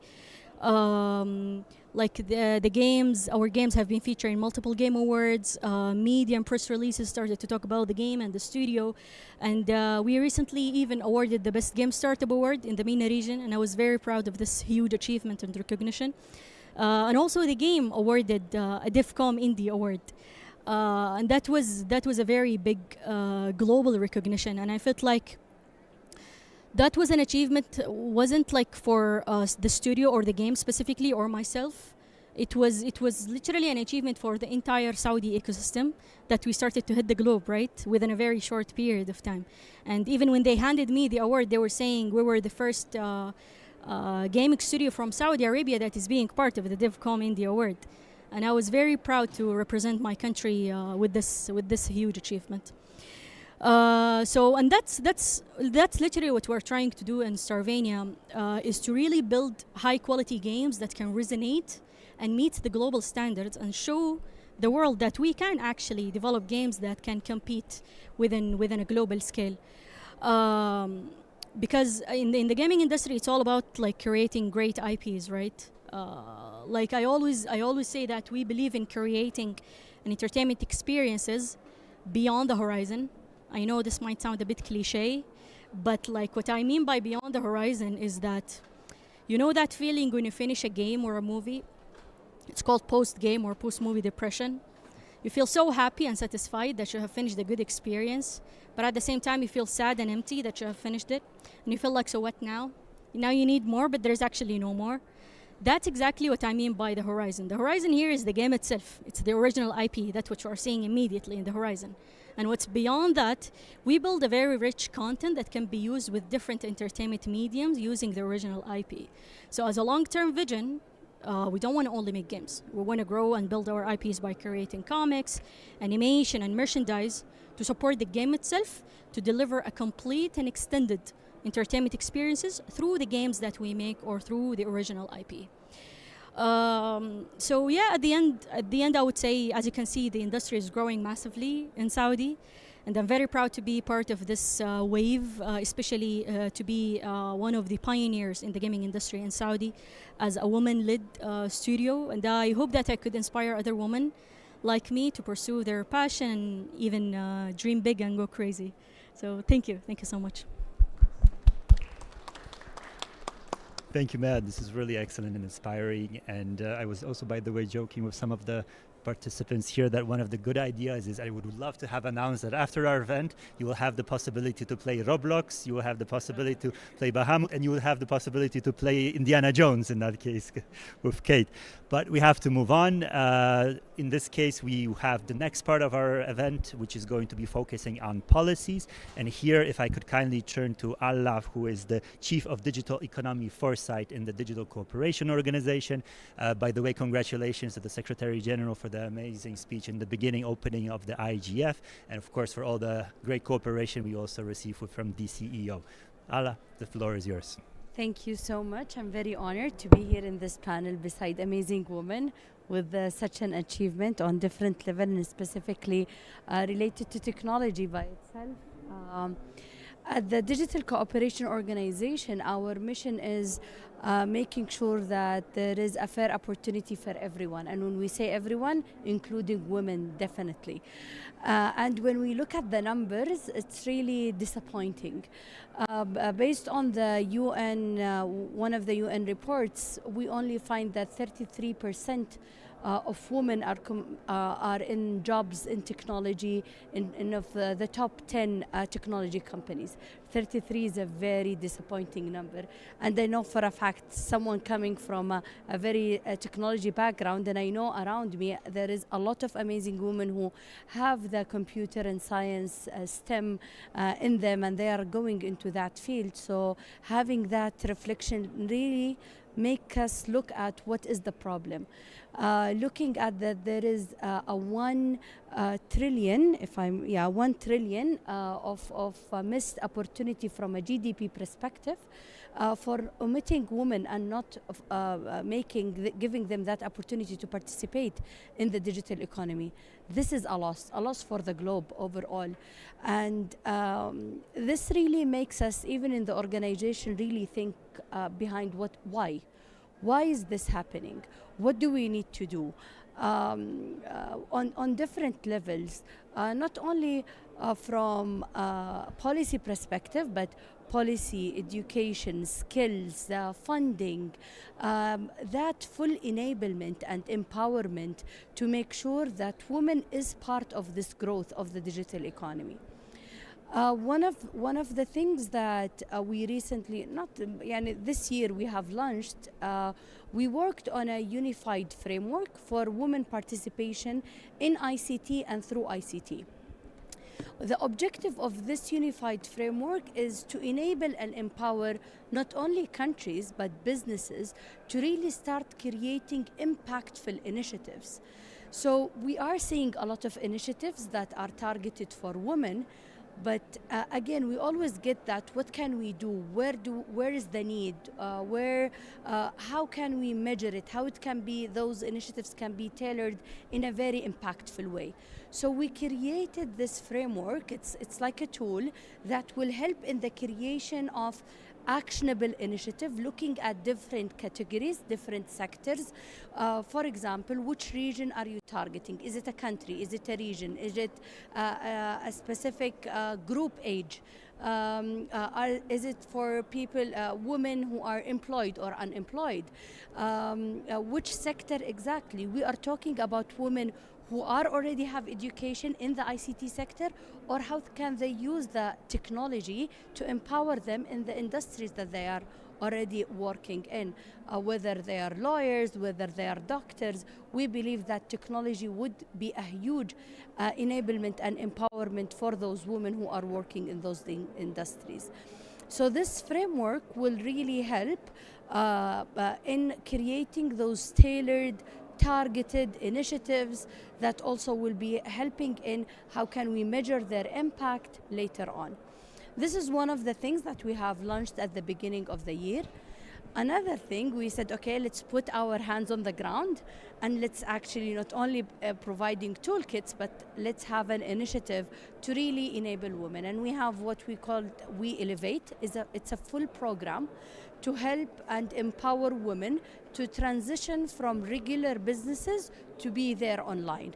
And this would open a full horizon. We are making them not only or work in their national jurisdiction, but going and being open and available online. It means cross border. It means in this world of digitalization, and you can see how this would not only have that economic impact, but even reach and showcasing those women-led businesses. We already started. We are targeting to have 300 businesses we started launching in Rwanda, targeting having by next year 300 businesses to transition them fully online. Not only that, we are supporting them by giving them the right skills with specific training to help them there is a full supply chain, full knowledge that they need to have to really operate online. This is, so we are taking it a full-fledged from giving the education, giving the opportunity, giving the fund, giving them the floor and platform to be there online. Again, there is also a lot of our Secretary General. She always, to be honest, since she's a woman, she really likes to empower women. And in every country where we go, she has those lead meeting, mentorship sessions where she talks to women, share her story, and this is always open a new horizon. And when you listen to other women, their successful story, like my colleague beside me, we really see that, yes, the numbers are disappointing, but there is a lot of hope. Only just by giving the floor, having such a session to share the stories of amazing women led by businesses and even them being in the field, this is really inspiring. And this is even what we are trying to do in DCO in different occasions. We have launched our Digital Economy Navigator. It is a tool that helps in assessing the maturity level of the digital economy.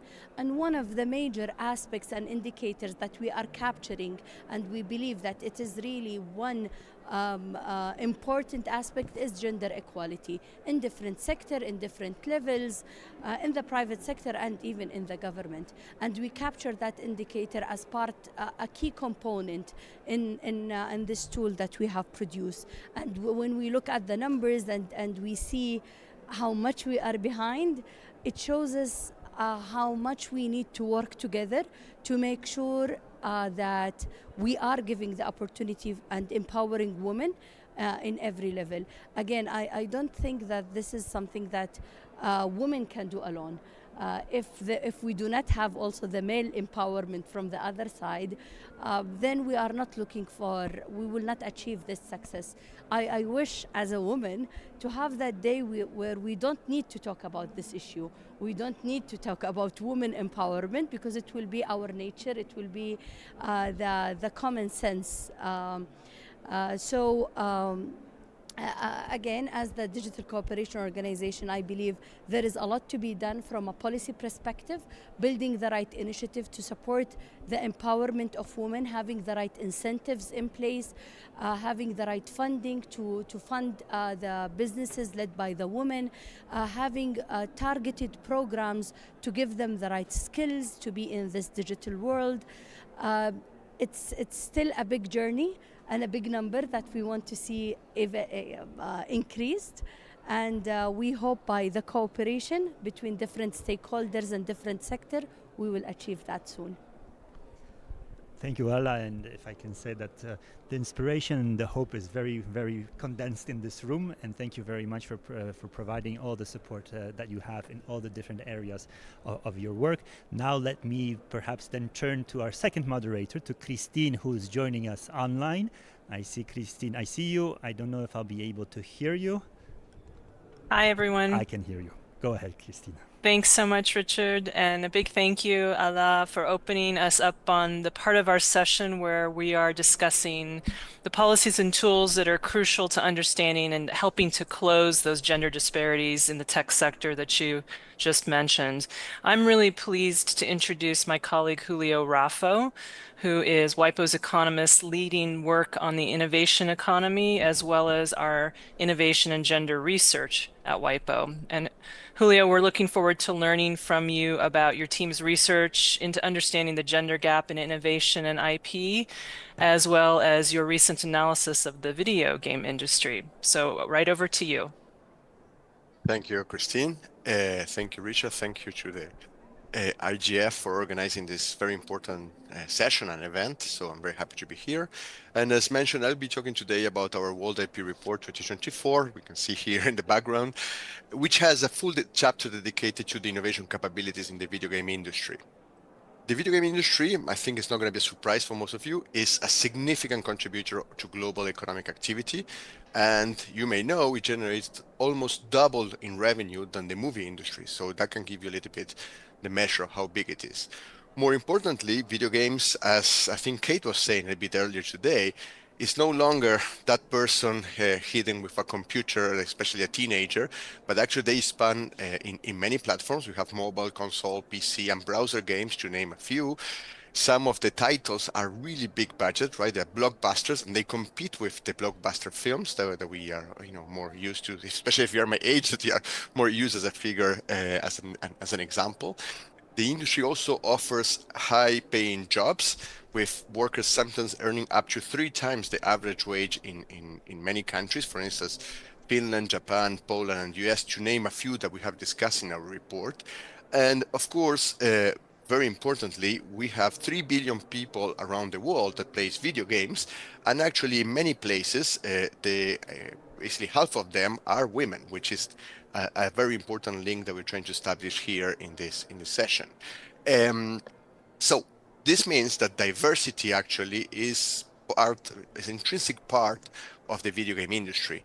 And this is what I'm going to try to discuss a little bit by relying on that chapter I mentioned before, and then bring back of why it's very important that we have women, but also diversity incorporated into the gaming industry. So I'm going to see some trivial things, but especially for the non-gaming community, it might be important. The video game industry includes game development, publishing, hardware, esports, but also the community of gamers around them. So it's a very diverse community, and if you want supply chain as a whole. The key players are, of course, the developers in terms of creativity. They are the ones who create the games, but also the other key players are the publishers who finance and promote the games and bring all those games to the market. A very important element in innovation, right? It's not only the creation, but also the commercialization, so we can have access to them. We are noticing that as games become more and more complex, which they are, if you have been playing games, Richard was mentioning a few just some minutes ago, and they're becoming more complex because both the development costs and their development risks are increasing over time. And this means that we need to be very creative, but also very diverse in terms of skills of how we tackle that. For instance, just to give you a very concrete example, they're going to be linking to gender later on. The average development team size has doubled in only 1 decade. Right? And this is a clear connection to the higher cost and complexity that to develop a new game is required.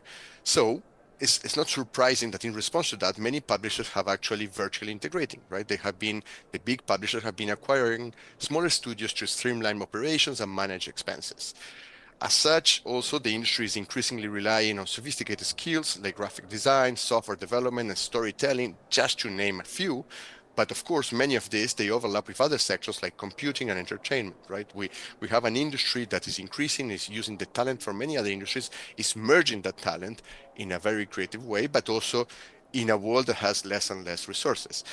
It's important also to know that innovations in virtual reality and artificial intelligence and mobile technology have enhanced the gameplay and accessibility of games all around the world in a very impressive way.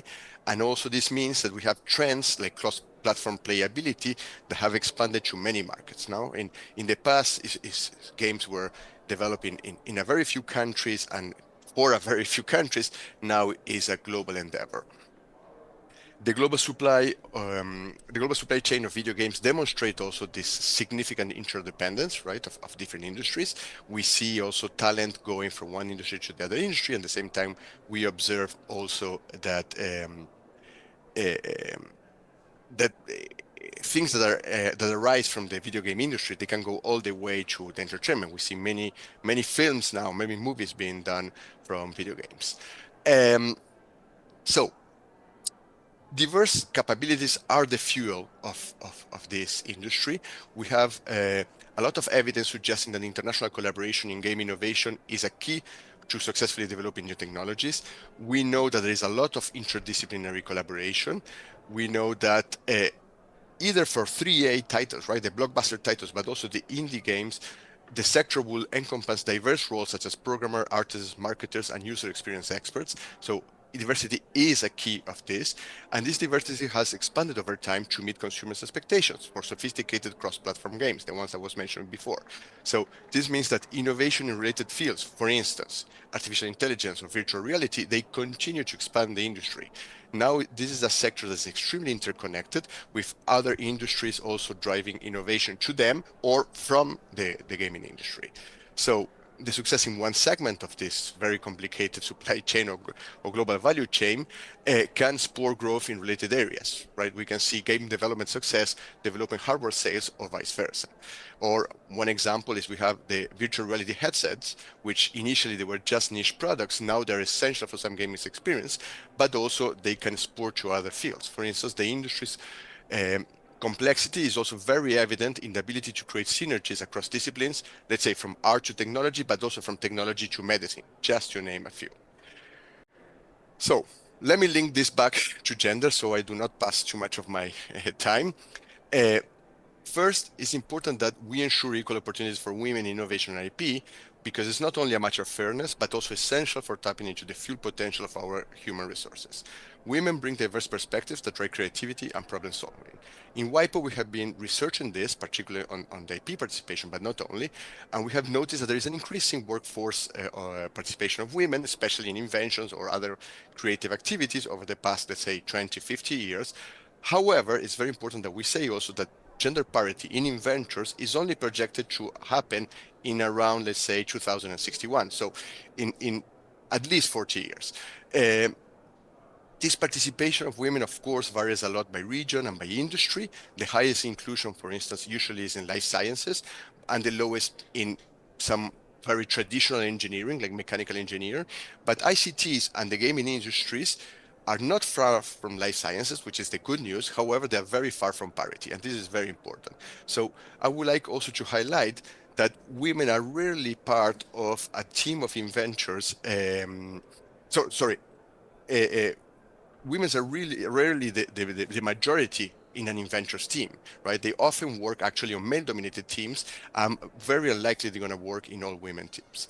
So in order to tackle this, we need to have the inclusion of women. And unfortunately, a lot of the improvement that we observe in the women's participation in inventions, it has to do that we mentioned that the teams are growing and more men are participating, more people are participating together, which increases the likelihood of a woman participating.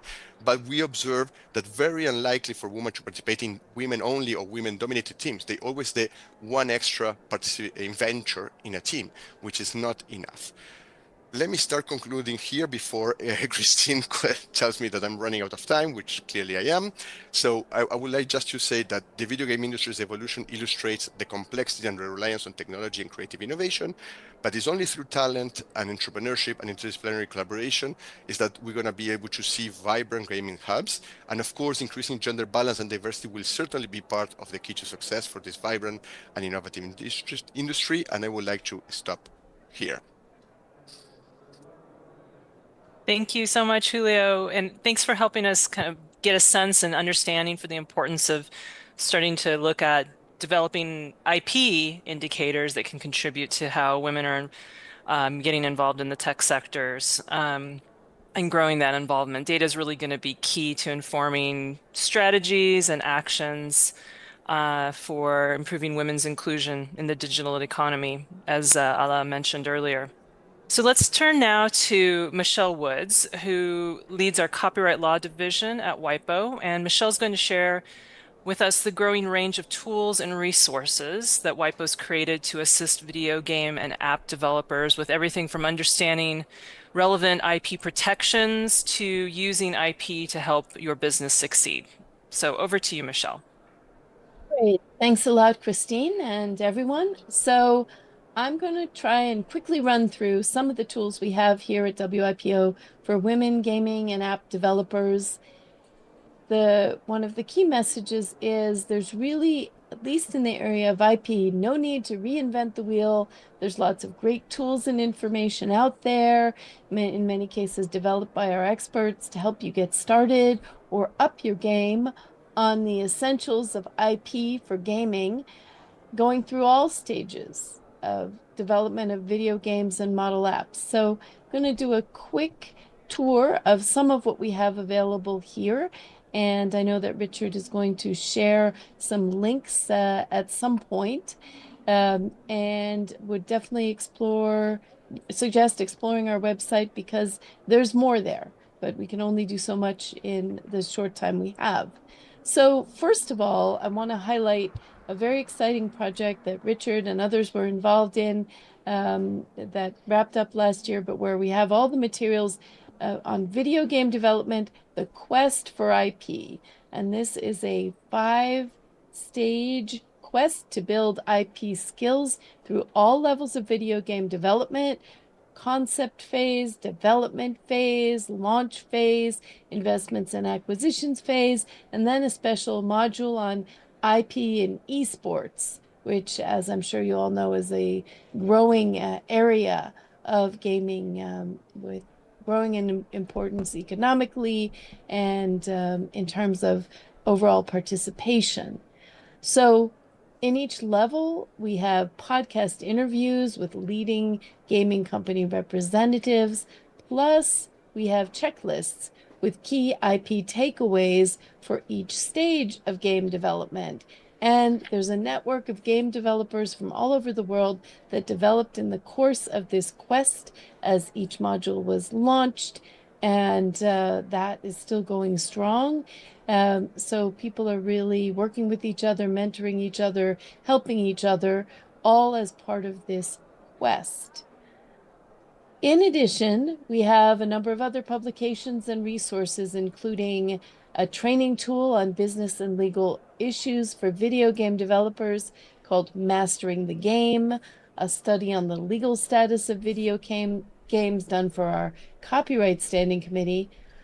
Then if we look at mobile apps, there's also been a lot of work done here, including in the development context. We have a committee on development, and that committee has asked for some work on mobile apps. So there are useful tools for three phases of the app development life cycle from the IP point of view, covering conception, development, and commercialization, monitoring, and enforcement. And we also have an IP toolbox for mobile app developers that covers all areas of IP and enforcement of rights, which of course is a lot. And once again, this does have a specific development focus, and this one can pick and choose those parts of the toolbox that are most useful, or of course, look at the whole thing. We also have a reference handbook on IP in mobile apps. And then we have a course on, we have a publication on the role of mobile apps in the game industry, covering basics to new challenges, the metaverse, AI, all of these interesting areas that we're all working in. Plus, there's a short course specifically on IP law for app developers. So if you need guidance on starting and growing your startup business from the IP angle, we have 6 stages of navigating IP as a startup, an infographic, very detailed, and then IP for startups, more detailed publication in our IP for Business series. We have some IP resources for women innovators and entrepreneurs as part of a development project for them on increasing their role in innovation and entrepreneurship. We also have an IP diagnostic tool, a self-assessment tool where you put in information about your business, and the tool is designed to identify IP assets you may want to focus on and monetize, tailoring the resources to your situation. This can also serve as a tool for an IP audit. A general version of this IP diagnostic tool is available now, and a more specific version for video gaming and mobile apps is under development and should be issued soon, along with the project I'm pleased to be working on esports. So we have an extensive project mapping the esports landscape and producing a toolkit covering all major regions and, of course, the involvement of women developers. So that should be issued this year. I understand that Richard will kindly share a slide with all the links, because I know that's a lot I just ran through. So please go check them out. Back to you, Christine.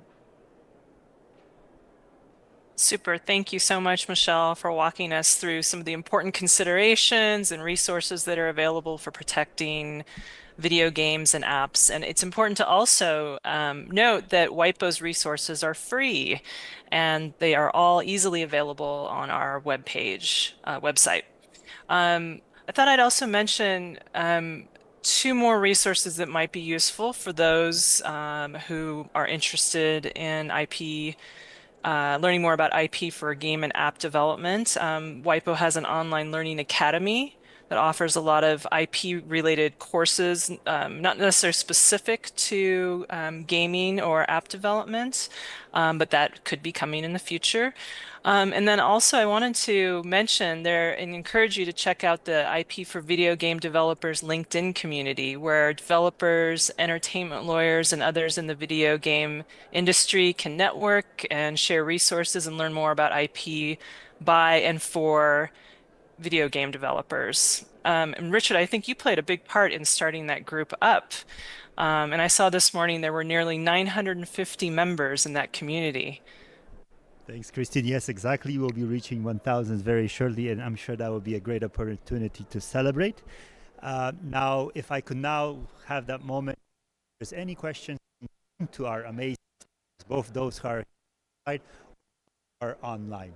And I'm looking around the room if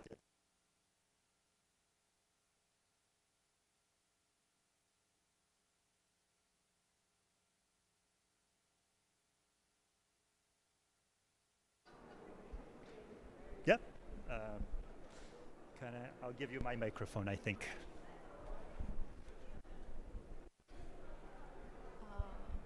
Hello. It's a nice presentations by everyone, and it's very inspiring to know each one of yours story and the courage and the braveness each one of have put into the new industry, and it's very inspiring. I don't have much question, but like I would like to know all the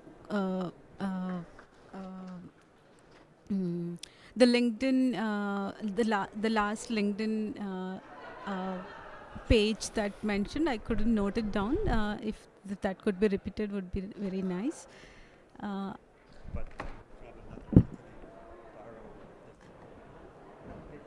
Yes, so actually, if you will follow the link here, which is video games HTML.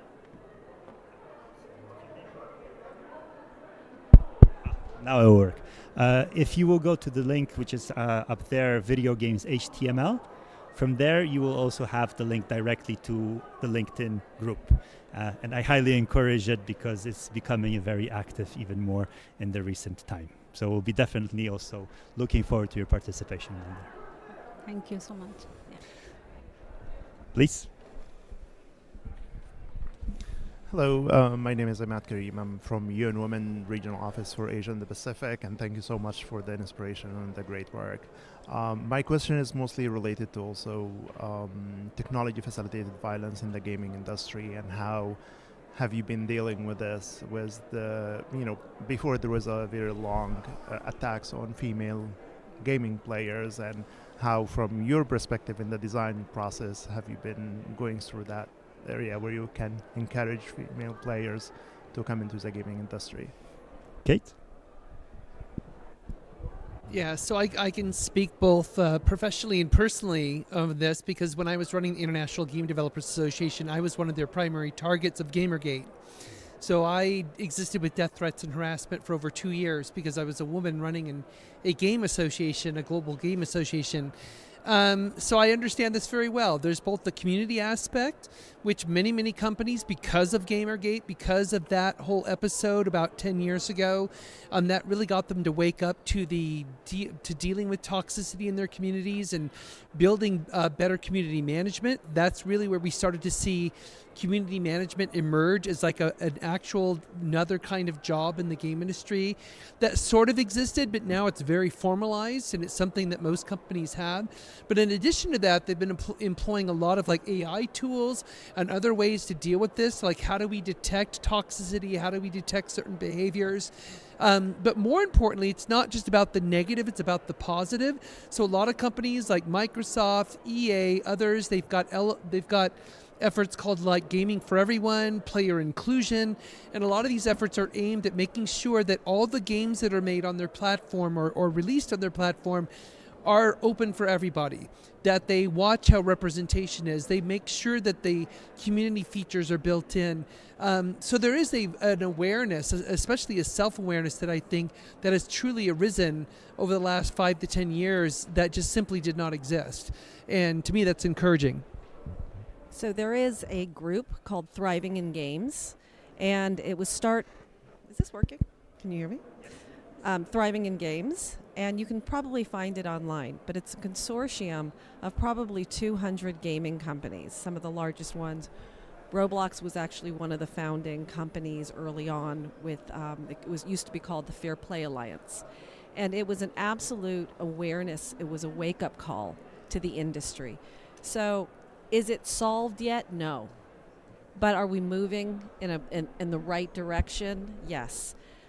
So Thriving in Games is all about using research to identify things like pro-social behaviors that we can start integrating into gaming, innovating in the technology to make sure that we're identifying, we're hearing about toxicity, we're giving reporting abilities, and then also detecting toxicity before it even starts, right? We can start using AI to start detecting patterns.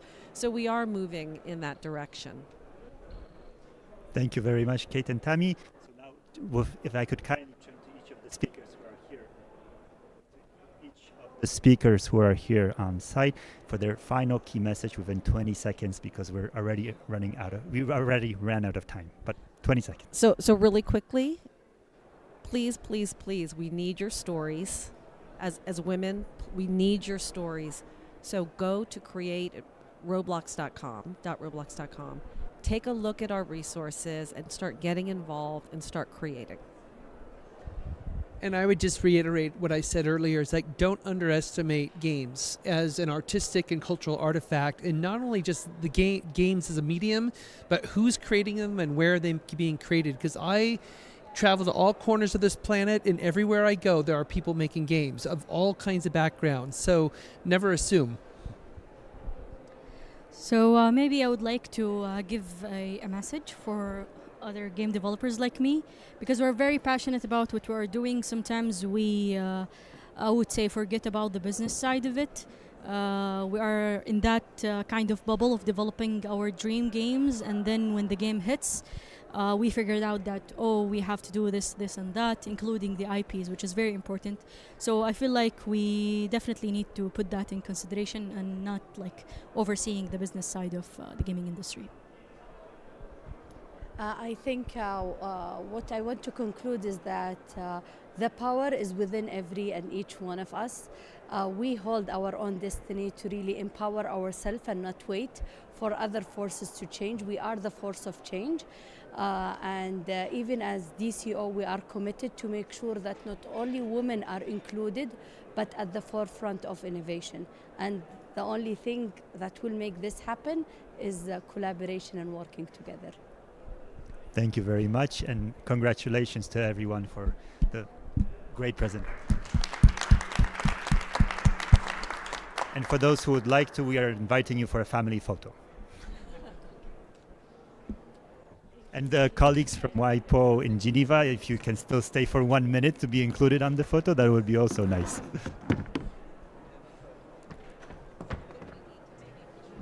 Yes. Go.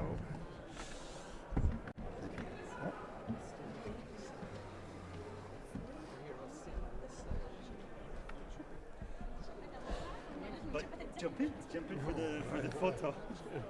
I'm not a developer. I cannot play any video game. But you're the amazing expert in intellectual property.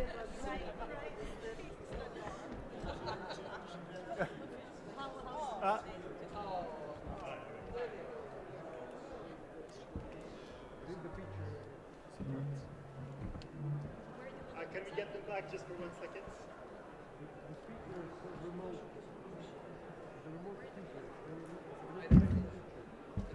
One second, just 1 second for the photo.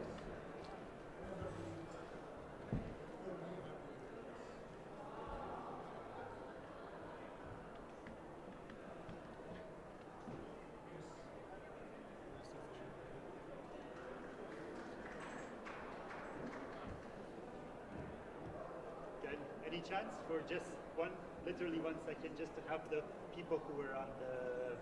there we go. There we go. Perfect. Thank you.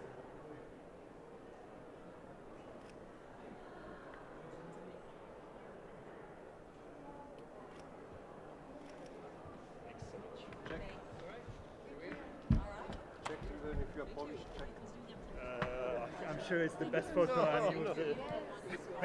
With Thank your you all. expertise, and especially also in the creative industry, I'm sure it's the best photo.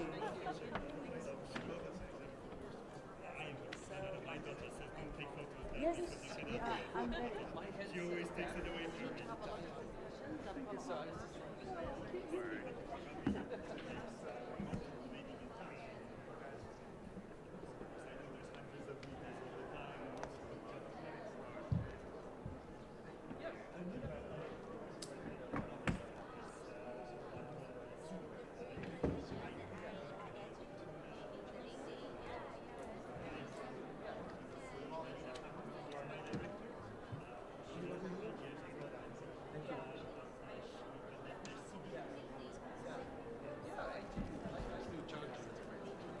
Charging here? I'll take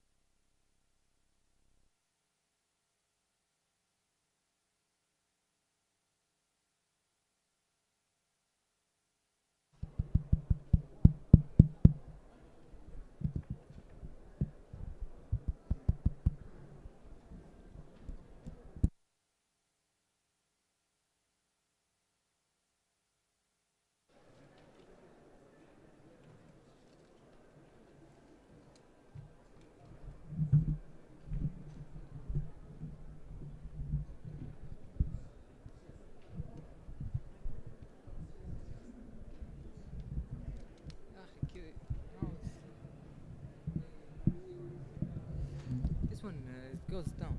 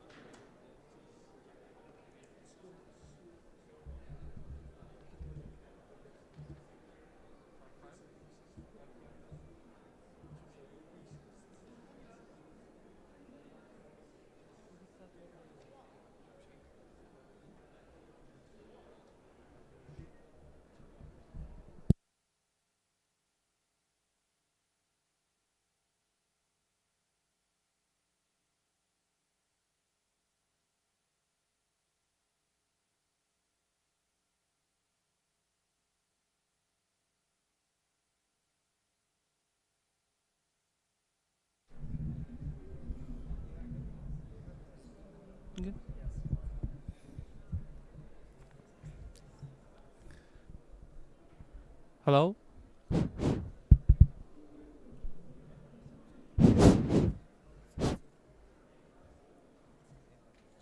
Okay.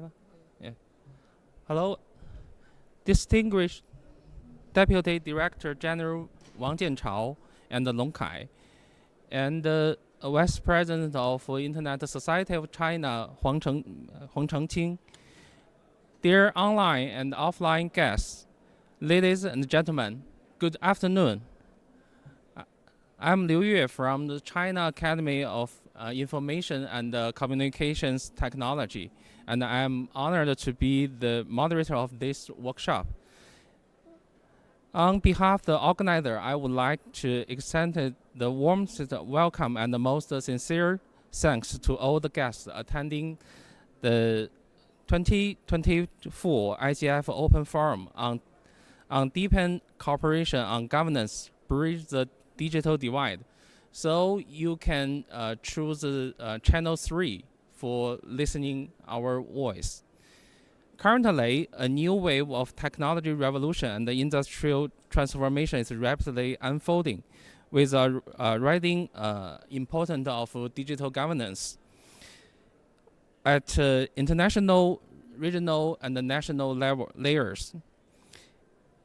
And last year, during the IGF in Japan, we hosted an open forum on digital governance, hoping that all parties would share responsibility and foster the opening and foster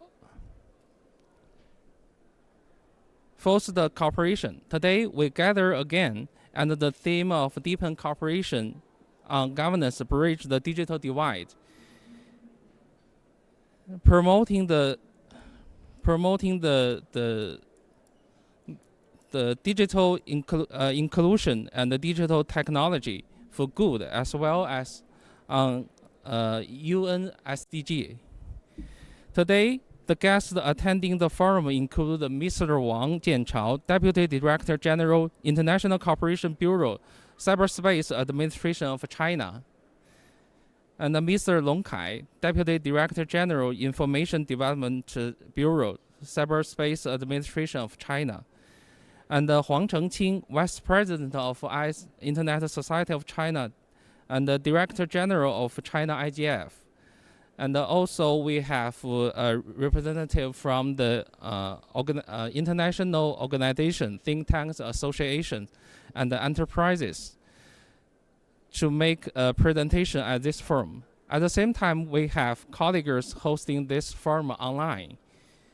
Now I'd like to invite Mr. Wang Jianchao, Deputy Director General, International Cooperation Bureau, Cyberspace Administration of China, to deliver its opening address. Please take the floor. Thank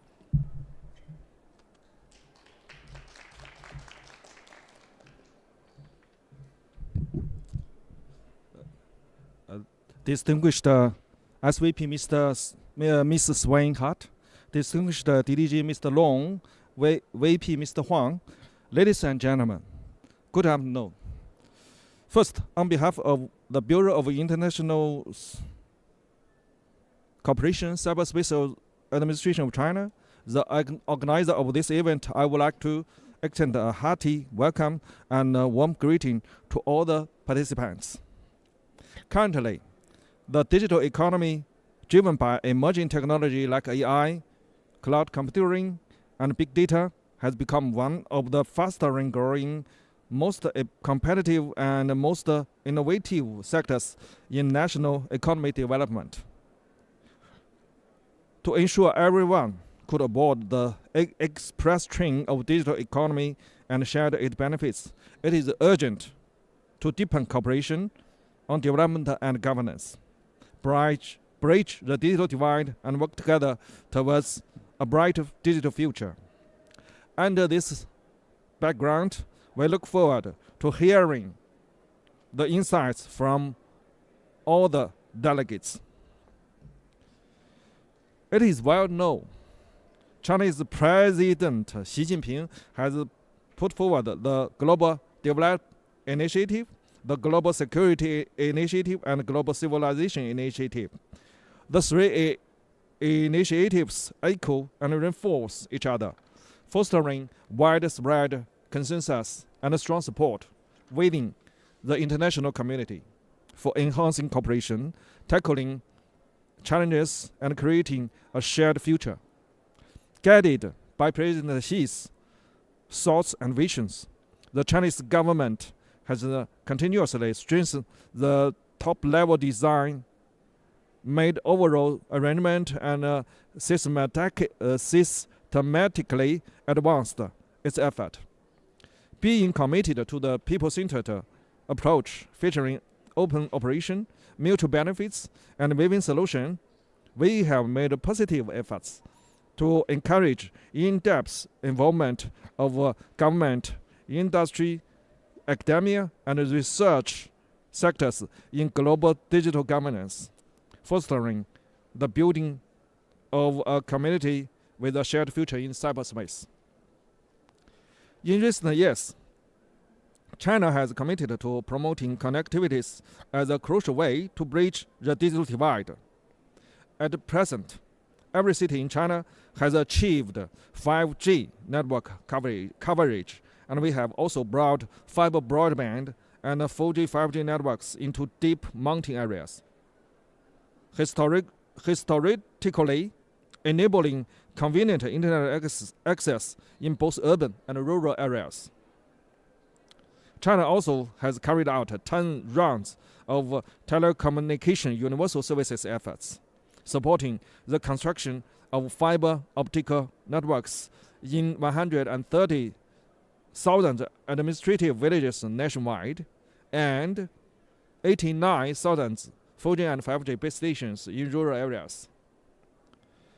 China persistently views innovation application as a crucial driving for development, positioning digital technology as a leading force in technological revolution and industrial transformation.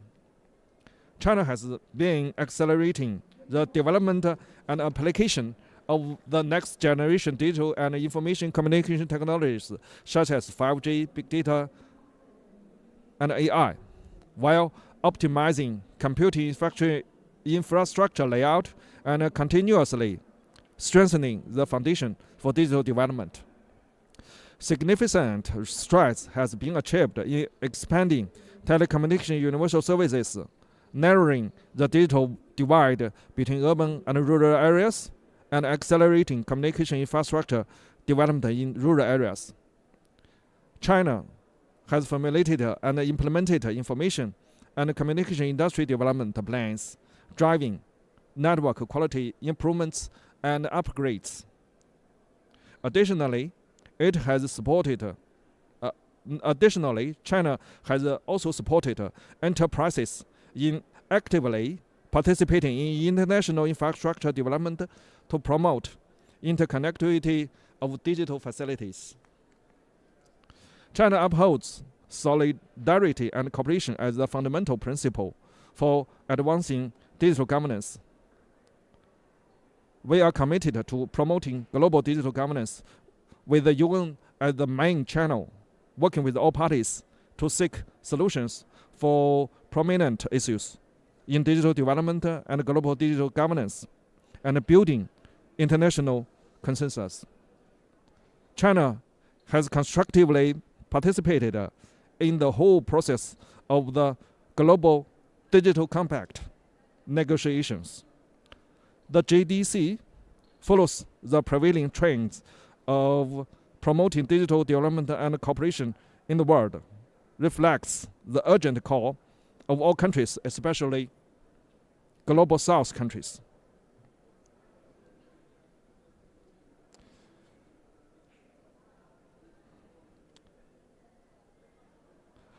For efforts to narrow the digital divide and wipe out governance deficits and demonstrate the common aspiration of the international community to respond to digital communities' opportunities and challenges and build an inclusive, open, fair, and secure digital future through joint efforts and cooperation. The GDC also provides fresh impetus for global digital governance. Nowadays, changes of historical significance across the world are unfolding in ways like never before. Deepening digital governance and bridging the digital divide requires collaborative participation from all the countries and all the parties. On this occasion, I would like to put forward 3 points. Firstly, we need to pursue a common development. We should make joint efforts to advance openness and cooperation in digital governance, enrich the dimensions of opening up, and enhance the level of opening up. Efforts should be made to foster collaborative innovation in infrastructure development and digital technology, cultivate new driving forces through digitalization, and propel new development with these driving forces. Secondly, we need to meet shared responsibilities.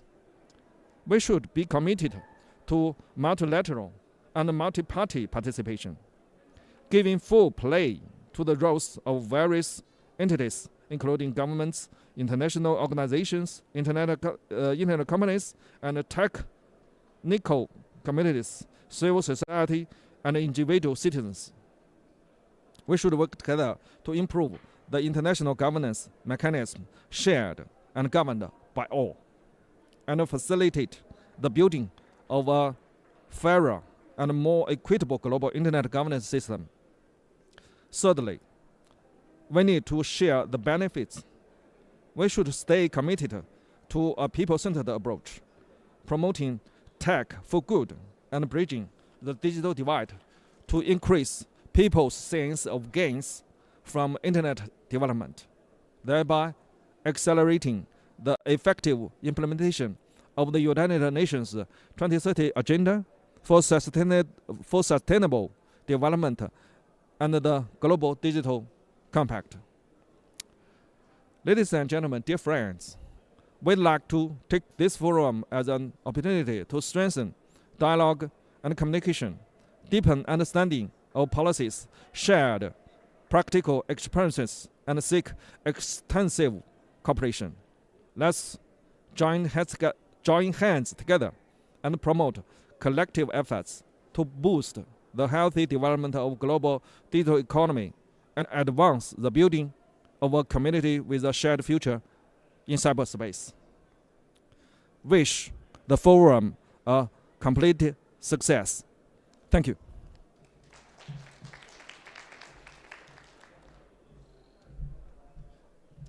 Thank you, Mr. Wang.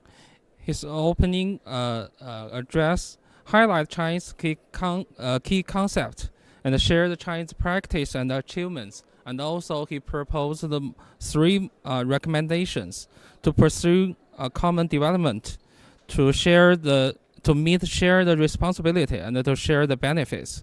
And she's recommendation is give us a very good reference and the guidance. Now we will move to the presentation segment with the first topic being accelerating digital infrastructure development and fostering global digital inclusion. In this session, we are honored to invite 3 distinguished speakers. And reminder to all speakers, each person will have 8 minutes to speak.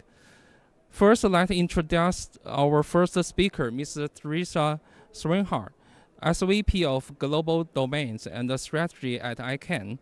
As a leading expert on global internet governance, Teresa collaborates with community, contracted parties, stakeholders, and policymakers to ensure broad and inclusive participation.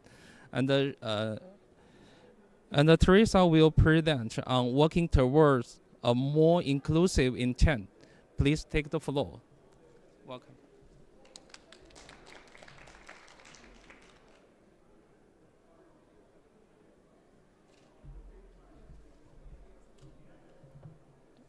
Thank you.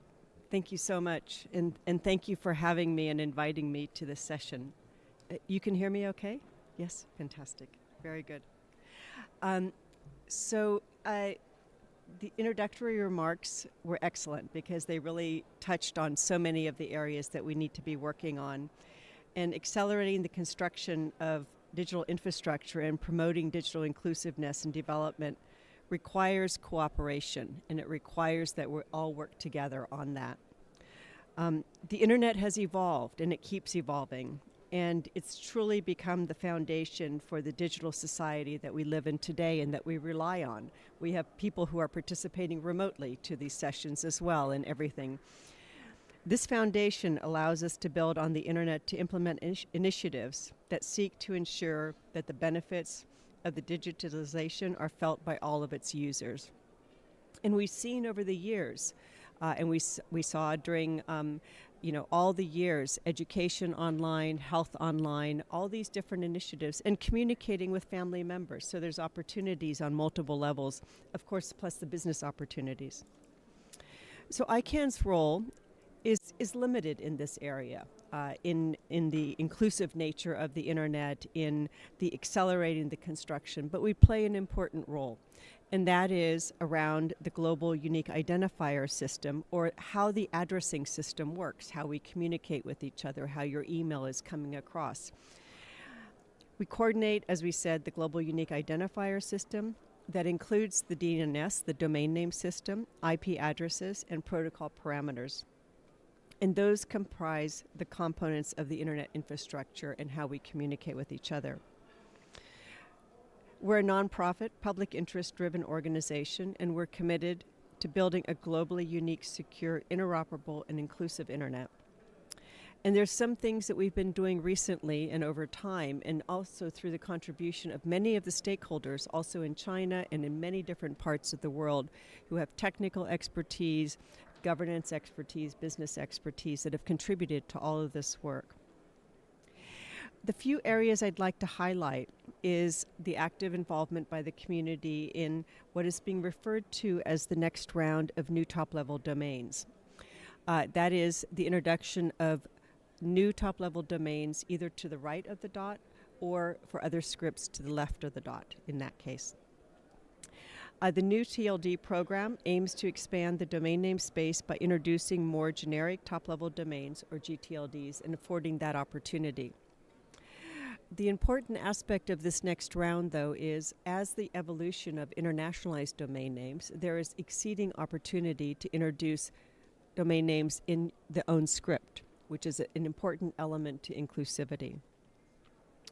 These new top-level domains are going to serve a diverse culture, geographic, language, and professional communities, and provide various communities and organizations the opportunity to create their own space online, which means then the ability for platforms to connect to that and have that.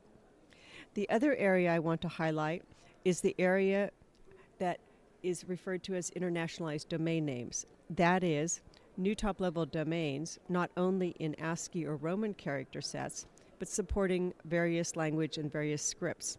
And that's very important to an inclusive internet and the ability for people to use the language of their choice with a full experience of using that language on the internet.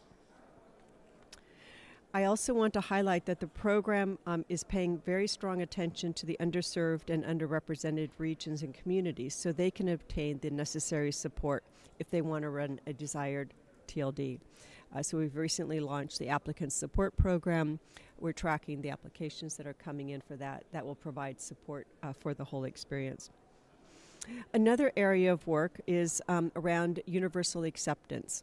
And what that means is when one has a top-level domain, which exceeds more than 2 or 3 letters to the right or to the left of the dot, or is in a script that is not an ASCII script, the ability for that communication to be seamless across the system so the platform providers can provide that. Again, an important aspect of inclusivity. Next year, ICANN and UNESCO, United Nations Education, Science, and Cultural Organization, are going to collaborate on the annual Universal Acceptance Day to create awareness around this. And it's an opportunity to mobilize local, national, regional, and global communities and organizations to become more aware of what needs to be done to undertake this. This collaboration is intended to support and encourage internet inclusivity and aims to continue the momentum surrounding awareness of what needs to undertake to have universal acceptance. We need to remember that the inclusive internet involves all of us, and you pointed that out very kindly. And it should continue to be one that considers and hears the voices of all stakeholders who are involved and maintain and operate and use the internet. It's the only way we can make it work. Everybody has different expertise, different ideas. We need to do that. When all the relevant experts are at the table, having a say in decisions that are affecting the internet, the solutions that are identified have a much, much higher chance of succeeding without inadvertently either fragmenting the internet or not being possible to implement because one hadn't thought about one aspect or another. None of us have all the expertise. We need to have a shared experience. So I encourage you to follow, participate, and spread the word about these projects in your regions and communities, and would like to work together with all interested parties to build a more diversified, multilingual, and inclusive internet for all of us to benefit from. And I will apologize in advance. I do need to leave before the session ends, so I am very grateful. Thank you for accommodating us. Thank you.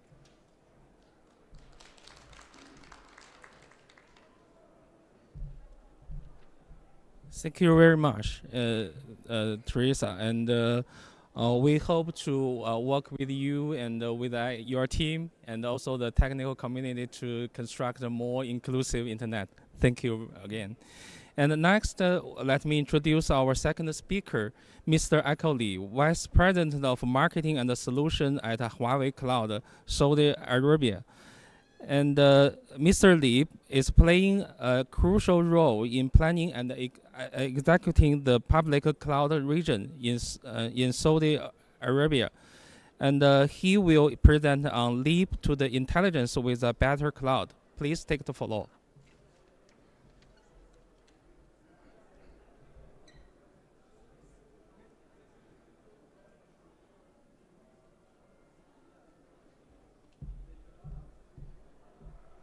Hello, can you hear me?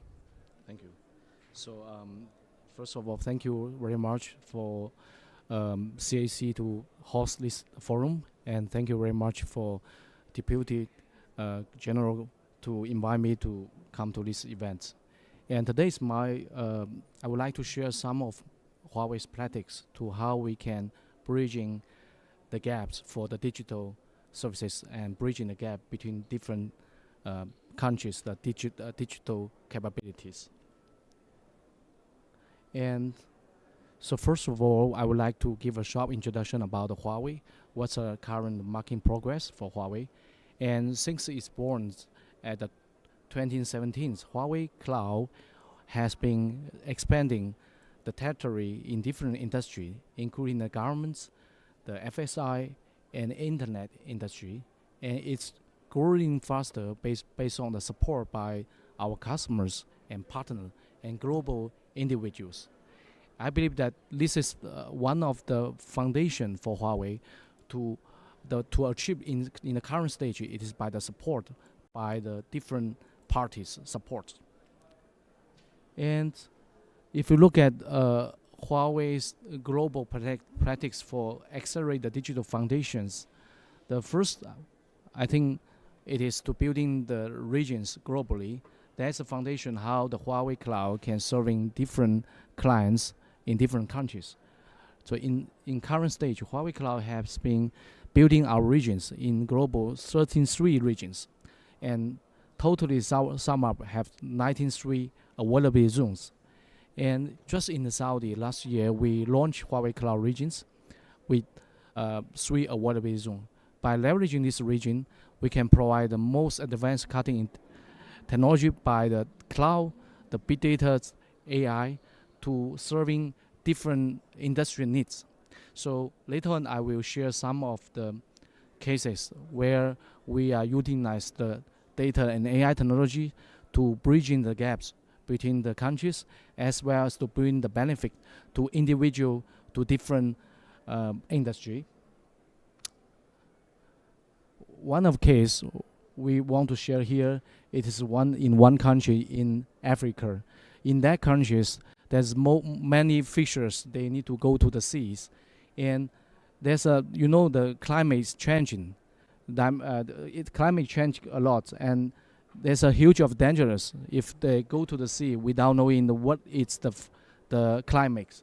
And what we do is by providing the notice, the large models. We call it Pangu weather large models, which is invented by Huawei, and we're using that model to training and predict and to focus on the climate change or the weather changes, so that for the fishers, they will know 1 week's advance ahead what the weather looks like, and they will planning their fishing activities.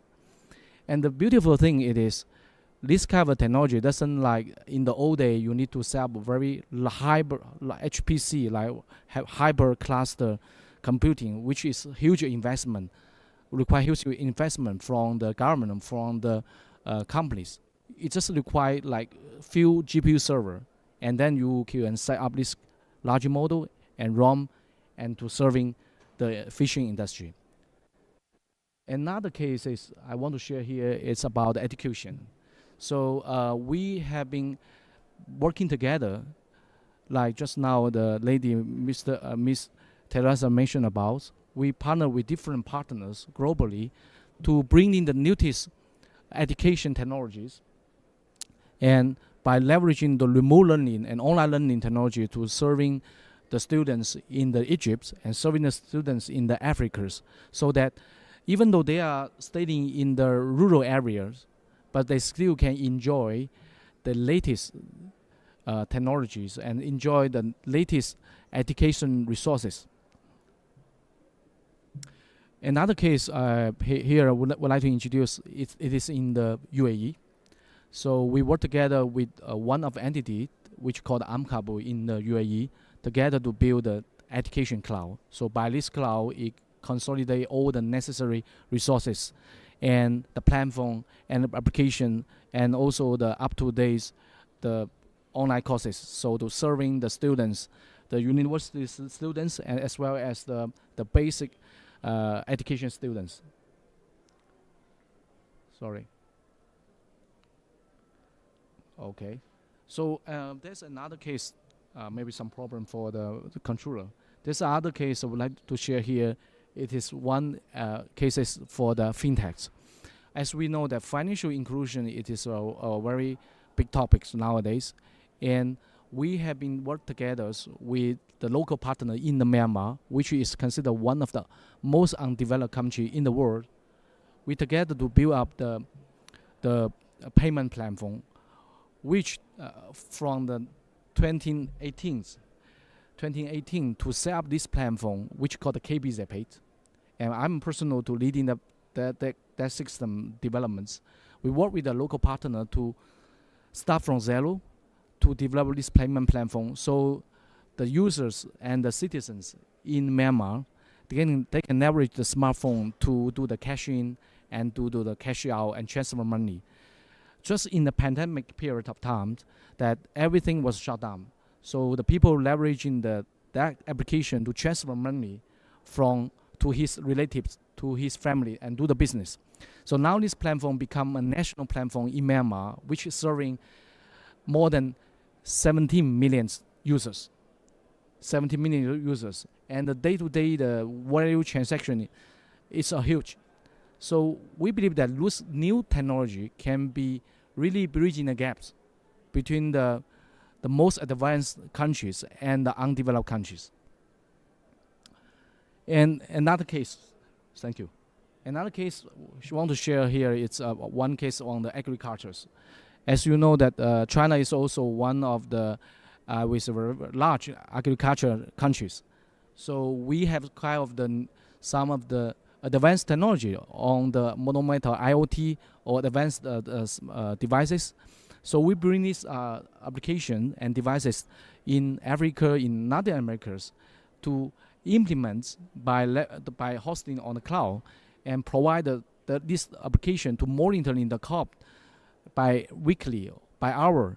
And we leveraging the AI technology to keep monitoring the growth status. So in case there's any, I would say that there any disease happens at the crops, the farmer can immediately take actions to clean the diseases by leveraging this technology. And the beautiful thing it is this technology will be hosting on cloud with a cost-effective cost to let the farmer have easily to enjoy the technologies. The final case I would like to share here is we know that with the vision of 2013, that Saudi is trying to develop different kind of the new industry, new economy. So one of the cases is in Saudi that one company in Saudi called Abax, they are trying to build a platform for the e-commerce, but they are lack of the capability to build the platform, and we together with the partners to help them to build a whole e-commerce platform by leveraging the newest e-commerce technology of China and setting up the platform run and successfully in Saudi. And by leveraging the cloud, that it can achieve very low latency, so the people in Saudi can enjoy the fastest the internet experience, similar like in other countries. And they can enjoy the newest way how to do the online shopping. They can even do the shopping by the online streaming. Yeah, that's all for my presentation. At the end, I would like to emphasize the mission of the Huawei. That is to building to provide the digital to every person, every home, and every organization by building an intelligent world and international connection. Thank you. Thank you very much.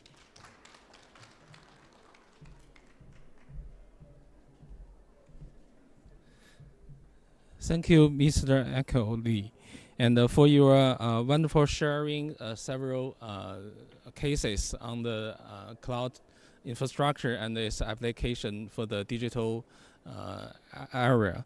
And also, we are sure that a good cloud for a good cloud for good. Yeah. So I will introduce our third speaker, Mr. Mose Sibai, and he comes from the Saudi Cloud Computing Company, and he is the general manager for digital advisory and strategic programs. In this role, he provides executive advisory on digital and cloud strategy, and oversees the Alibaba Cloud Strategy Program in the region. And he will present on accelerate the construction of digital infrastructure, promote global digital inclusiveness and development. Please take the floor, Mr. Mose.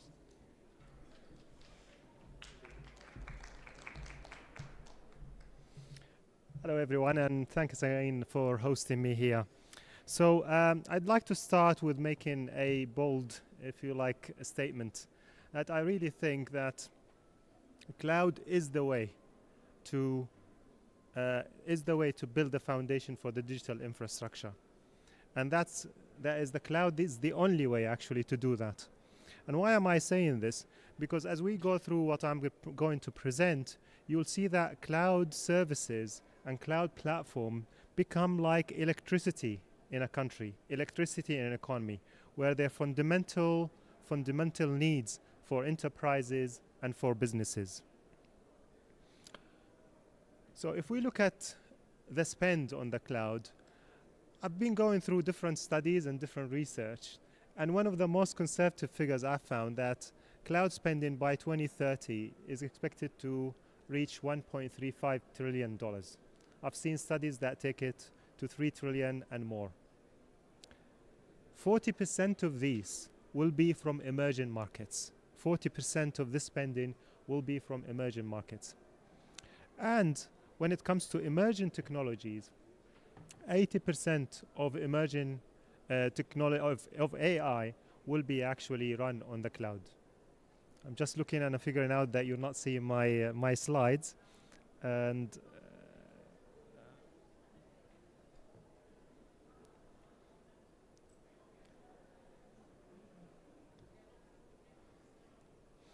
so while they're fixing the slides, I'll just go through the material and not assume you're seeing it.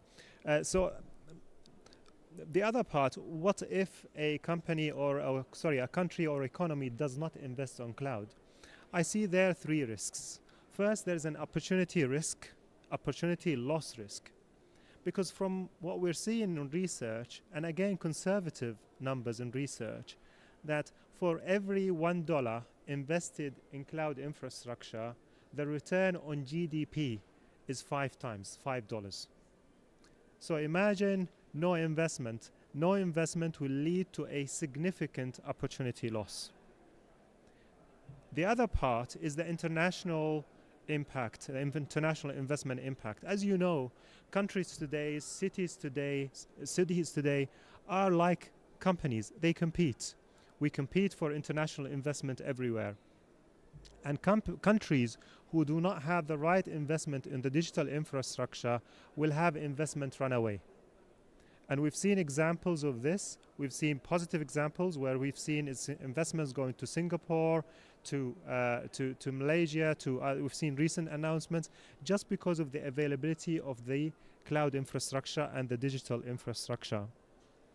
The other part of the investment and potential investment loss is the investment loss that is led or resulted by not having the cloud infrastructure, the disadvantage for the enterprises on the country. The disadvantage will be the enterprises in a specific country where there is no investment, they will not have access to the B2B, B2C, B2BC infrastructure that will allow them to compete in a cross-border commerce. The third one is the digital divide. So imagine a country or economy that does not invest on a digital infrastructure and having the disadvantage of not having the access to some of the cases my colleague mentioned on the digital health, digital education, digital sports, and others. So the hypothesis here, can you run this? That's the right slide now. So can we run this? So actually, we've just gone through this, so you can go to the next one. Can we run all of this on legacy setup? And really, it cannot be. Because by the time you put a digital infrastructure using legacy methods, by the time you go live, the infrastructure will be out of date.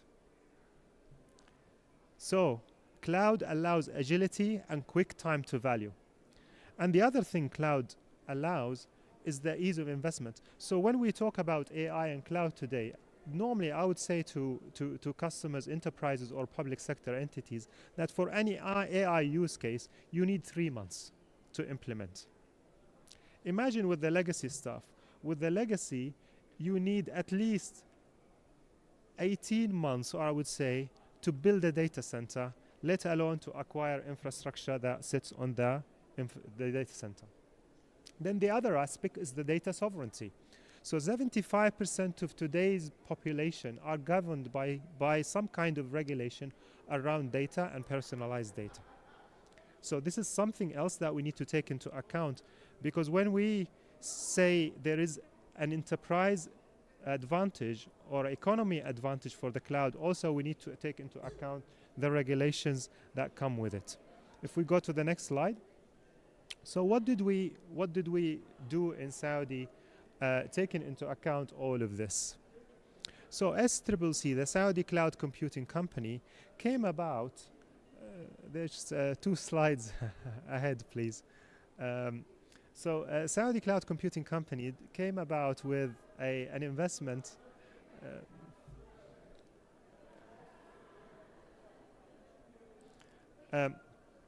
It's a joint venture. It's a Saudi-Chinese joint venture that made us bring hyperscaler cloud capabilities to the kingdom.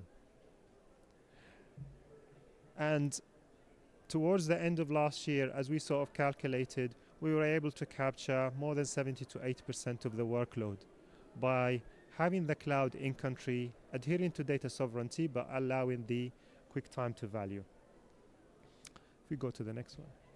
So how did this joint venture work? And the reason I'm presenting this, because this is, I think, a significant experience that could be taken elsewhere as well. So there were 3 pillars to this. So the first pillar is the effective partners of this joint venture. So STC being the leader, the ICT leader in Saudi Arabia, with a huge enterprise and public sector reach.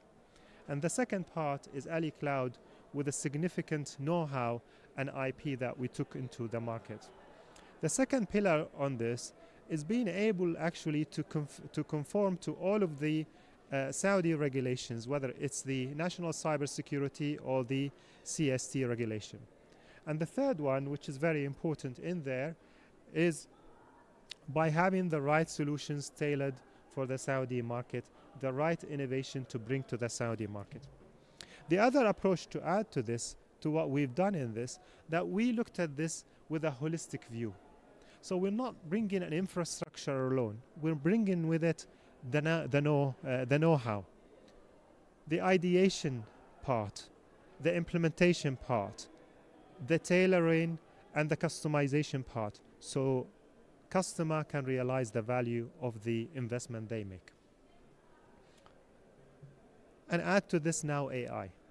And we believe with AI, we're able to deliver more timely value by having the solution empowered by or powered by AI. Let's go to the next one. So when we look at Saudi market, in Saudi we looked at key priorities. So as an emerging player in tourism, in sports, in the financial services, as a leader in e-government, we focused our investment around these industries, providing these solutions to these industries. And there are several ways. We looked at use cases, and there are so many use cases that we tailored to the Saudi market across all of these, covering quality of life, covering e-government and public sector, and covering the financial services, manufacturing, and others. So my call to action, 3 points. Clouds provide agility, and it provides the right time to value. Secondly, investment with the right partnerships and collaboration to lead the right results. And this is a timely investment that required, so we leave no country behind and no economy behind. Thank you very much, and we're happy to share, we're happy to discuss, and we're happy to sort of talk about the experience, and also share insight, and also welcome any partnership that will help us enrich our offerings in Saudi Arabia. Thank you.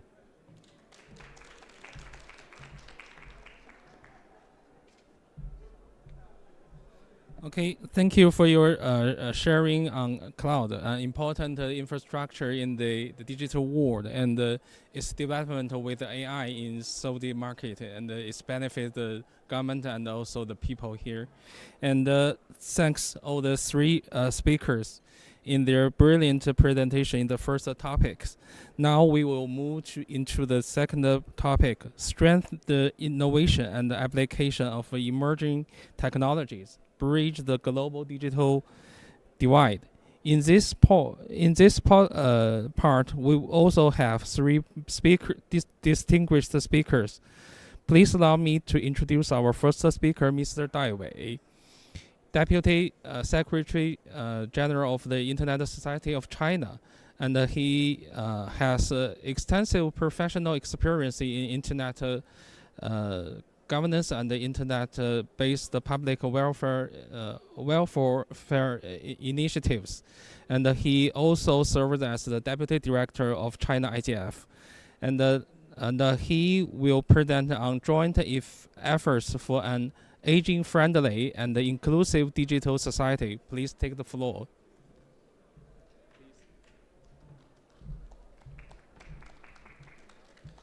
Okay, thank you for the organizer for inviting me to this session. It is my honor. I'm Dai Wei from the Internet Society of China. And today, this afternoon, I will share with you what the Internet Society of China has done for an inclusive and aging-friendly digital society. The UN 2030 Agenda for Sustainable development places the goal of inclusion at the heart of all efforts in order to achieve the promise to leave no one behind. China is a major internet country with a wide coverage of internet infrastructures and users, forming an exclusive digital society. Additionally, China also has a substantial elderly people. There are nearly 297 million people aged 60 and over by the end of 2023.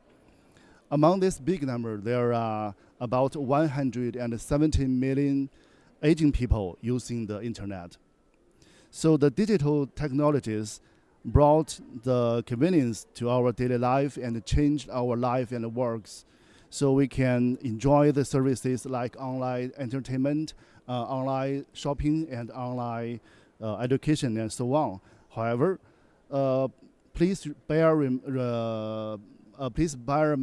mind that some digital divides still exist in the reality. For example, the elderly people cannot use the internet as smoothly as the young people does, because there are so many websites or apps. The interface looks very complex, or the font is too small to read. To solve the issue of digital divide is not only about access to the internet, but also how to make it easy to use. Therefore, achieving the goal of building an age-friendly digital society and narrowing the digital divide is not just a simple slogan, but present both formidable challenge and far-reaching significance. In recent years, the Chinese government has implemented a package of policies to tackle issues related to aging population, especially the law on the construction of a barrier-free environment enacted last year is the first legislation to address the importance to promote information accessibility. In line with the policy instruction, different stakeholders of the community had launched a series of approaches to improve the digital literacy of the aging group or facilitate the technical innovation of the related products. As the Internet Industry Association, the Internet Society of China started to research and did a lot of works and things for the information accessibility. From the year 2004. We are one of the organizations who firstly introduced the concept of information accessibility to the Chinese community. And by follow-up, conducted work and some such as standard formulation and public education and training and policy making advice, etc. In 23, we launched the China Public Services Information Accessibility Action Plan to promote online voice reading assistance, full keyboard operation, and visual assistance technology to be used and deployed on the public services websites. The service platform won the Champion of 2017 WSIS Prize presented by ITU.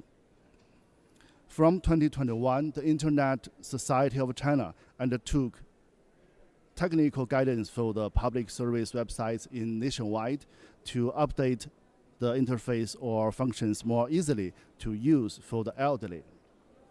Furthermore, we strengthen cooperations with professional organizations such as China Association of Persons with Visual Disabilities and the China Association of Volunteer Helping the Persons with Disabilities and the China Silver Industry Association. Because we take a lot of efforts and make some cooperations to take joint efforts to facilitate the program. Till now, we have promoted more than 30,000 public service websites to finish the information accessibility functions updated. And ladies and gentlemen, with the deepening of the global digital society and the development of aging society. It is commitment to let no one behind in the digital world. So in the future, we would like to work with you together and make more efforts and make more some cooperations in the future to promote an inclusive digital society for all. Thank you.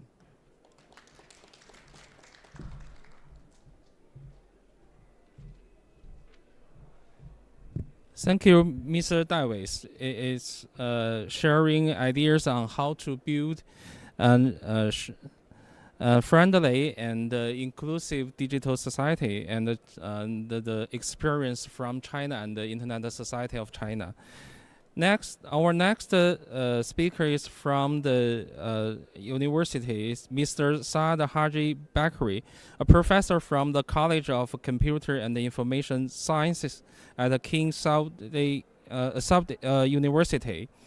He will present on promoting digital transformation toward development. Welcome.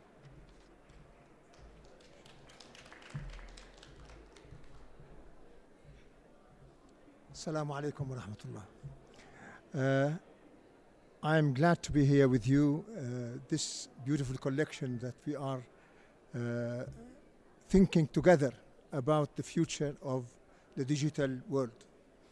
The question I want actually to address is that, are we doing enough, or are we utilizing enough the beautiful technology, the beautiful digital technology for our benefits? I don't want to ask you all this question. I'll ask myself and say, no, we are not. Why? Let's go into the problem here, and gradually from having a view of the digital world, digital benefits, digital transformation.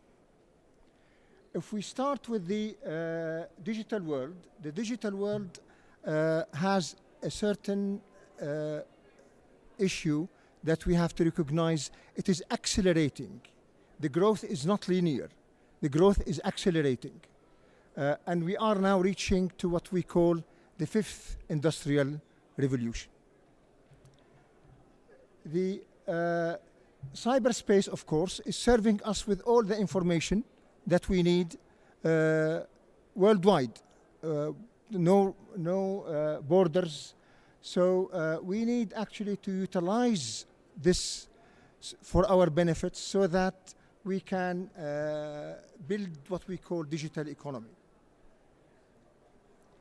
Of course, the digital world, the digital technology provide us with storage, provide us with transfer of information, but the most important, it's not only processing now, it's also intelligence.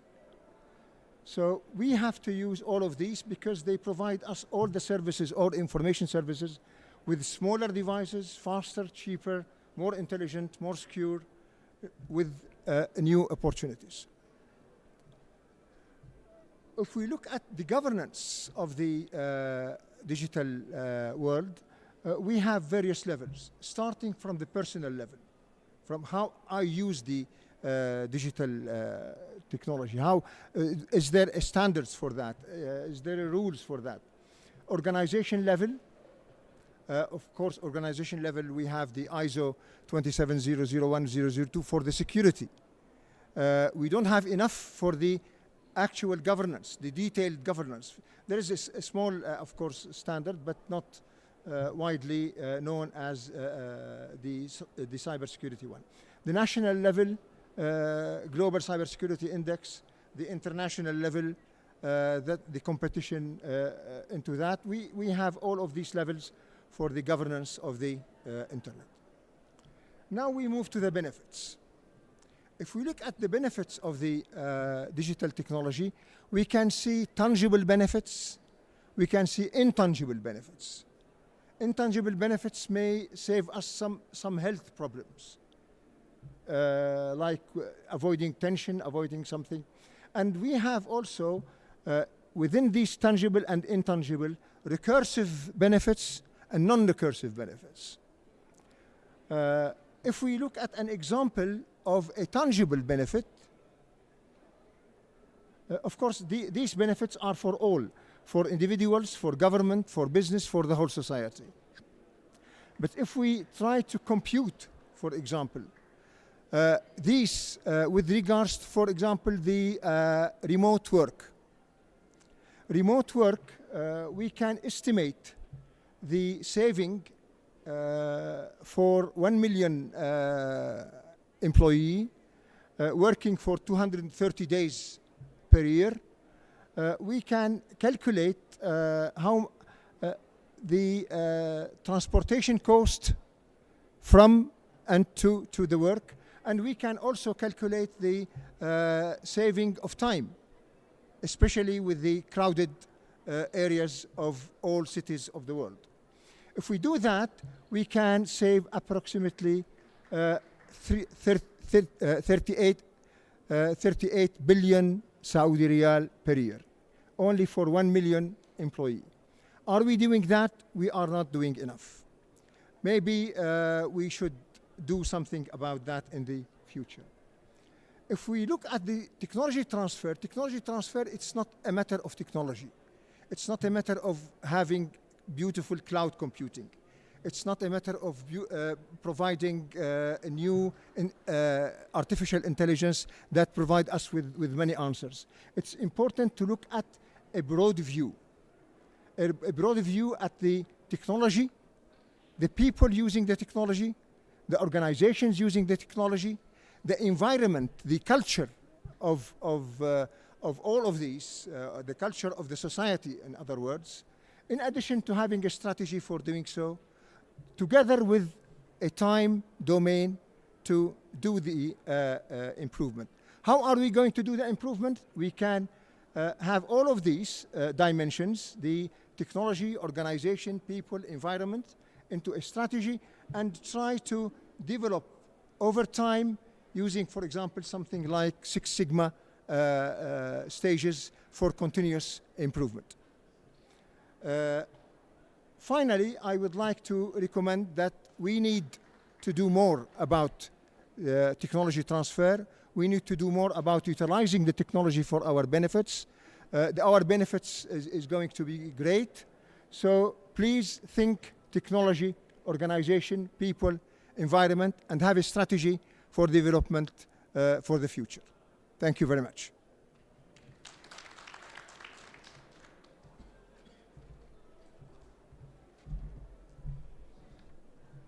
Thank you for Professor Saad for your insight on the digital world, the digital benefit, and the digital transformation.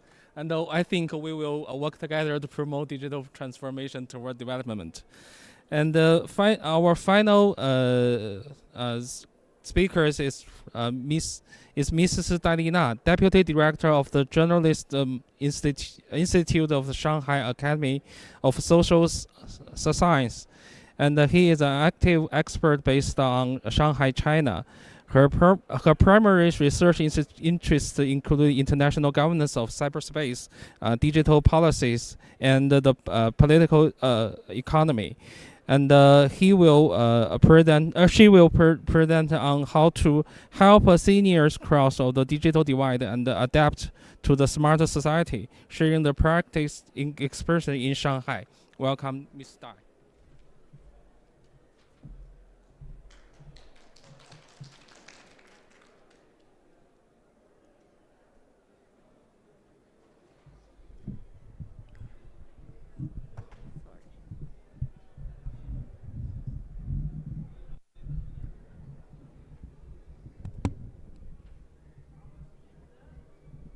Okay, thank you.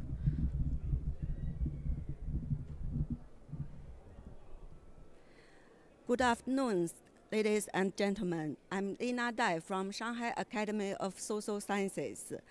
It's my great honor to be here with you at Riyadh IGF. First of all, please allow me to express my sincere gratitude to the organizers for inviting me to share a few thoughts on digital divide. Today, I would like to talk about the digital divide facing the senior citizens and our experience empowering the elderly with AI in Shanghai.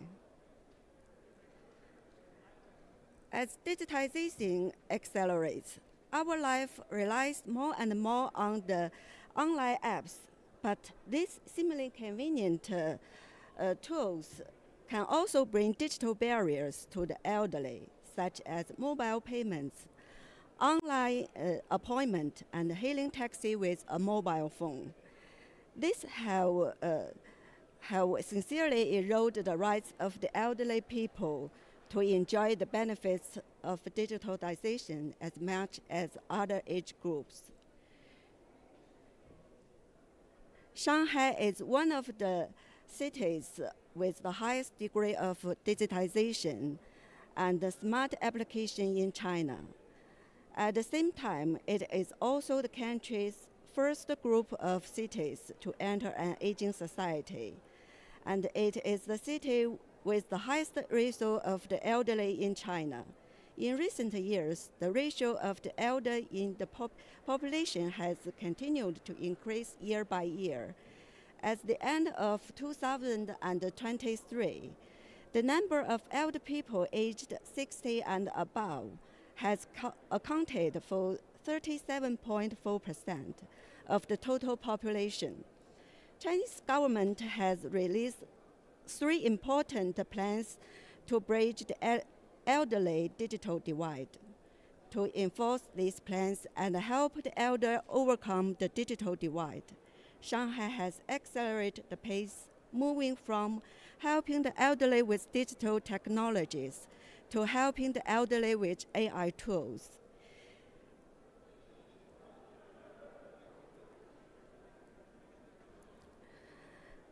The AI era has widened the digital divide for the elderly. This includes the issue of access, use, and the knowledge gap. In 2021, under the guidance of Shanghai Municipal Office Digital Transformation, the Shanghai Approach Digital Partnership Program was jointly initiated by local government, departments, enterprises, citizens, and social organizations to address the problem of digital divide. The details are as follows. In order to address the issue of access, the plan requires software deployers to meet the needs of special groups and make application more user-friendly. Shanghai issued the design specification for adapting internet application for the elderly and improving barrier-free facilities in Shanghai.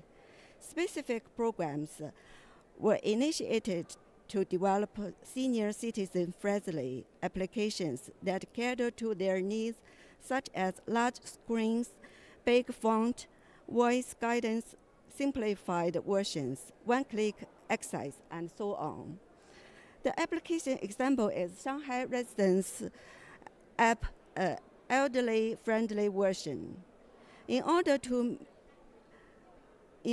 to make application more senior-friendly, the plan encouraged equipment manufacturers to develop more programs and devices are easily to use for the elderly. For example, services as one-click service for the elderly, which provide a one-stop service for medical care, car hailing, and government policy information.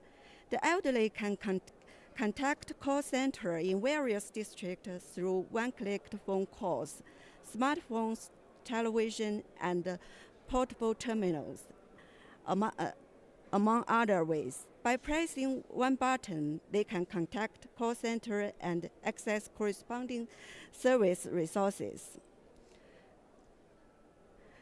To close the knowledge gap, the government has mobilized social forces through the Mutual Aid Partner Initiative to help elder people who are not familiar with smartphones but have the ability and the desire to learn. There are community information service assistants who are trained to provide relevant information services. The elderly people can attend training courses, hobby classes, close to their homes on the use of smart product.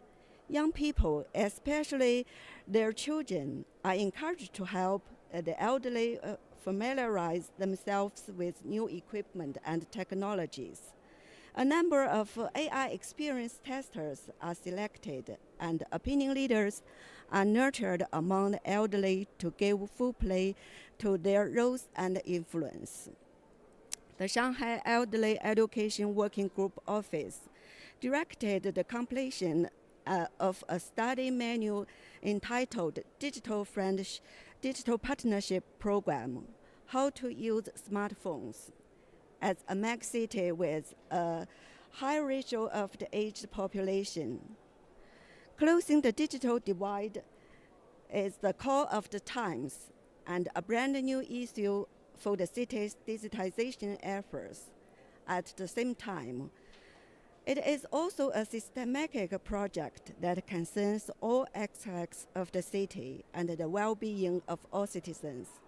Shanghai prioritizes the elderly and disabled in the digital transformation of the city and strives to turn itself to a city with a better human touch.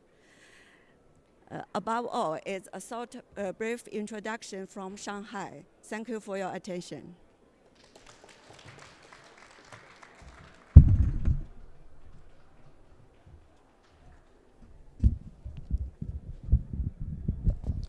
Thank you, Ms. Dai. And dear guests, experts, ladies and gentlemen, our forum today is about to come to a perfect conclusion. Due to the limited time, I will have a very short ending. Thanks for all the valuable insight and the spirit of cooperation. Today's discussion and speech can summarize to 3 keywords: inclusiveness, innovation, and international cooperation. Finally, let's work together to seize the opportunity presented by the digital network and the intelligent world, contributing to the building of a community with a shared future in cyberspace, making the internet better for people and the world, and stepping into a bright digital future. Thank you all. This forum has now concluded. I think we are just a new start to the digital governance and to bridge our digital divide. Thank you. And I will invite all the speakers and our distinguished guests to be the stage. We will have a group photo. Thank you.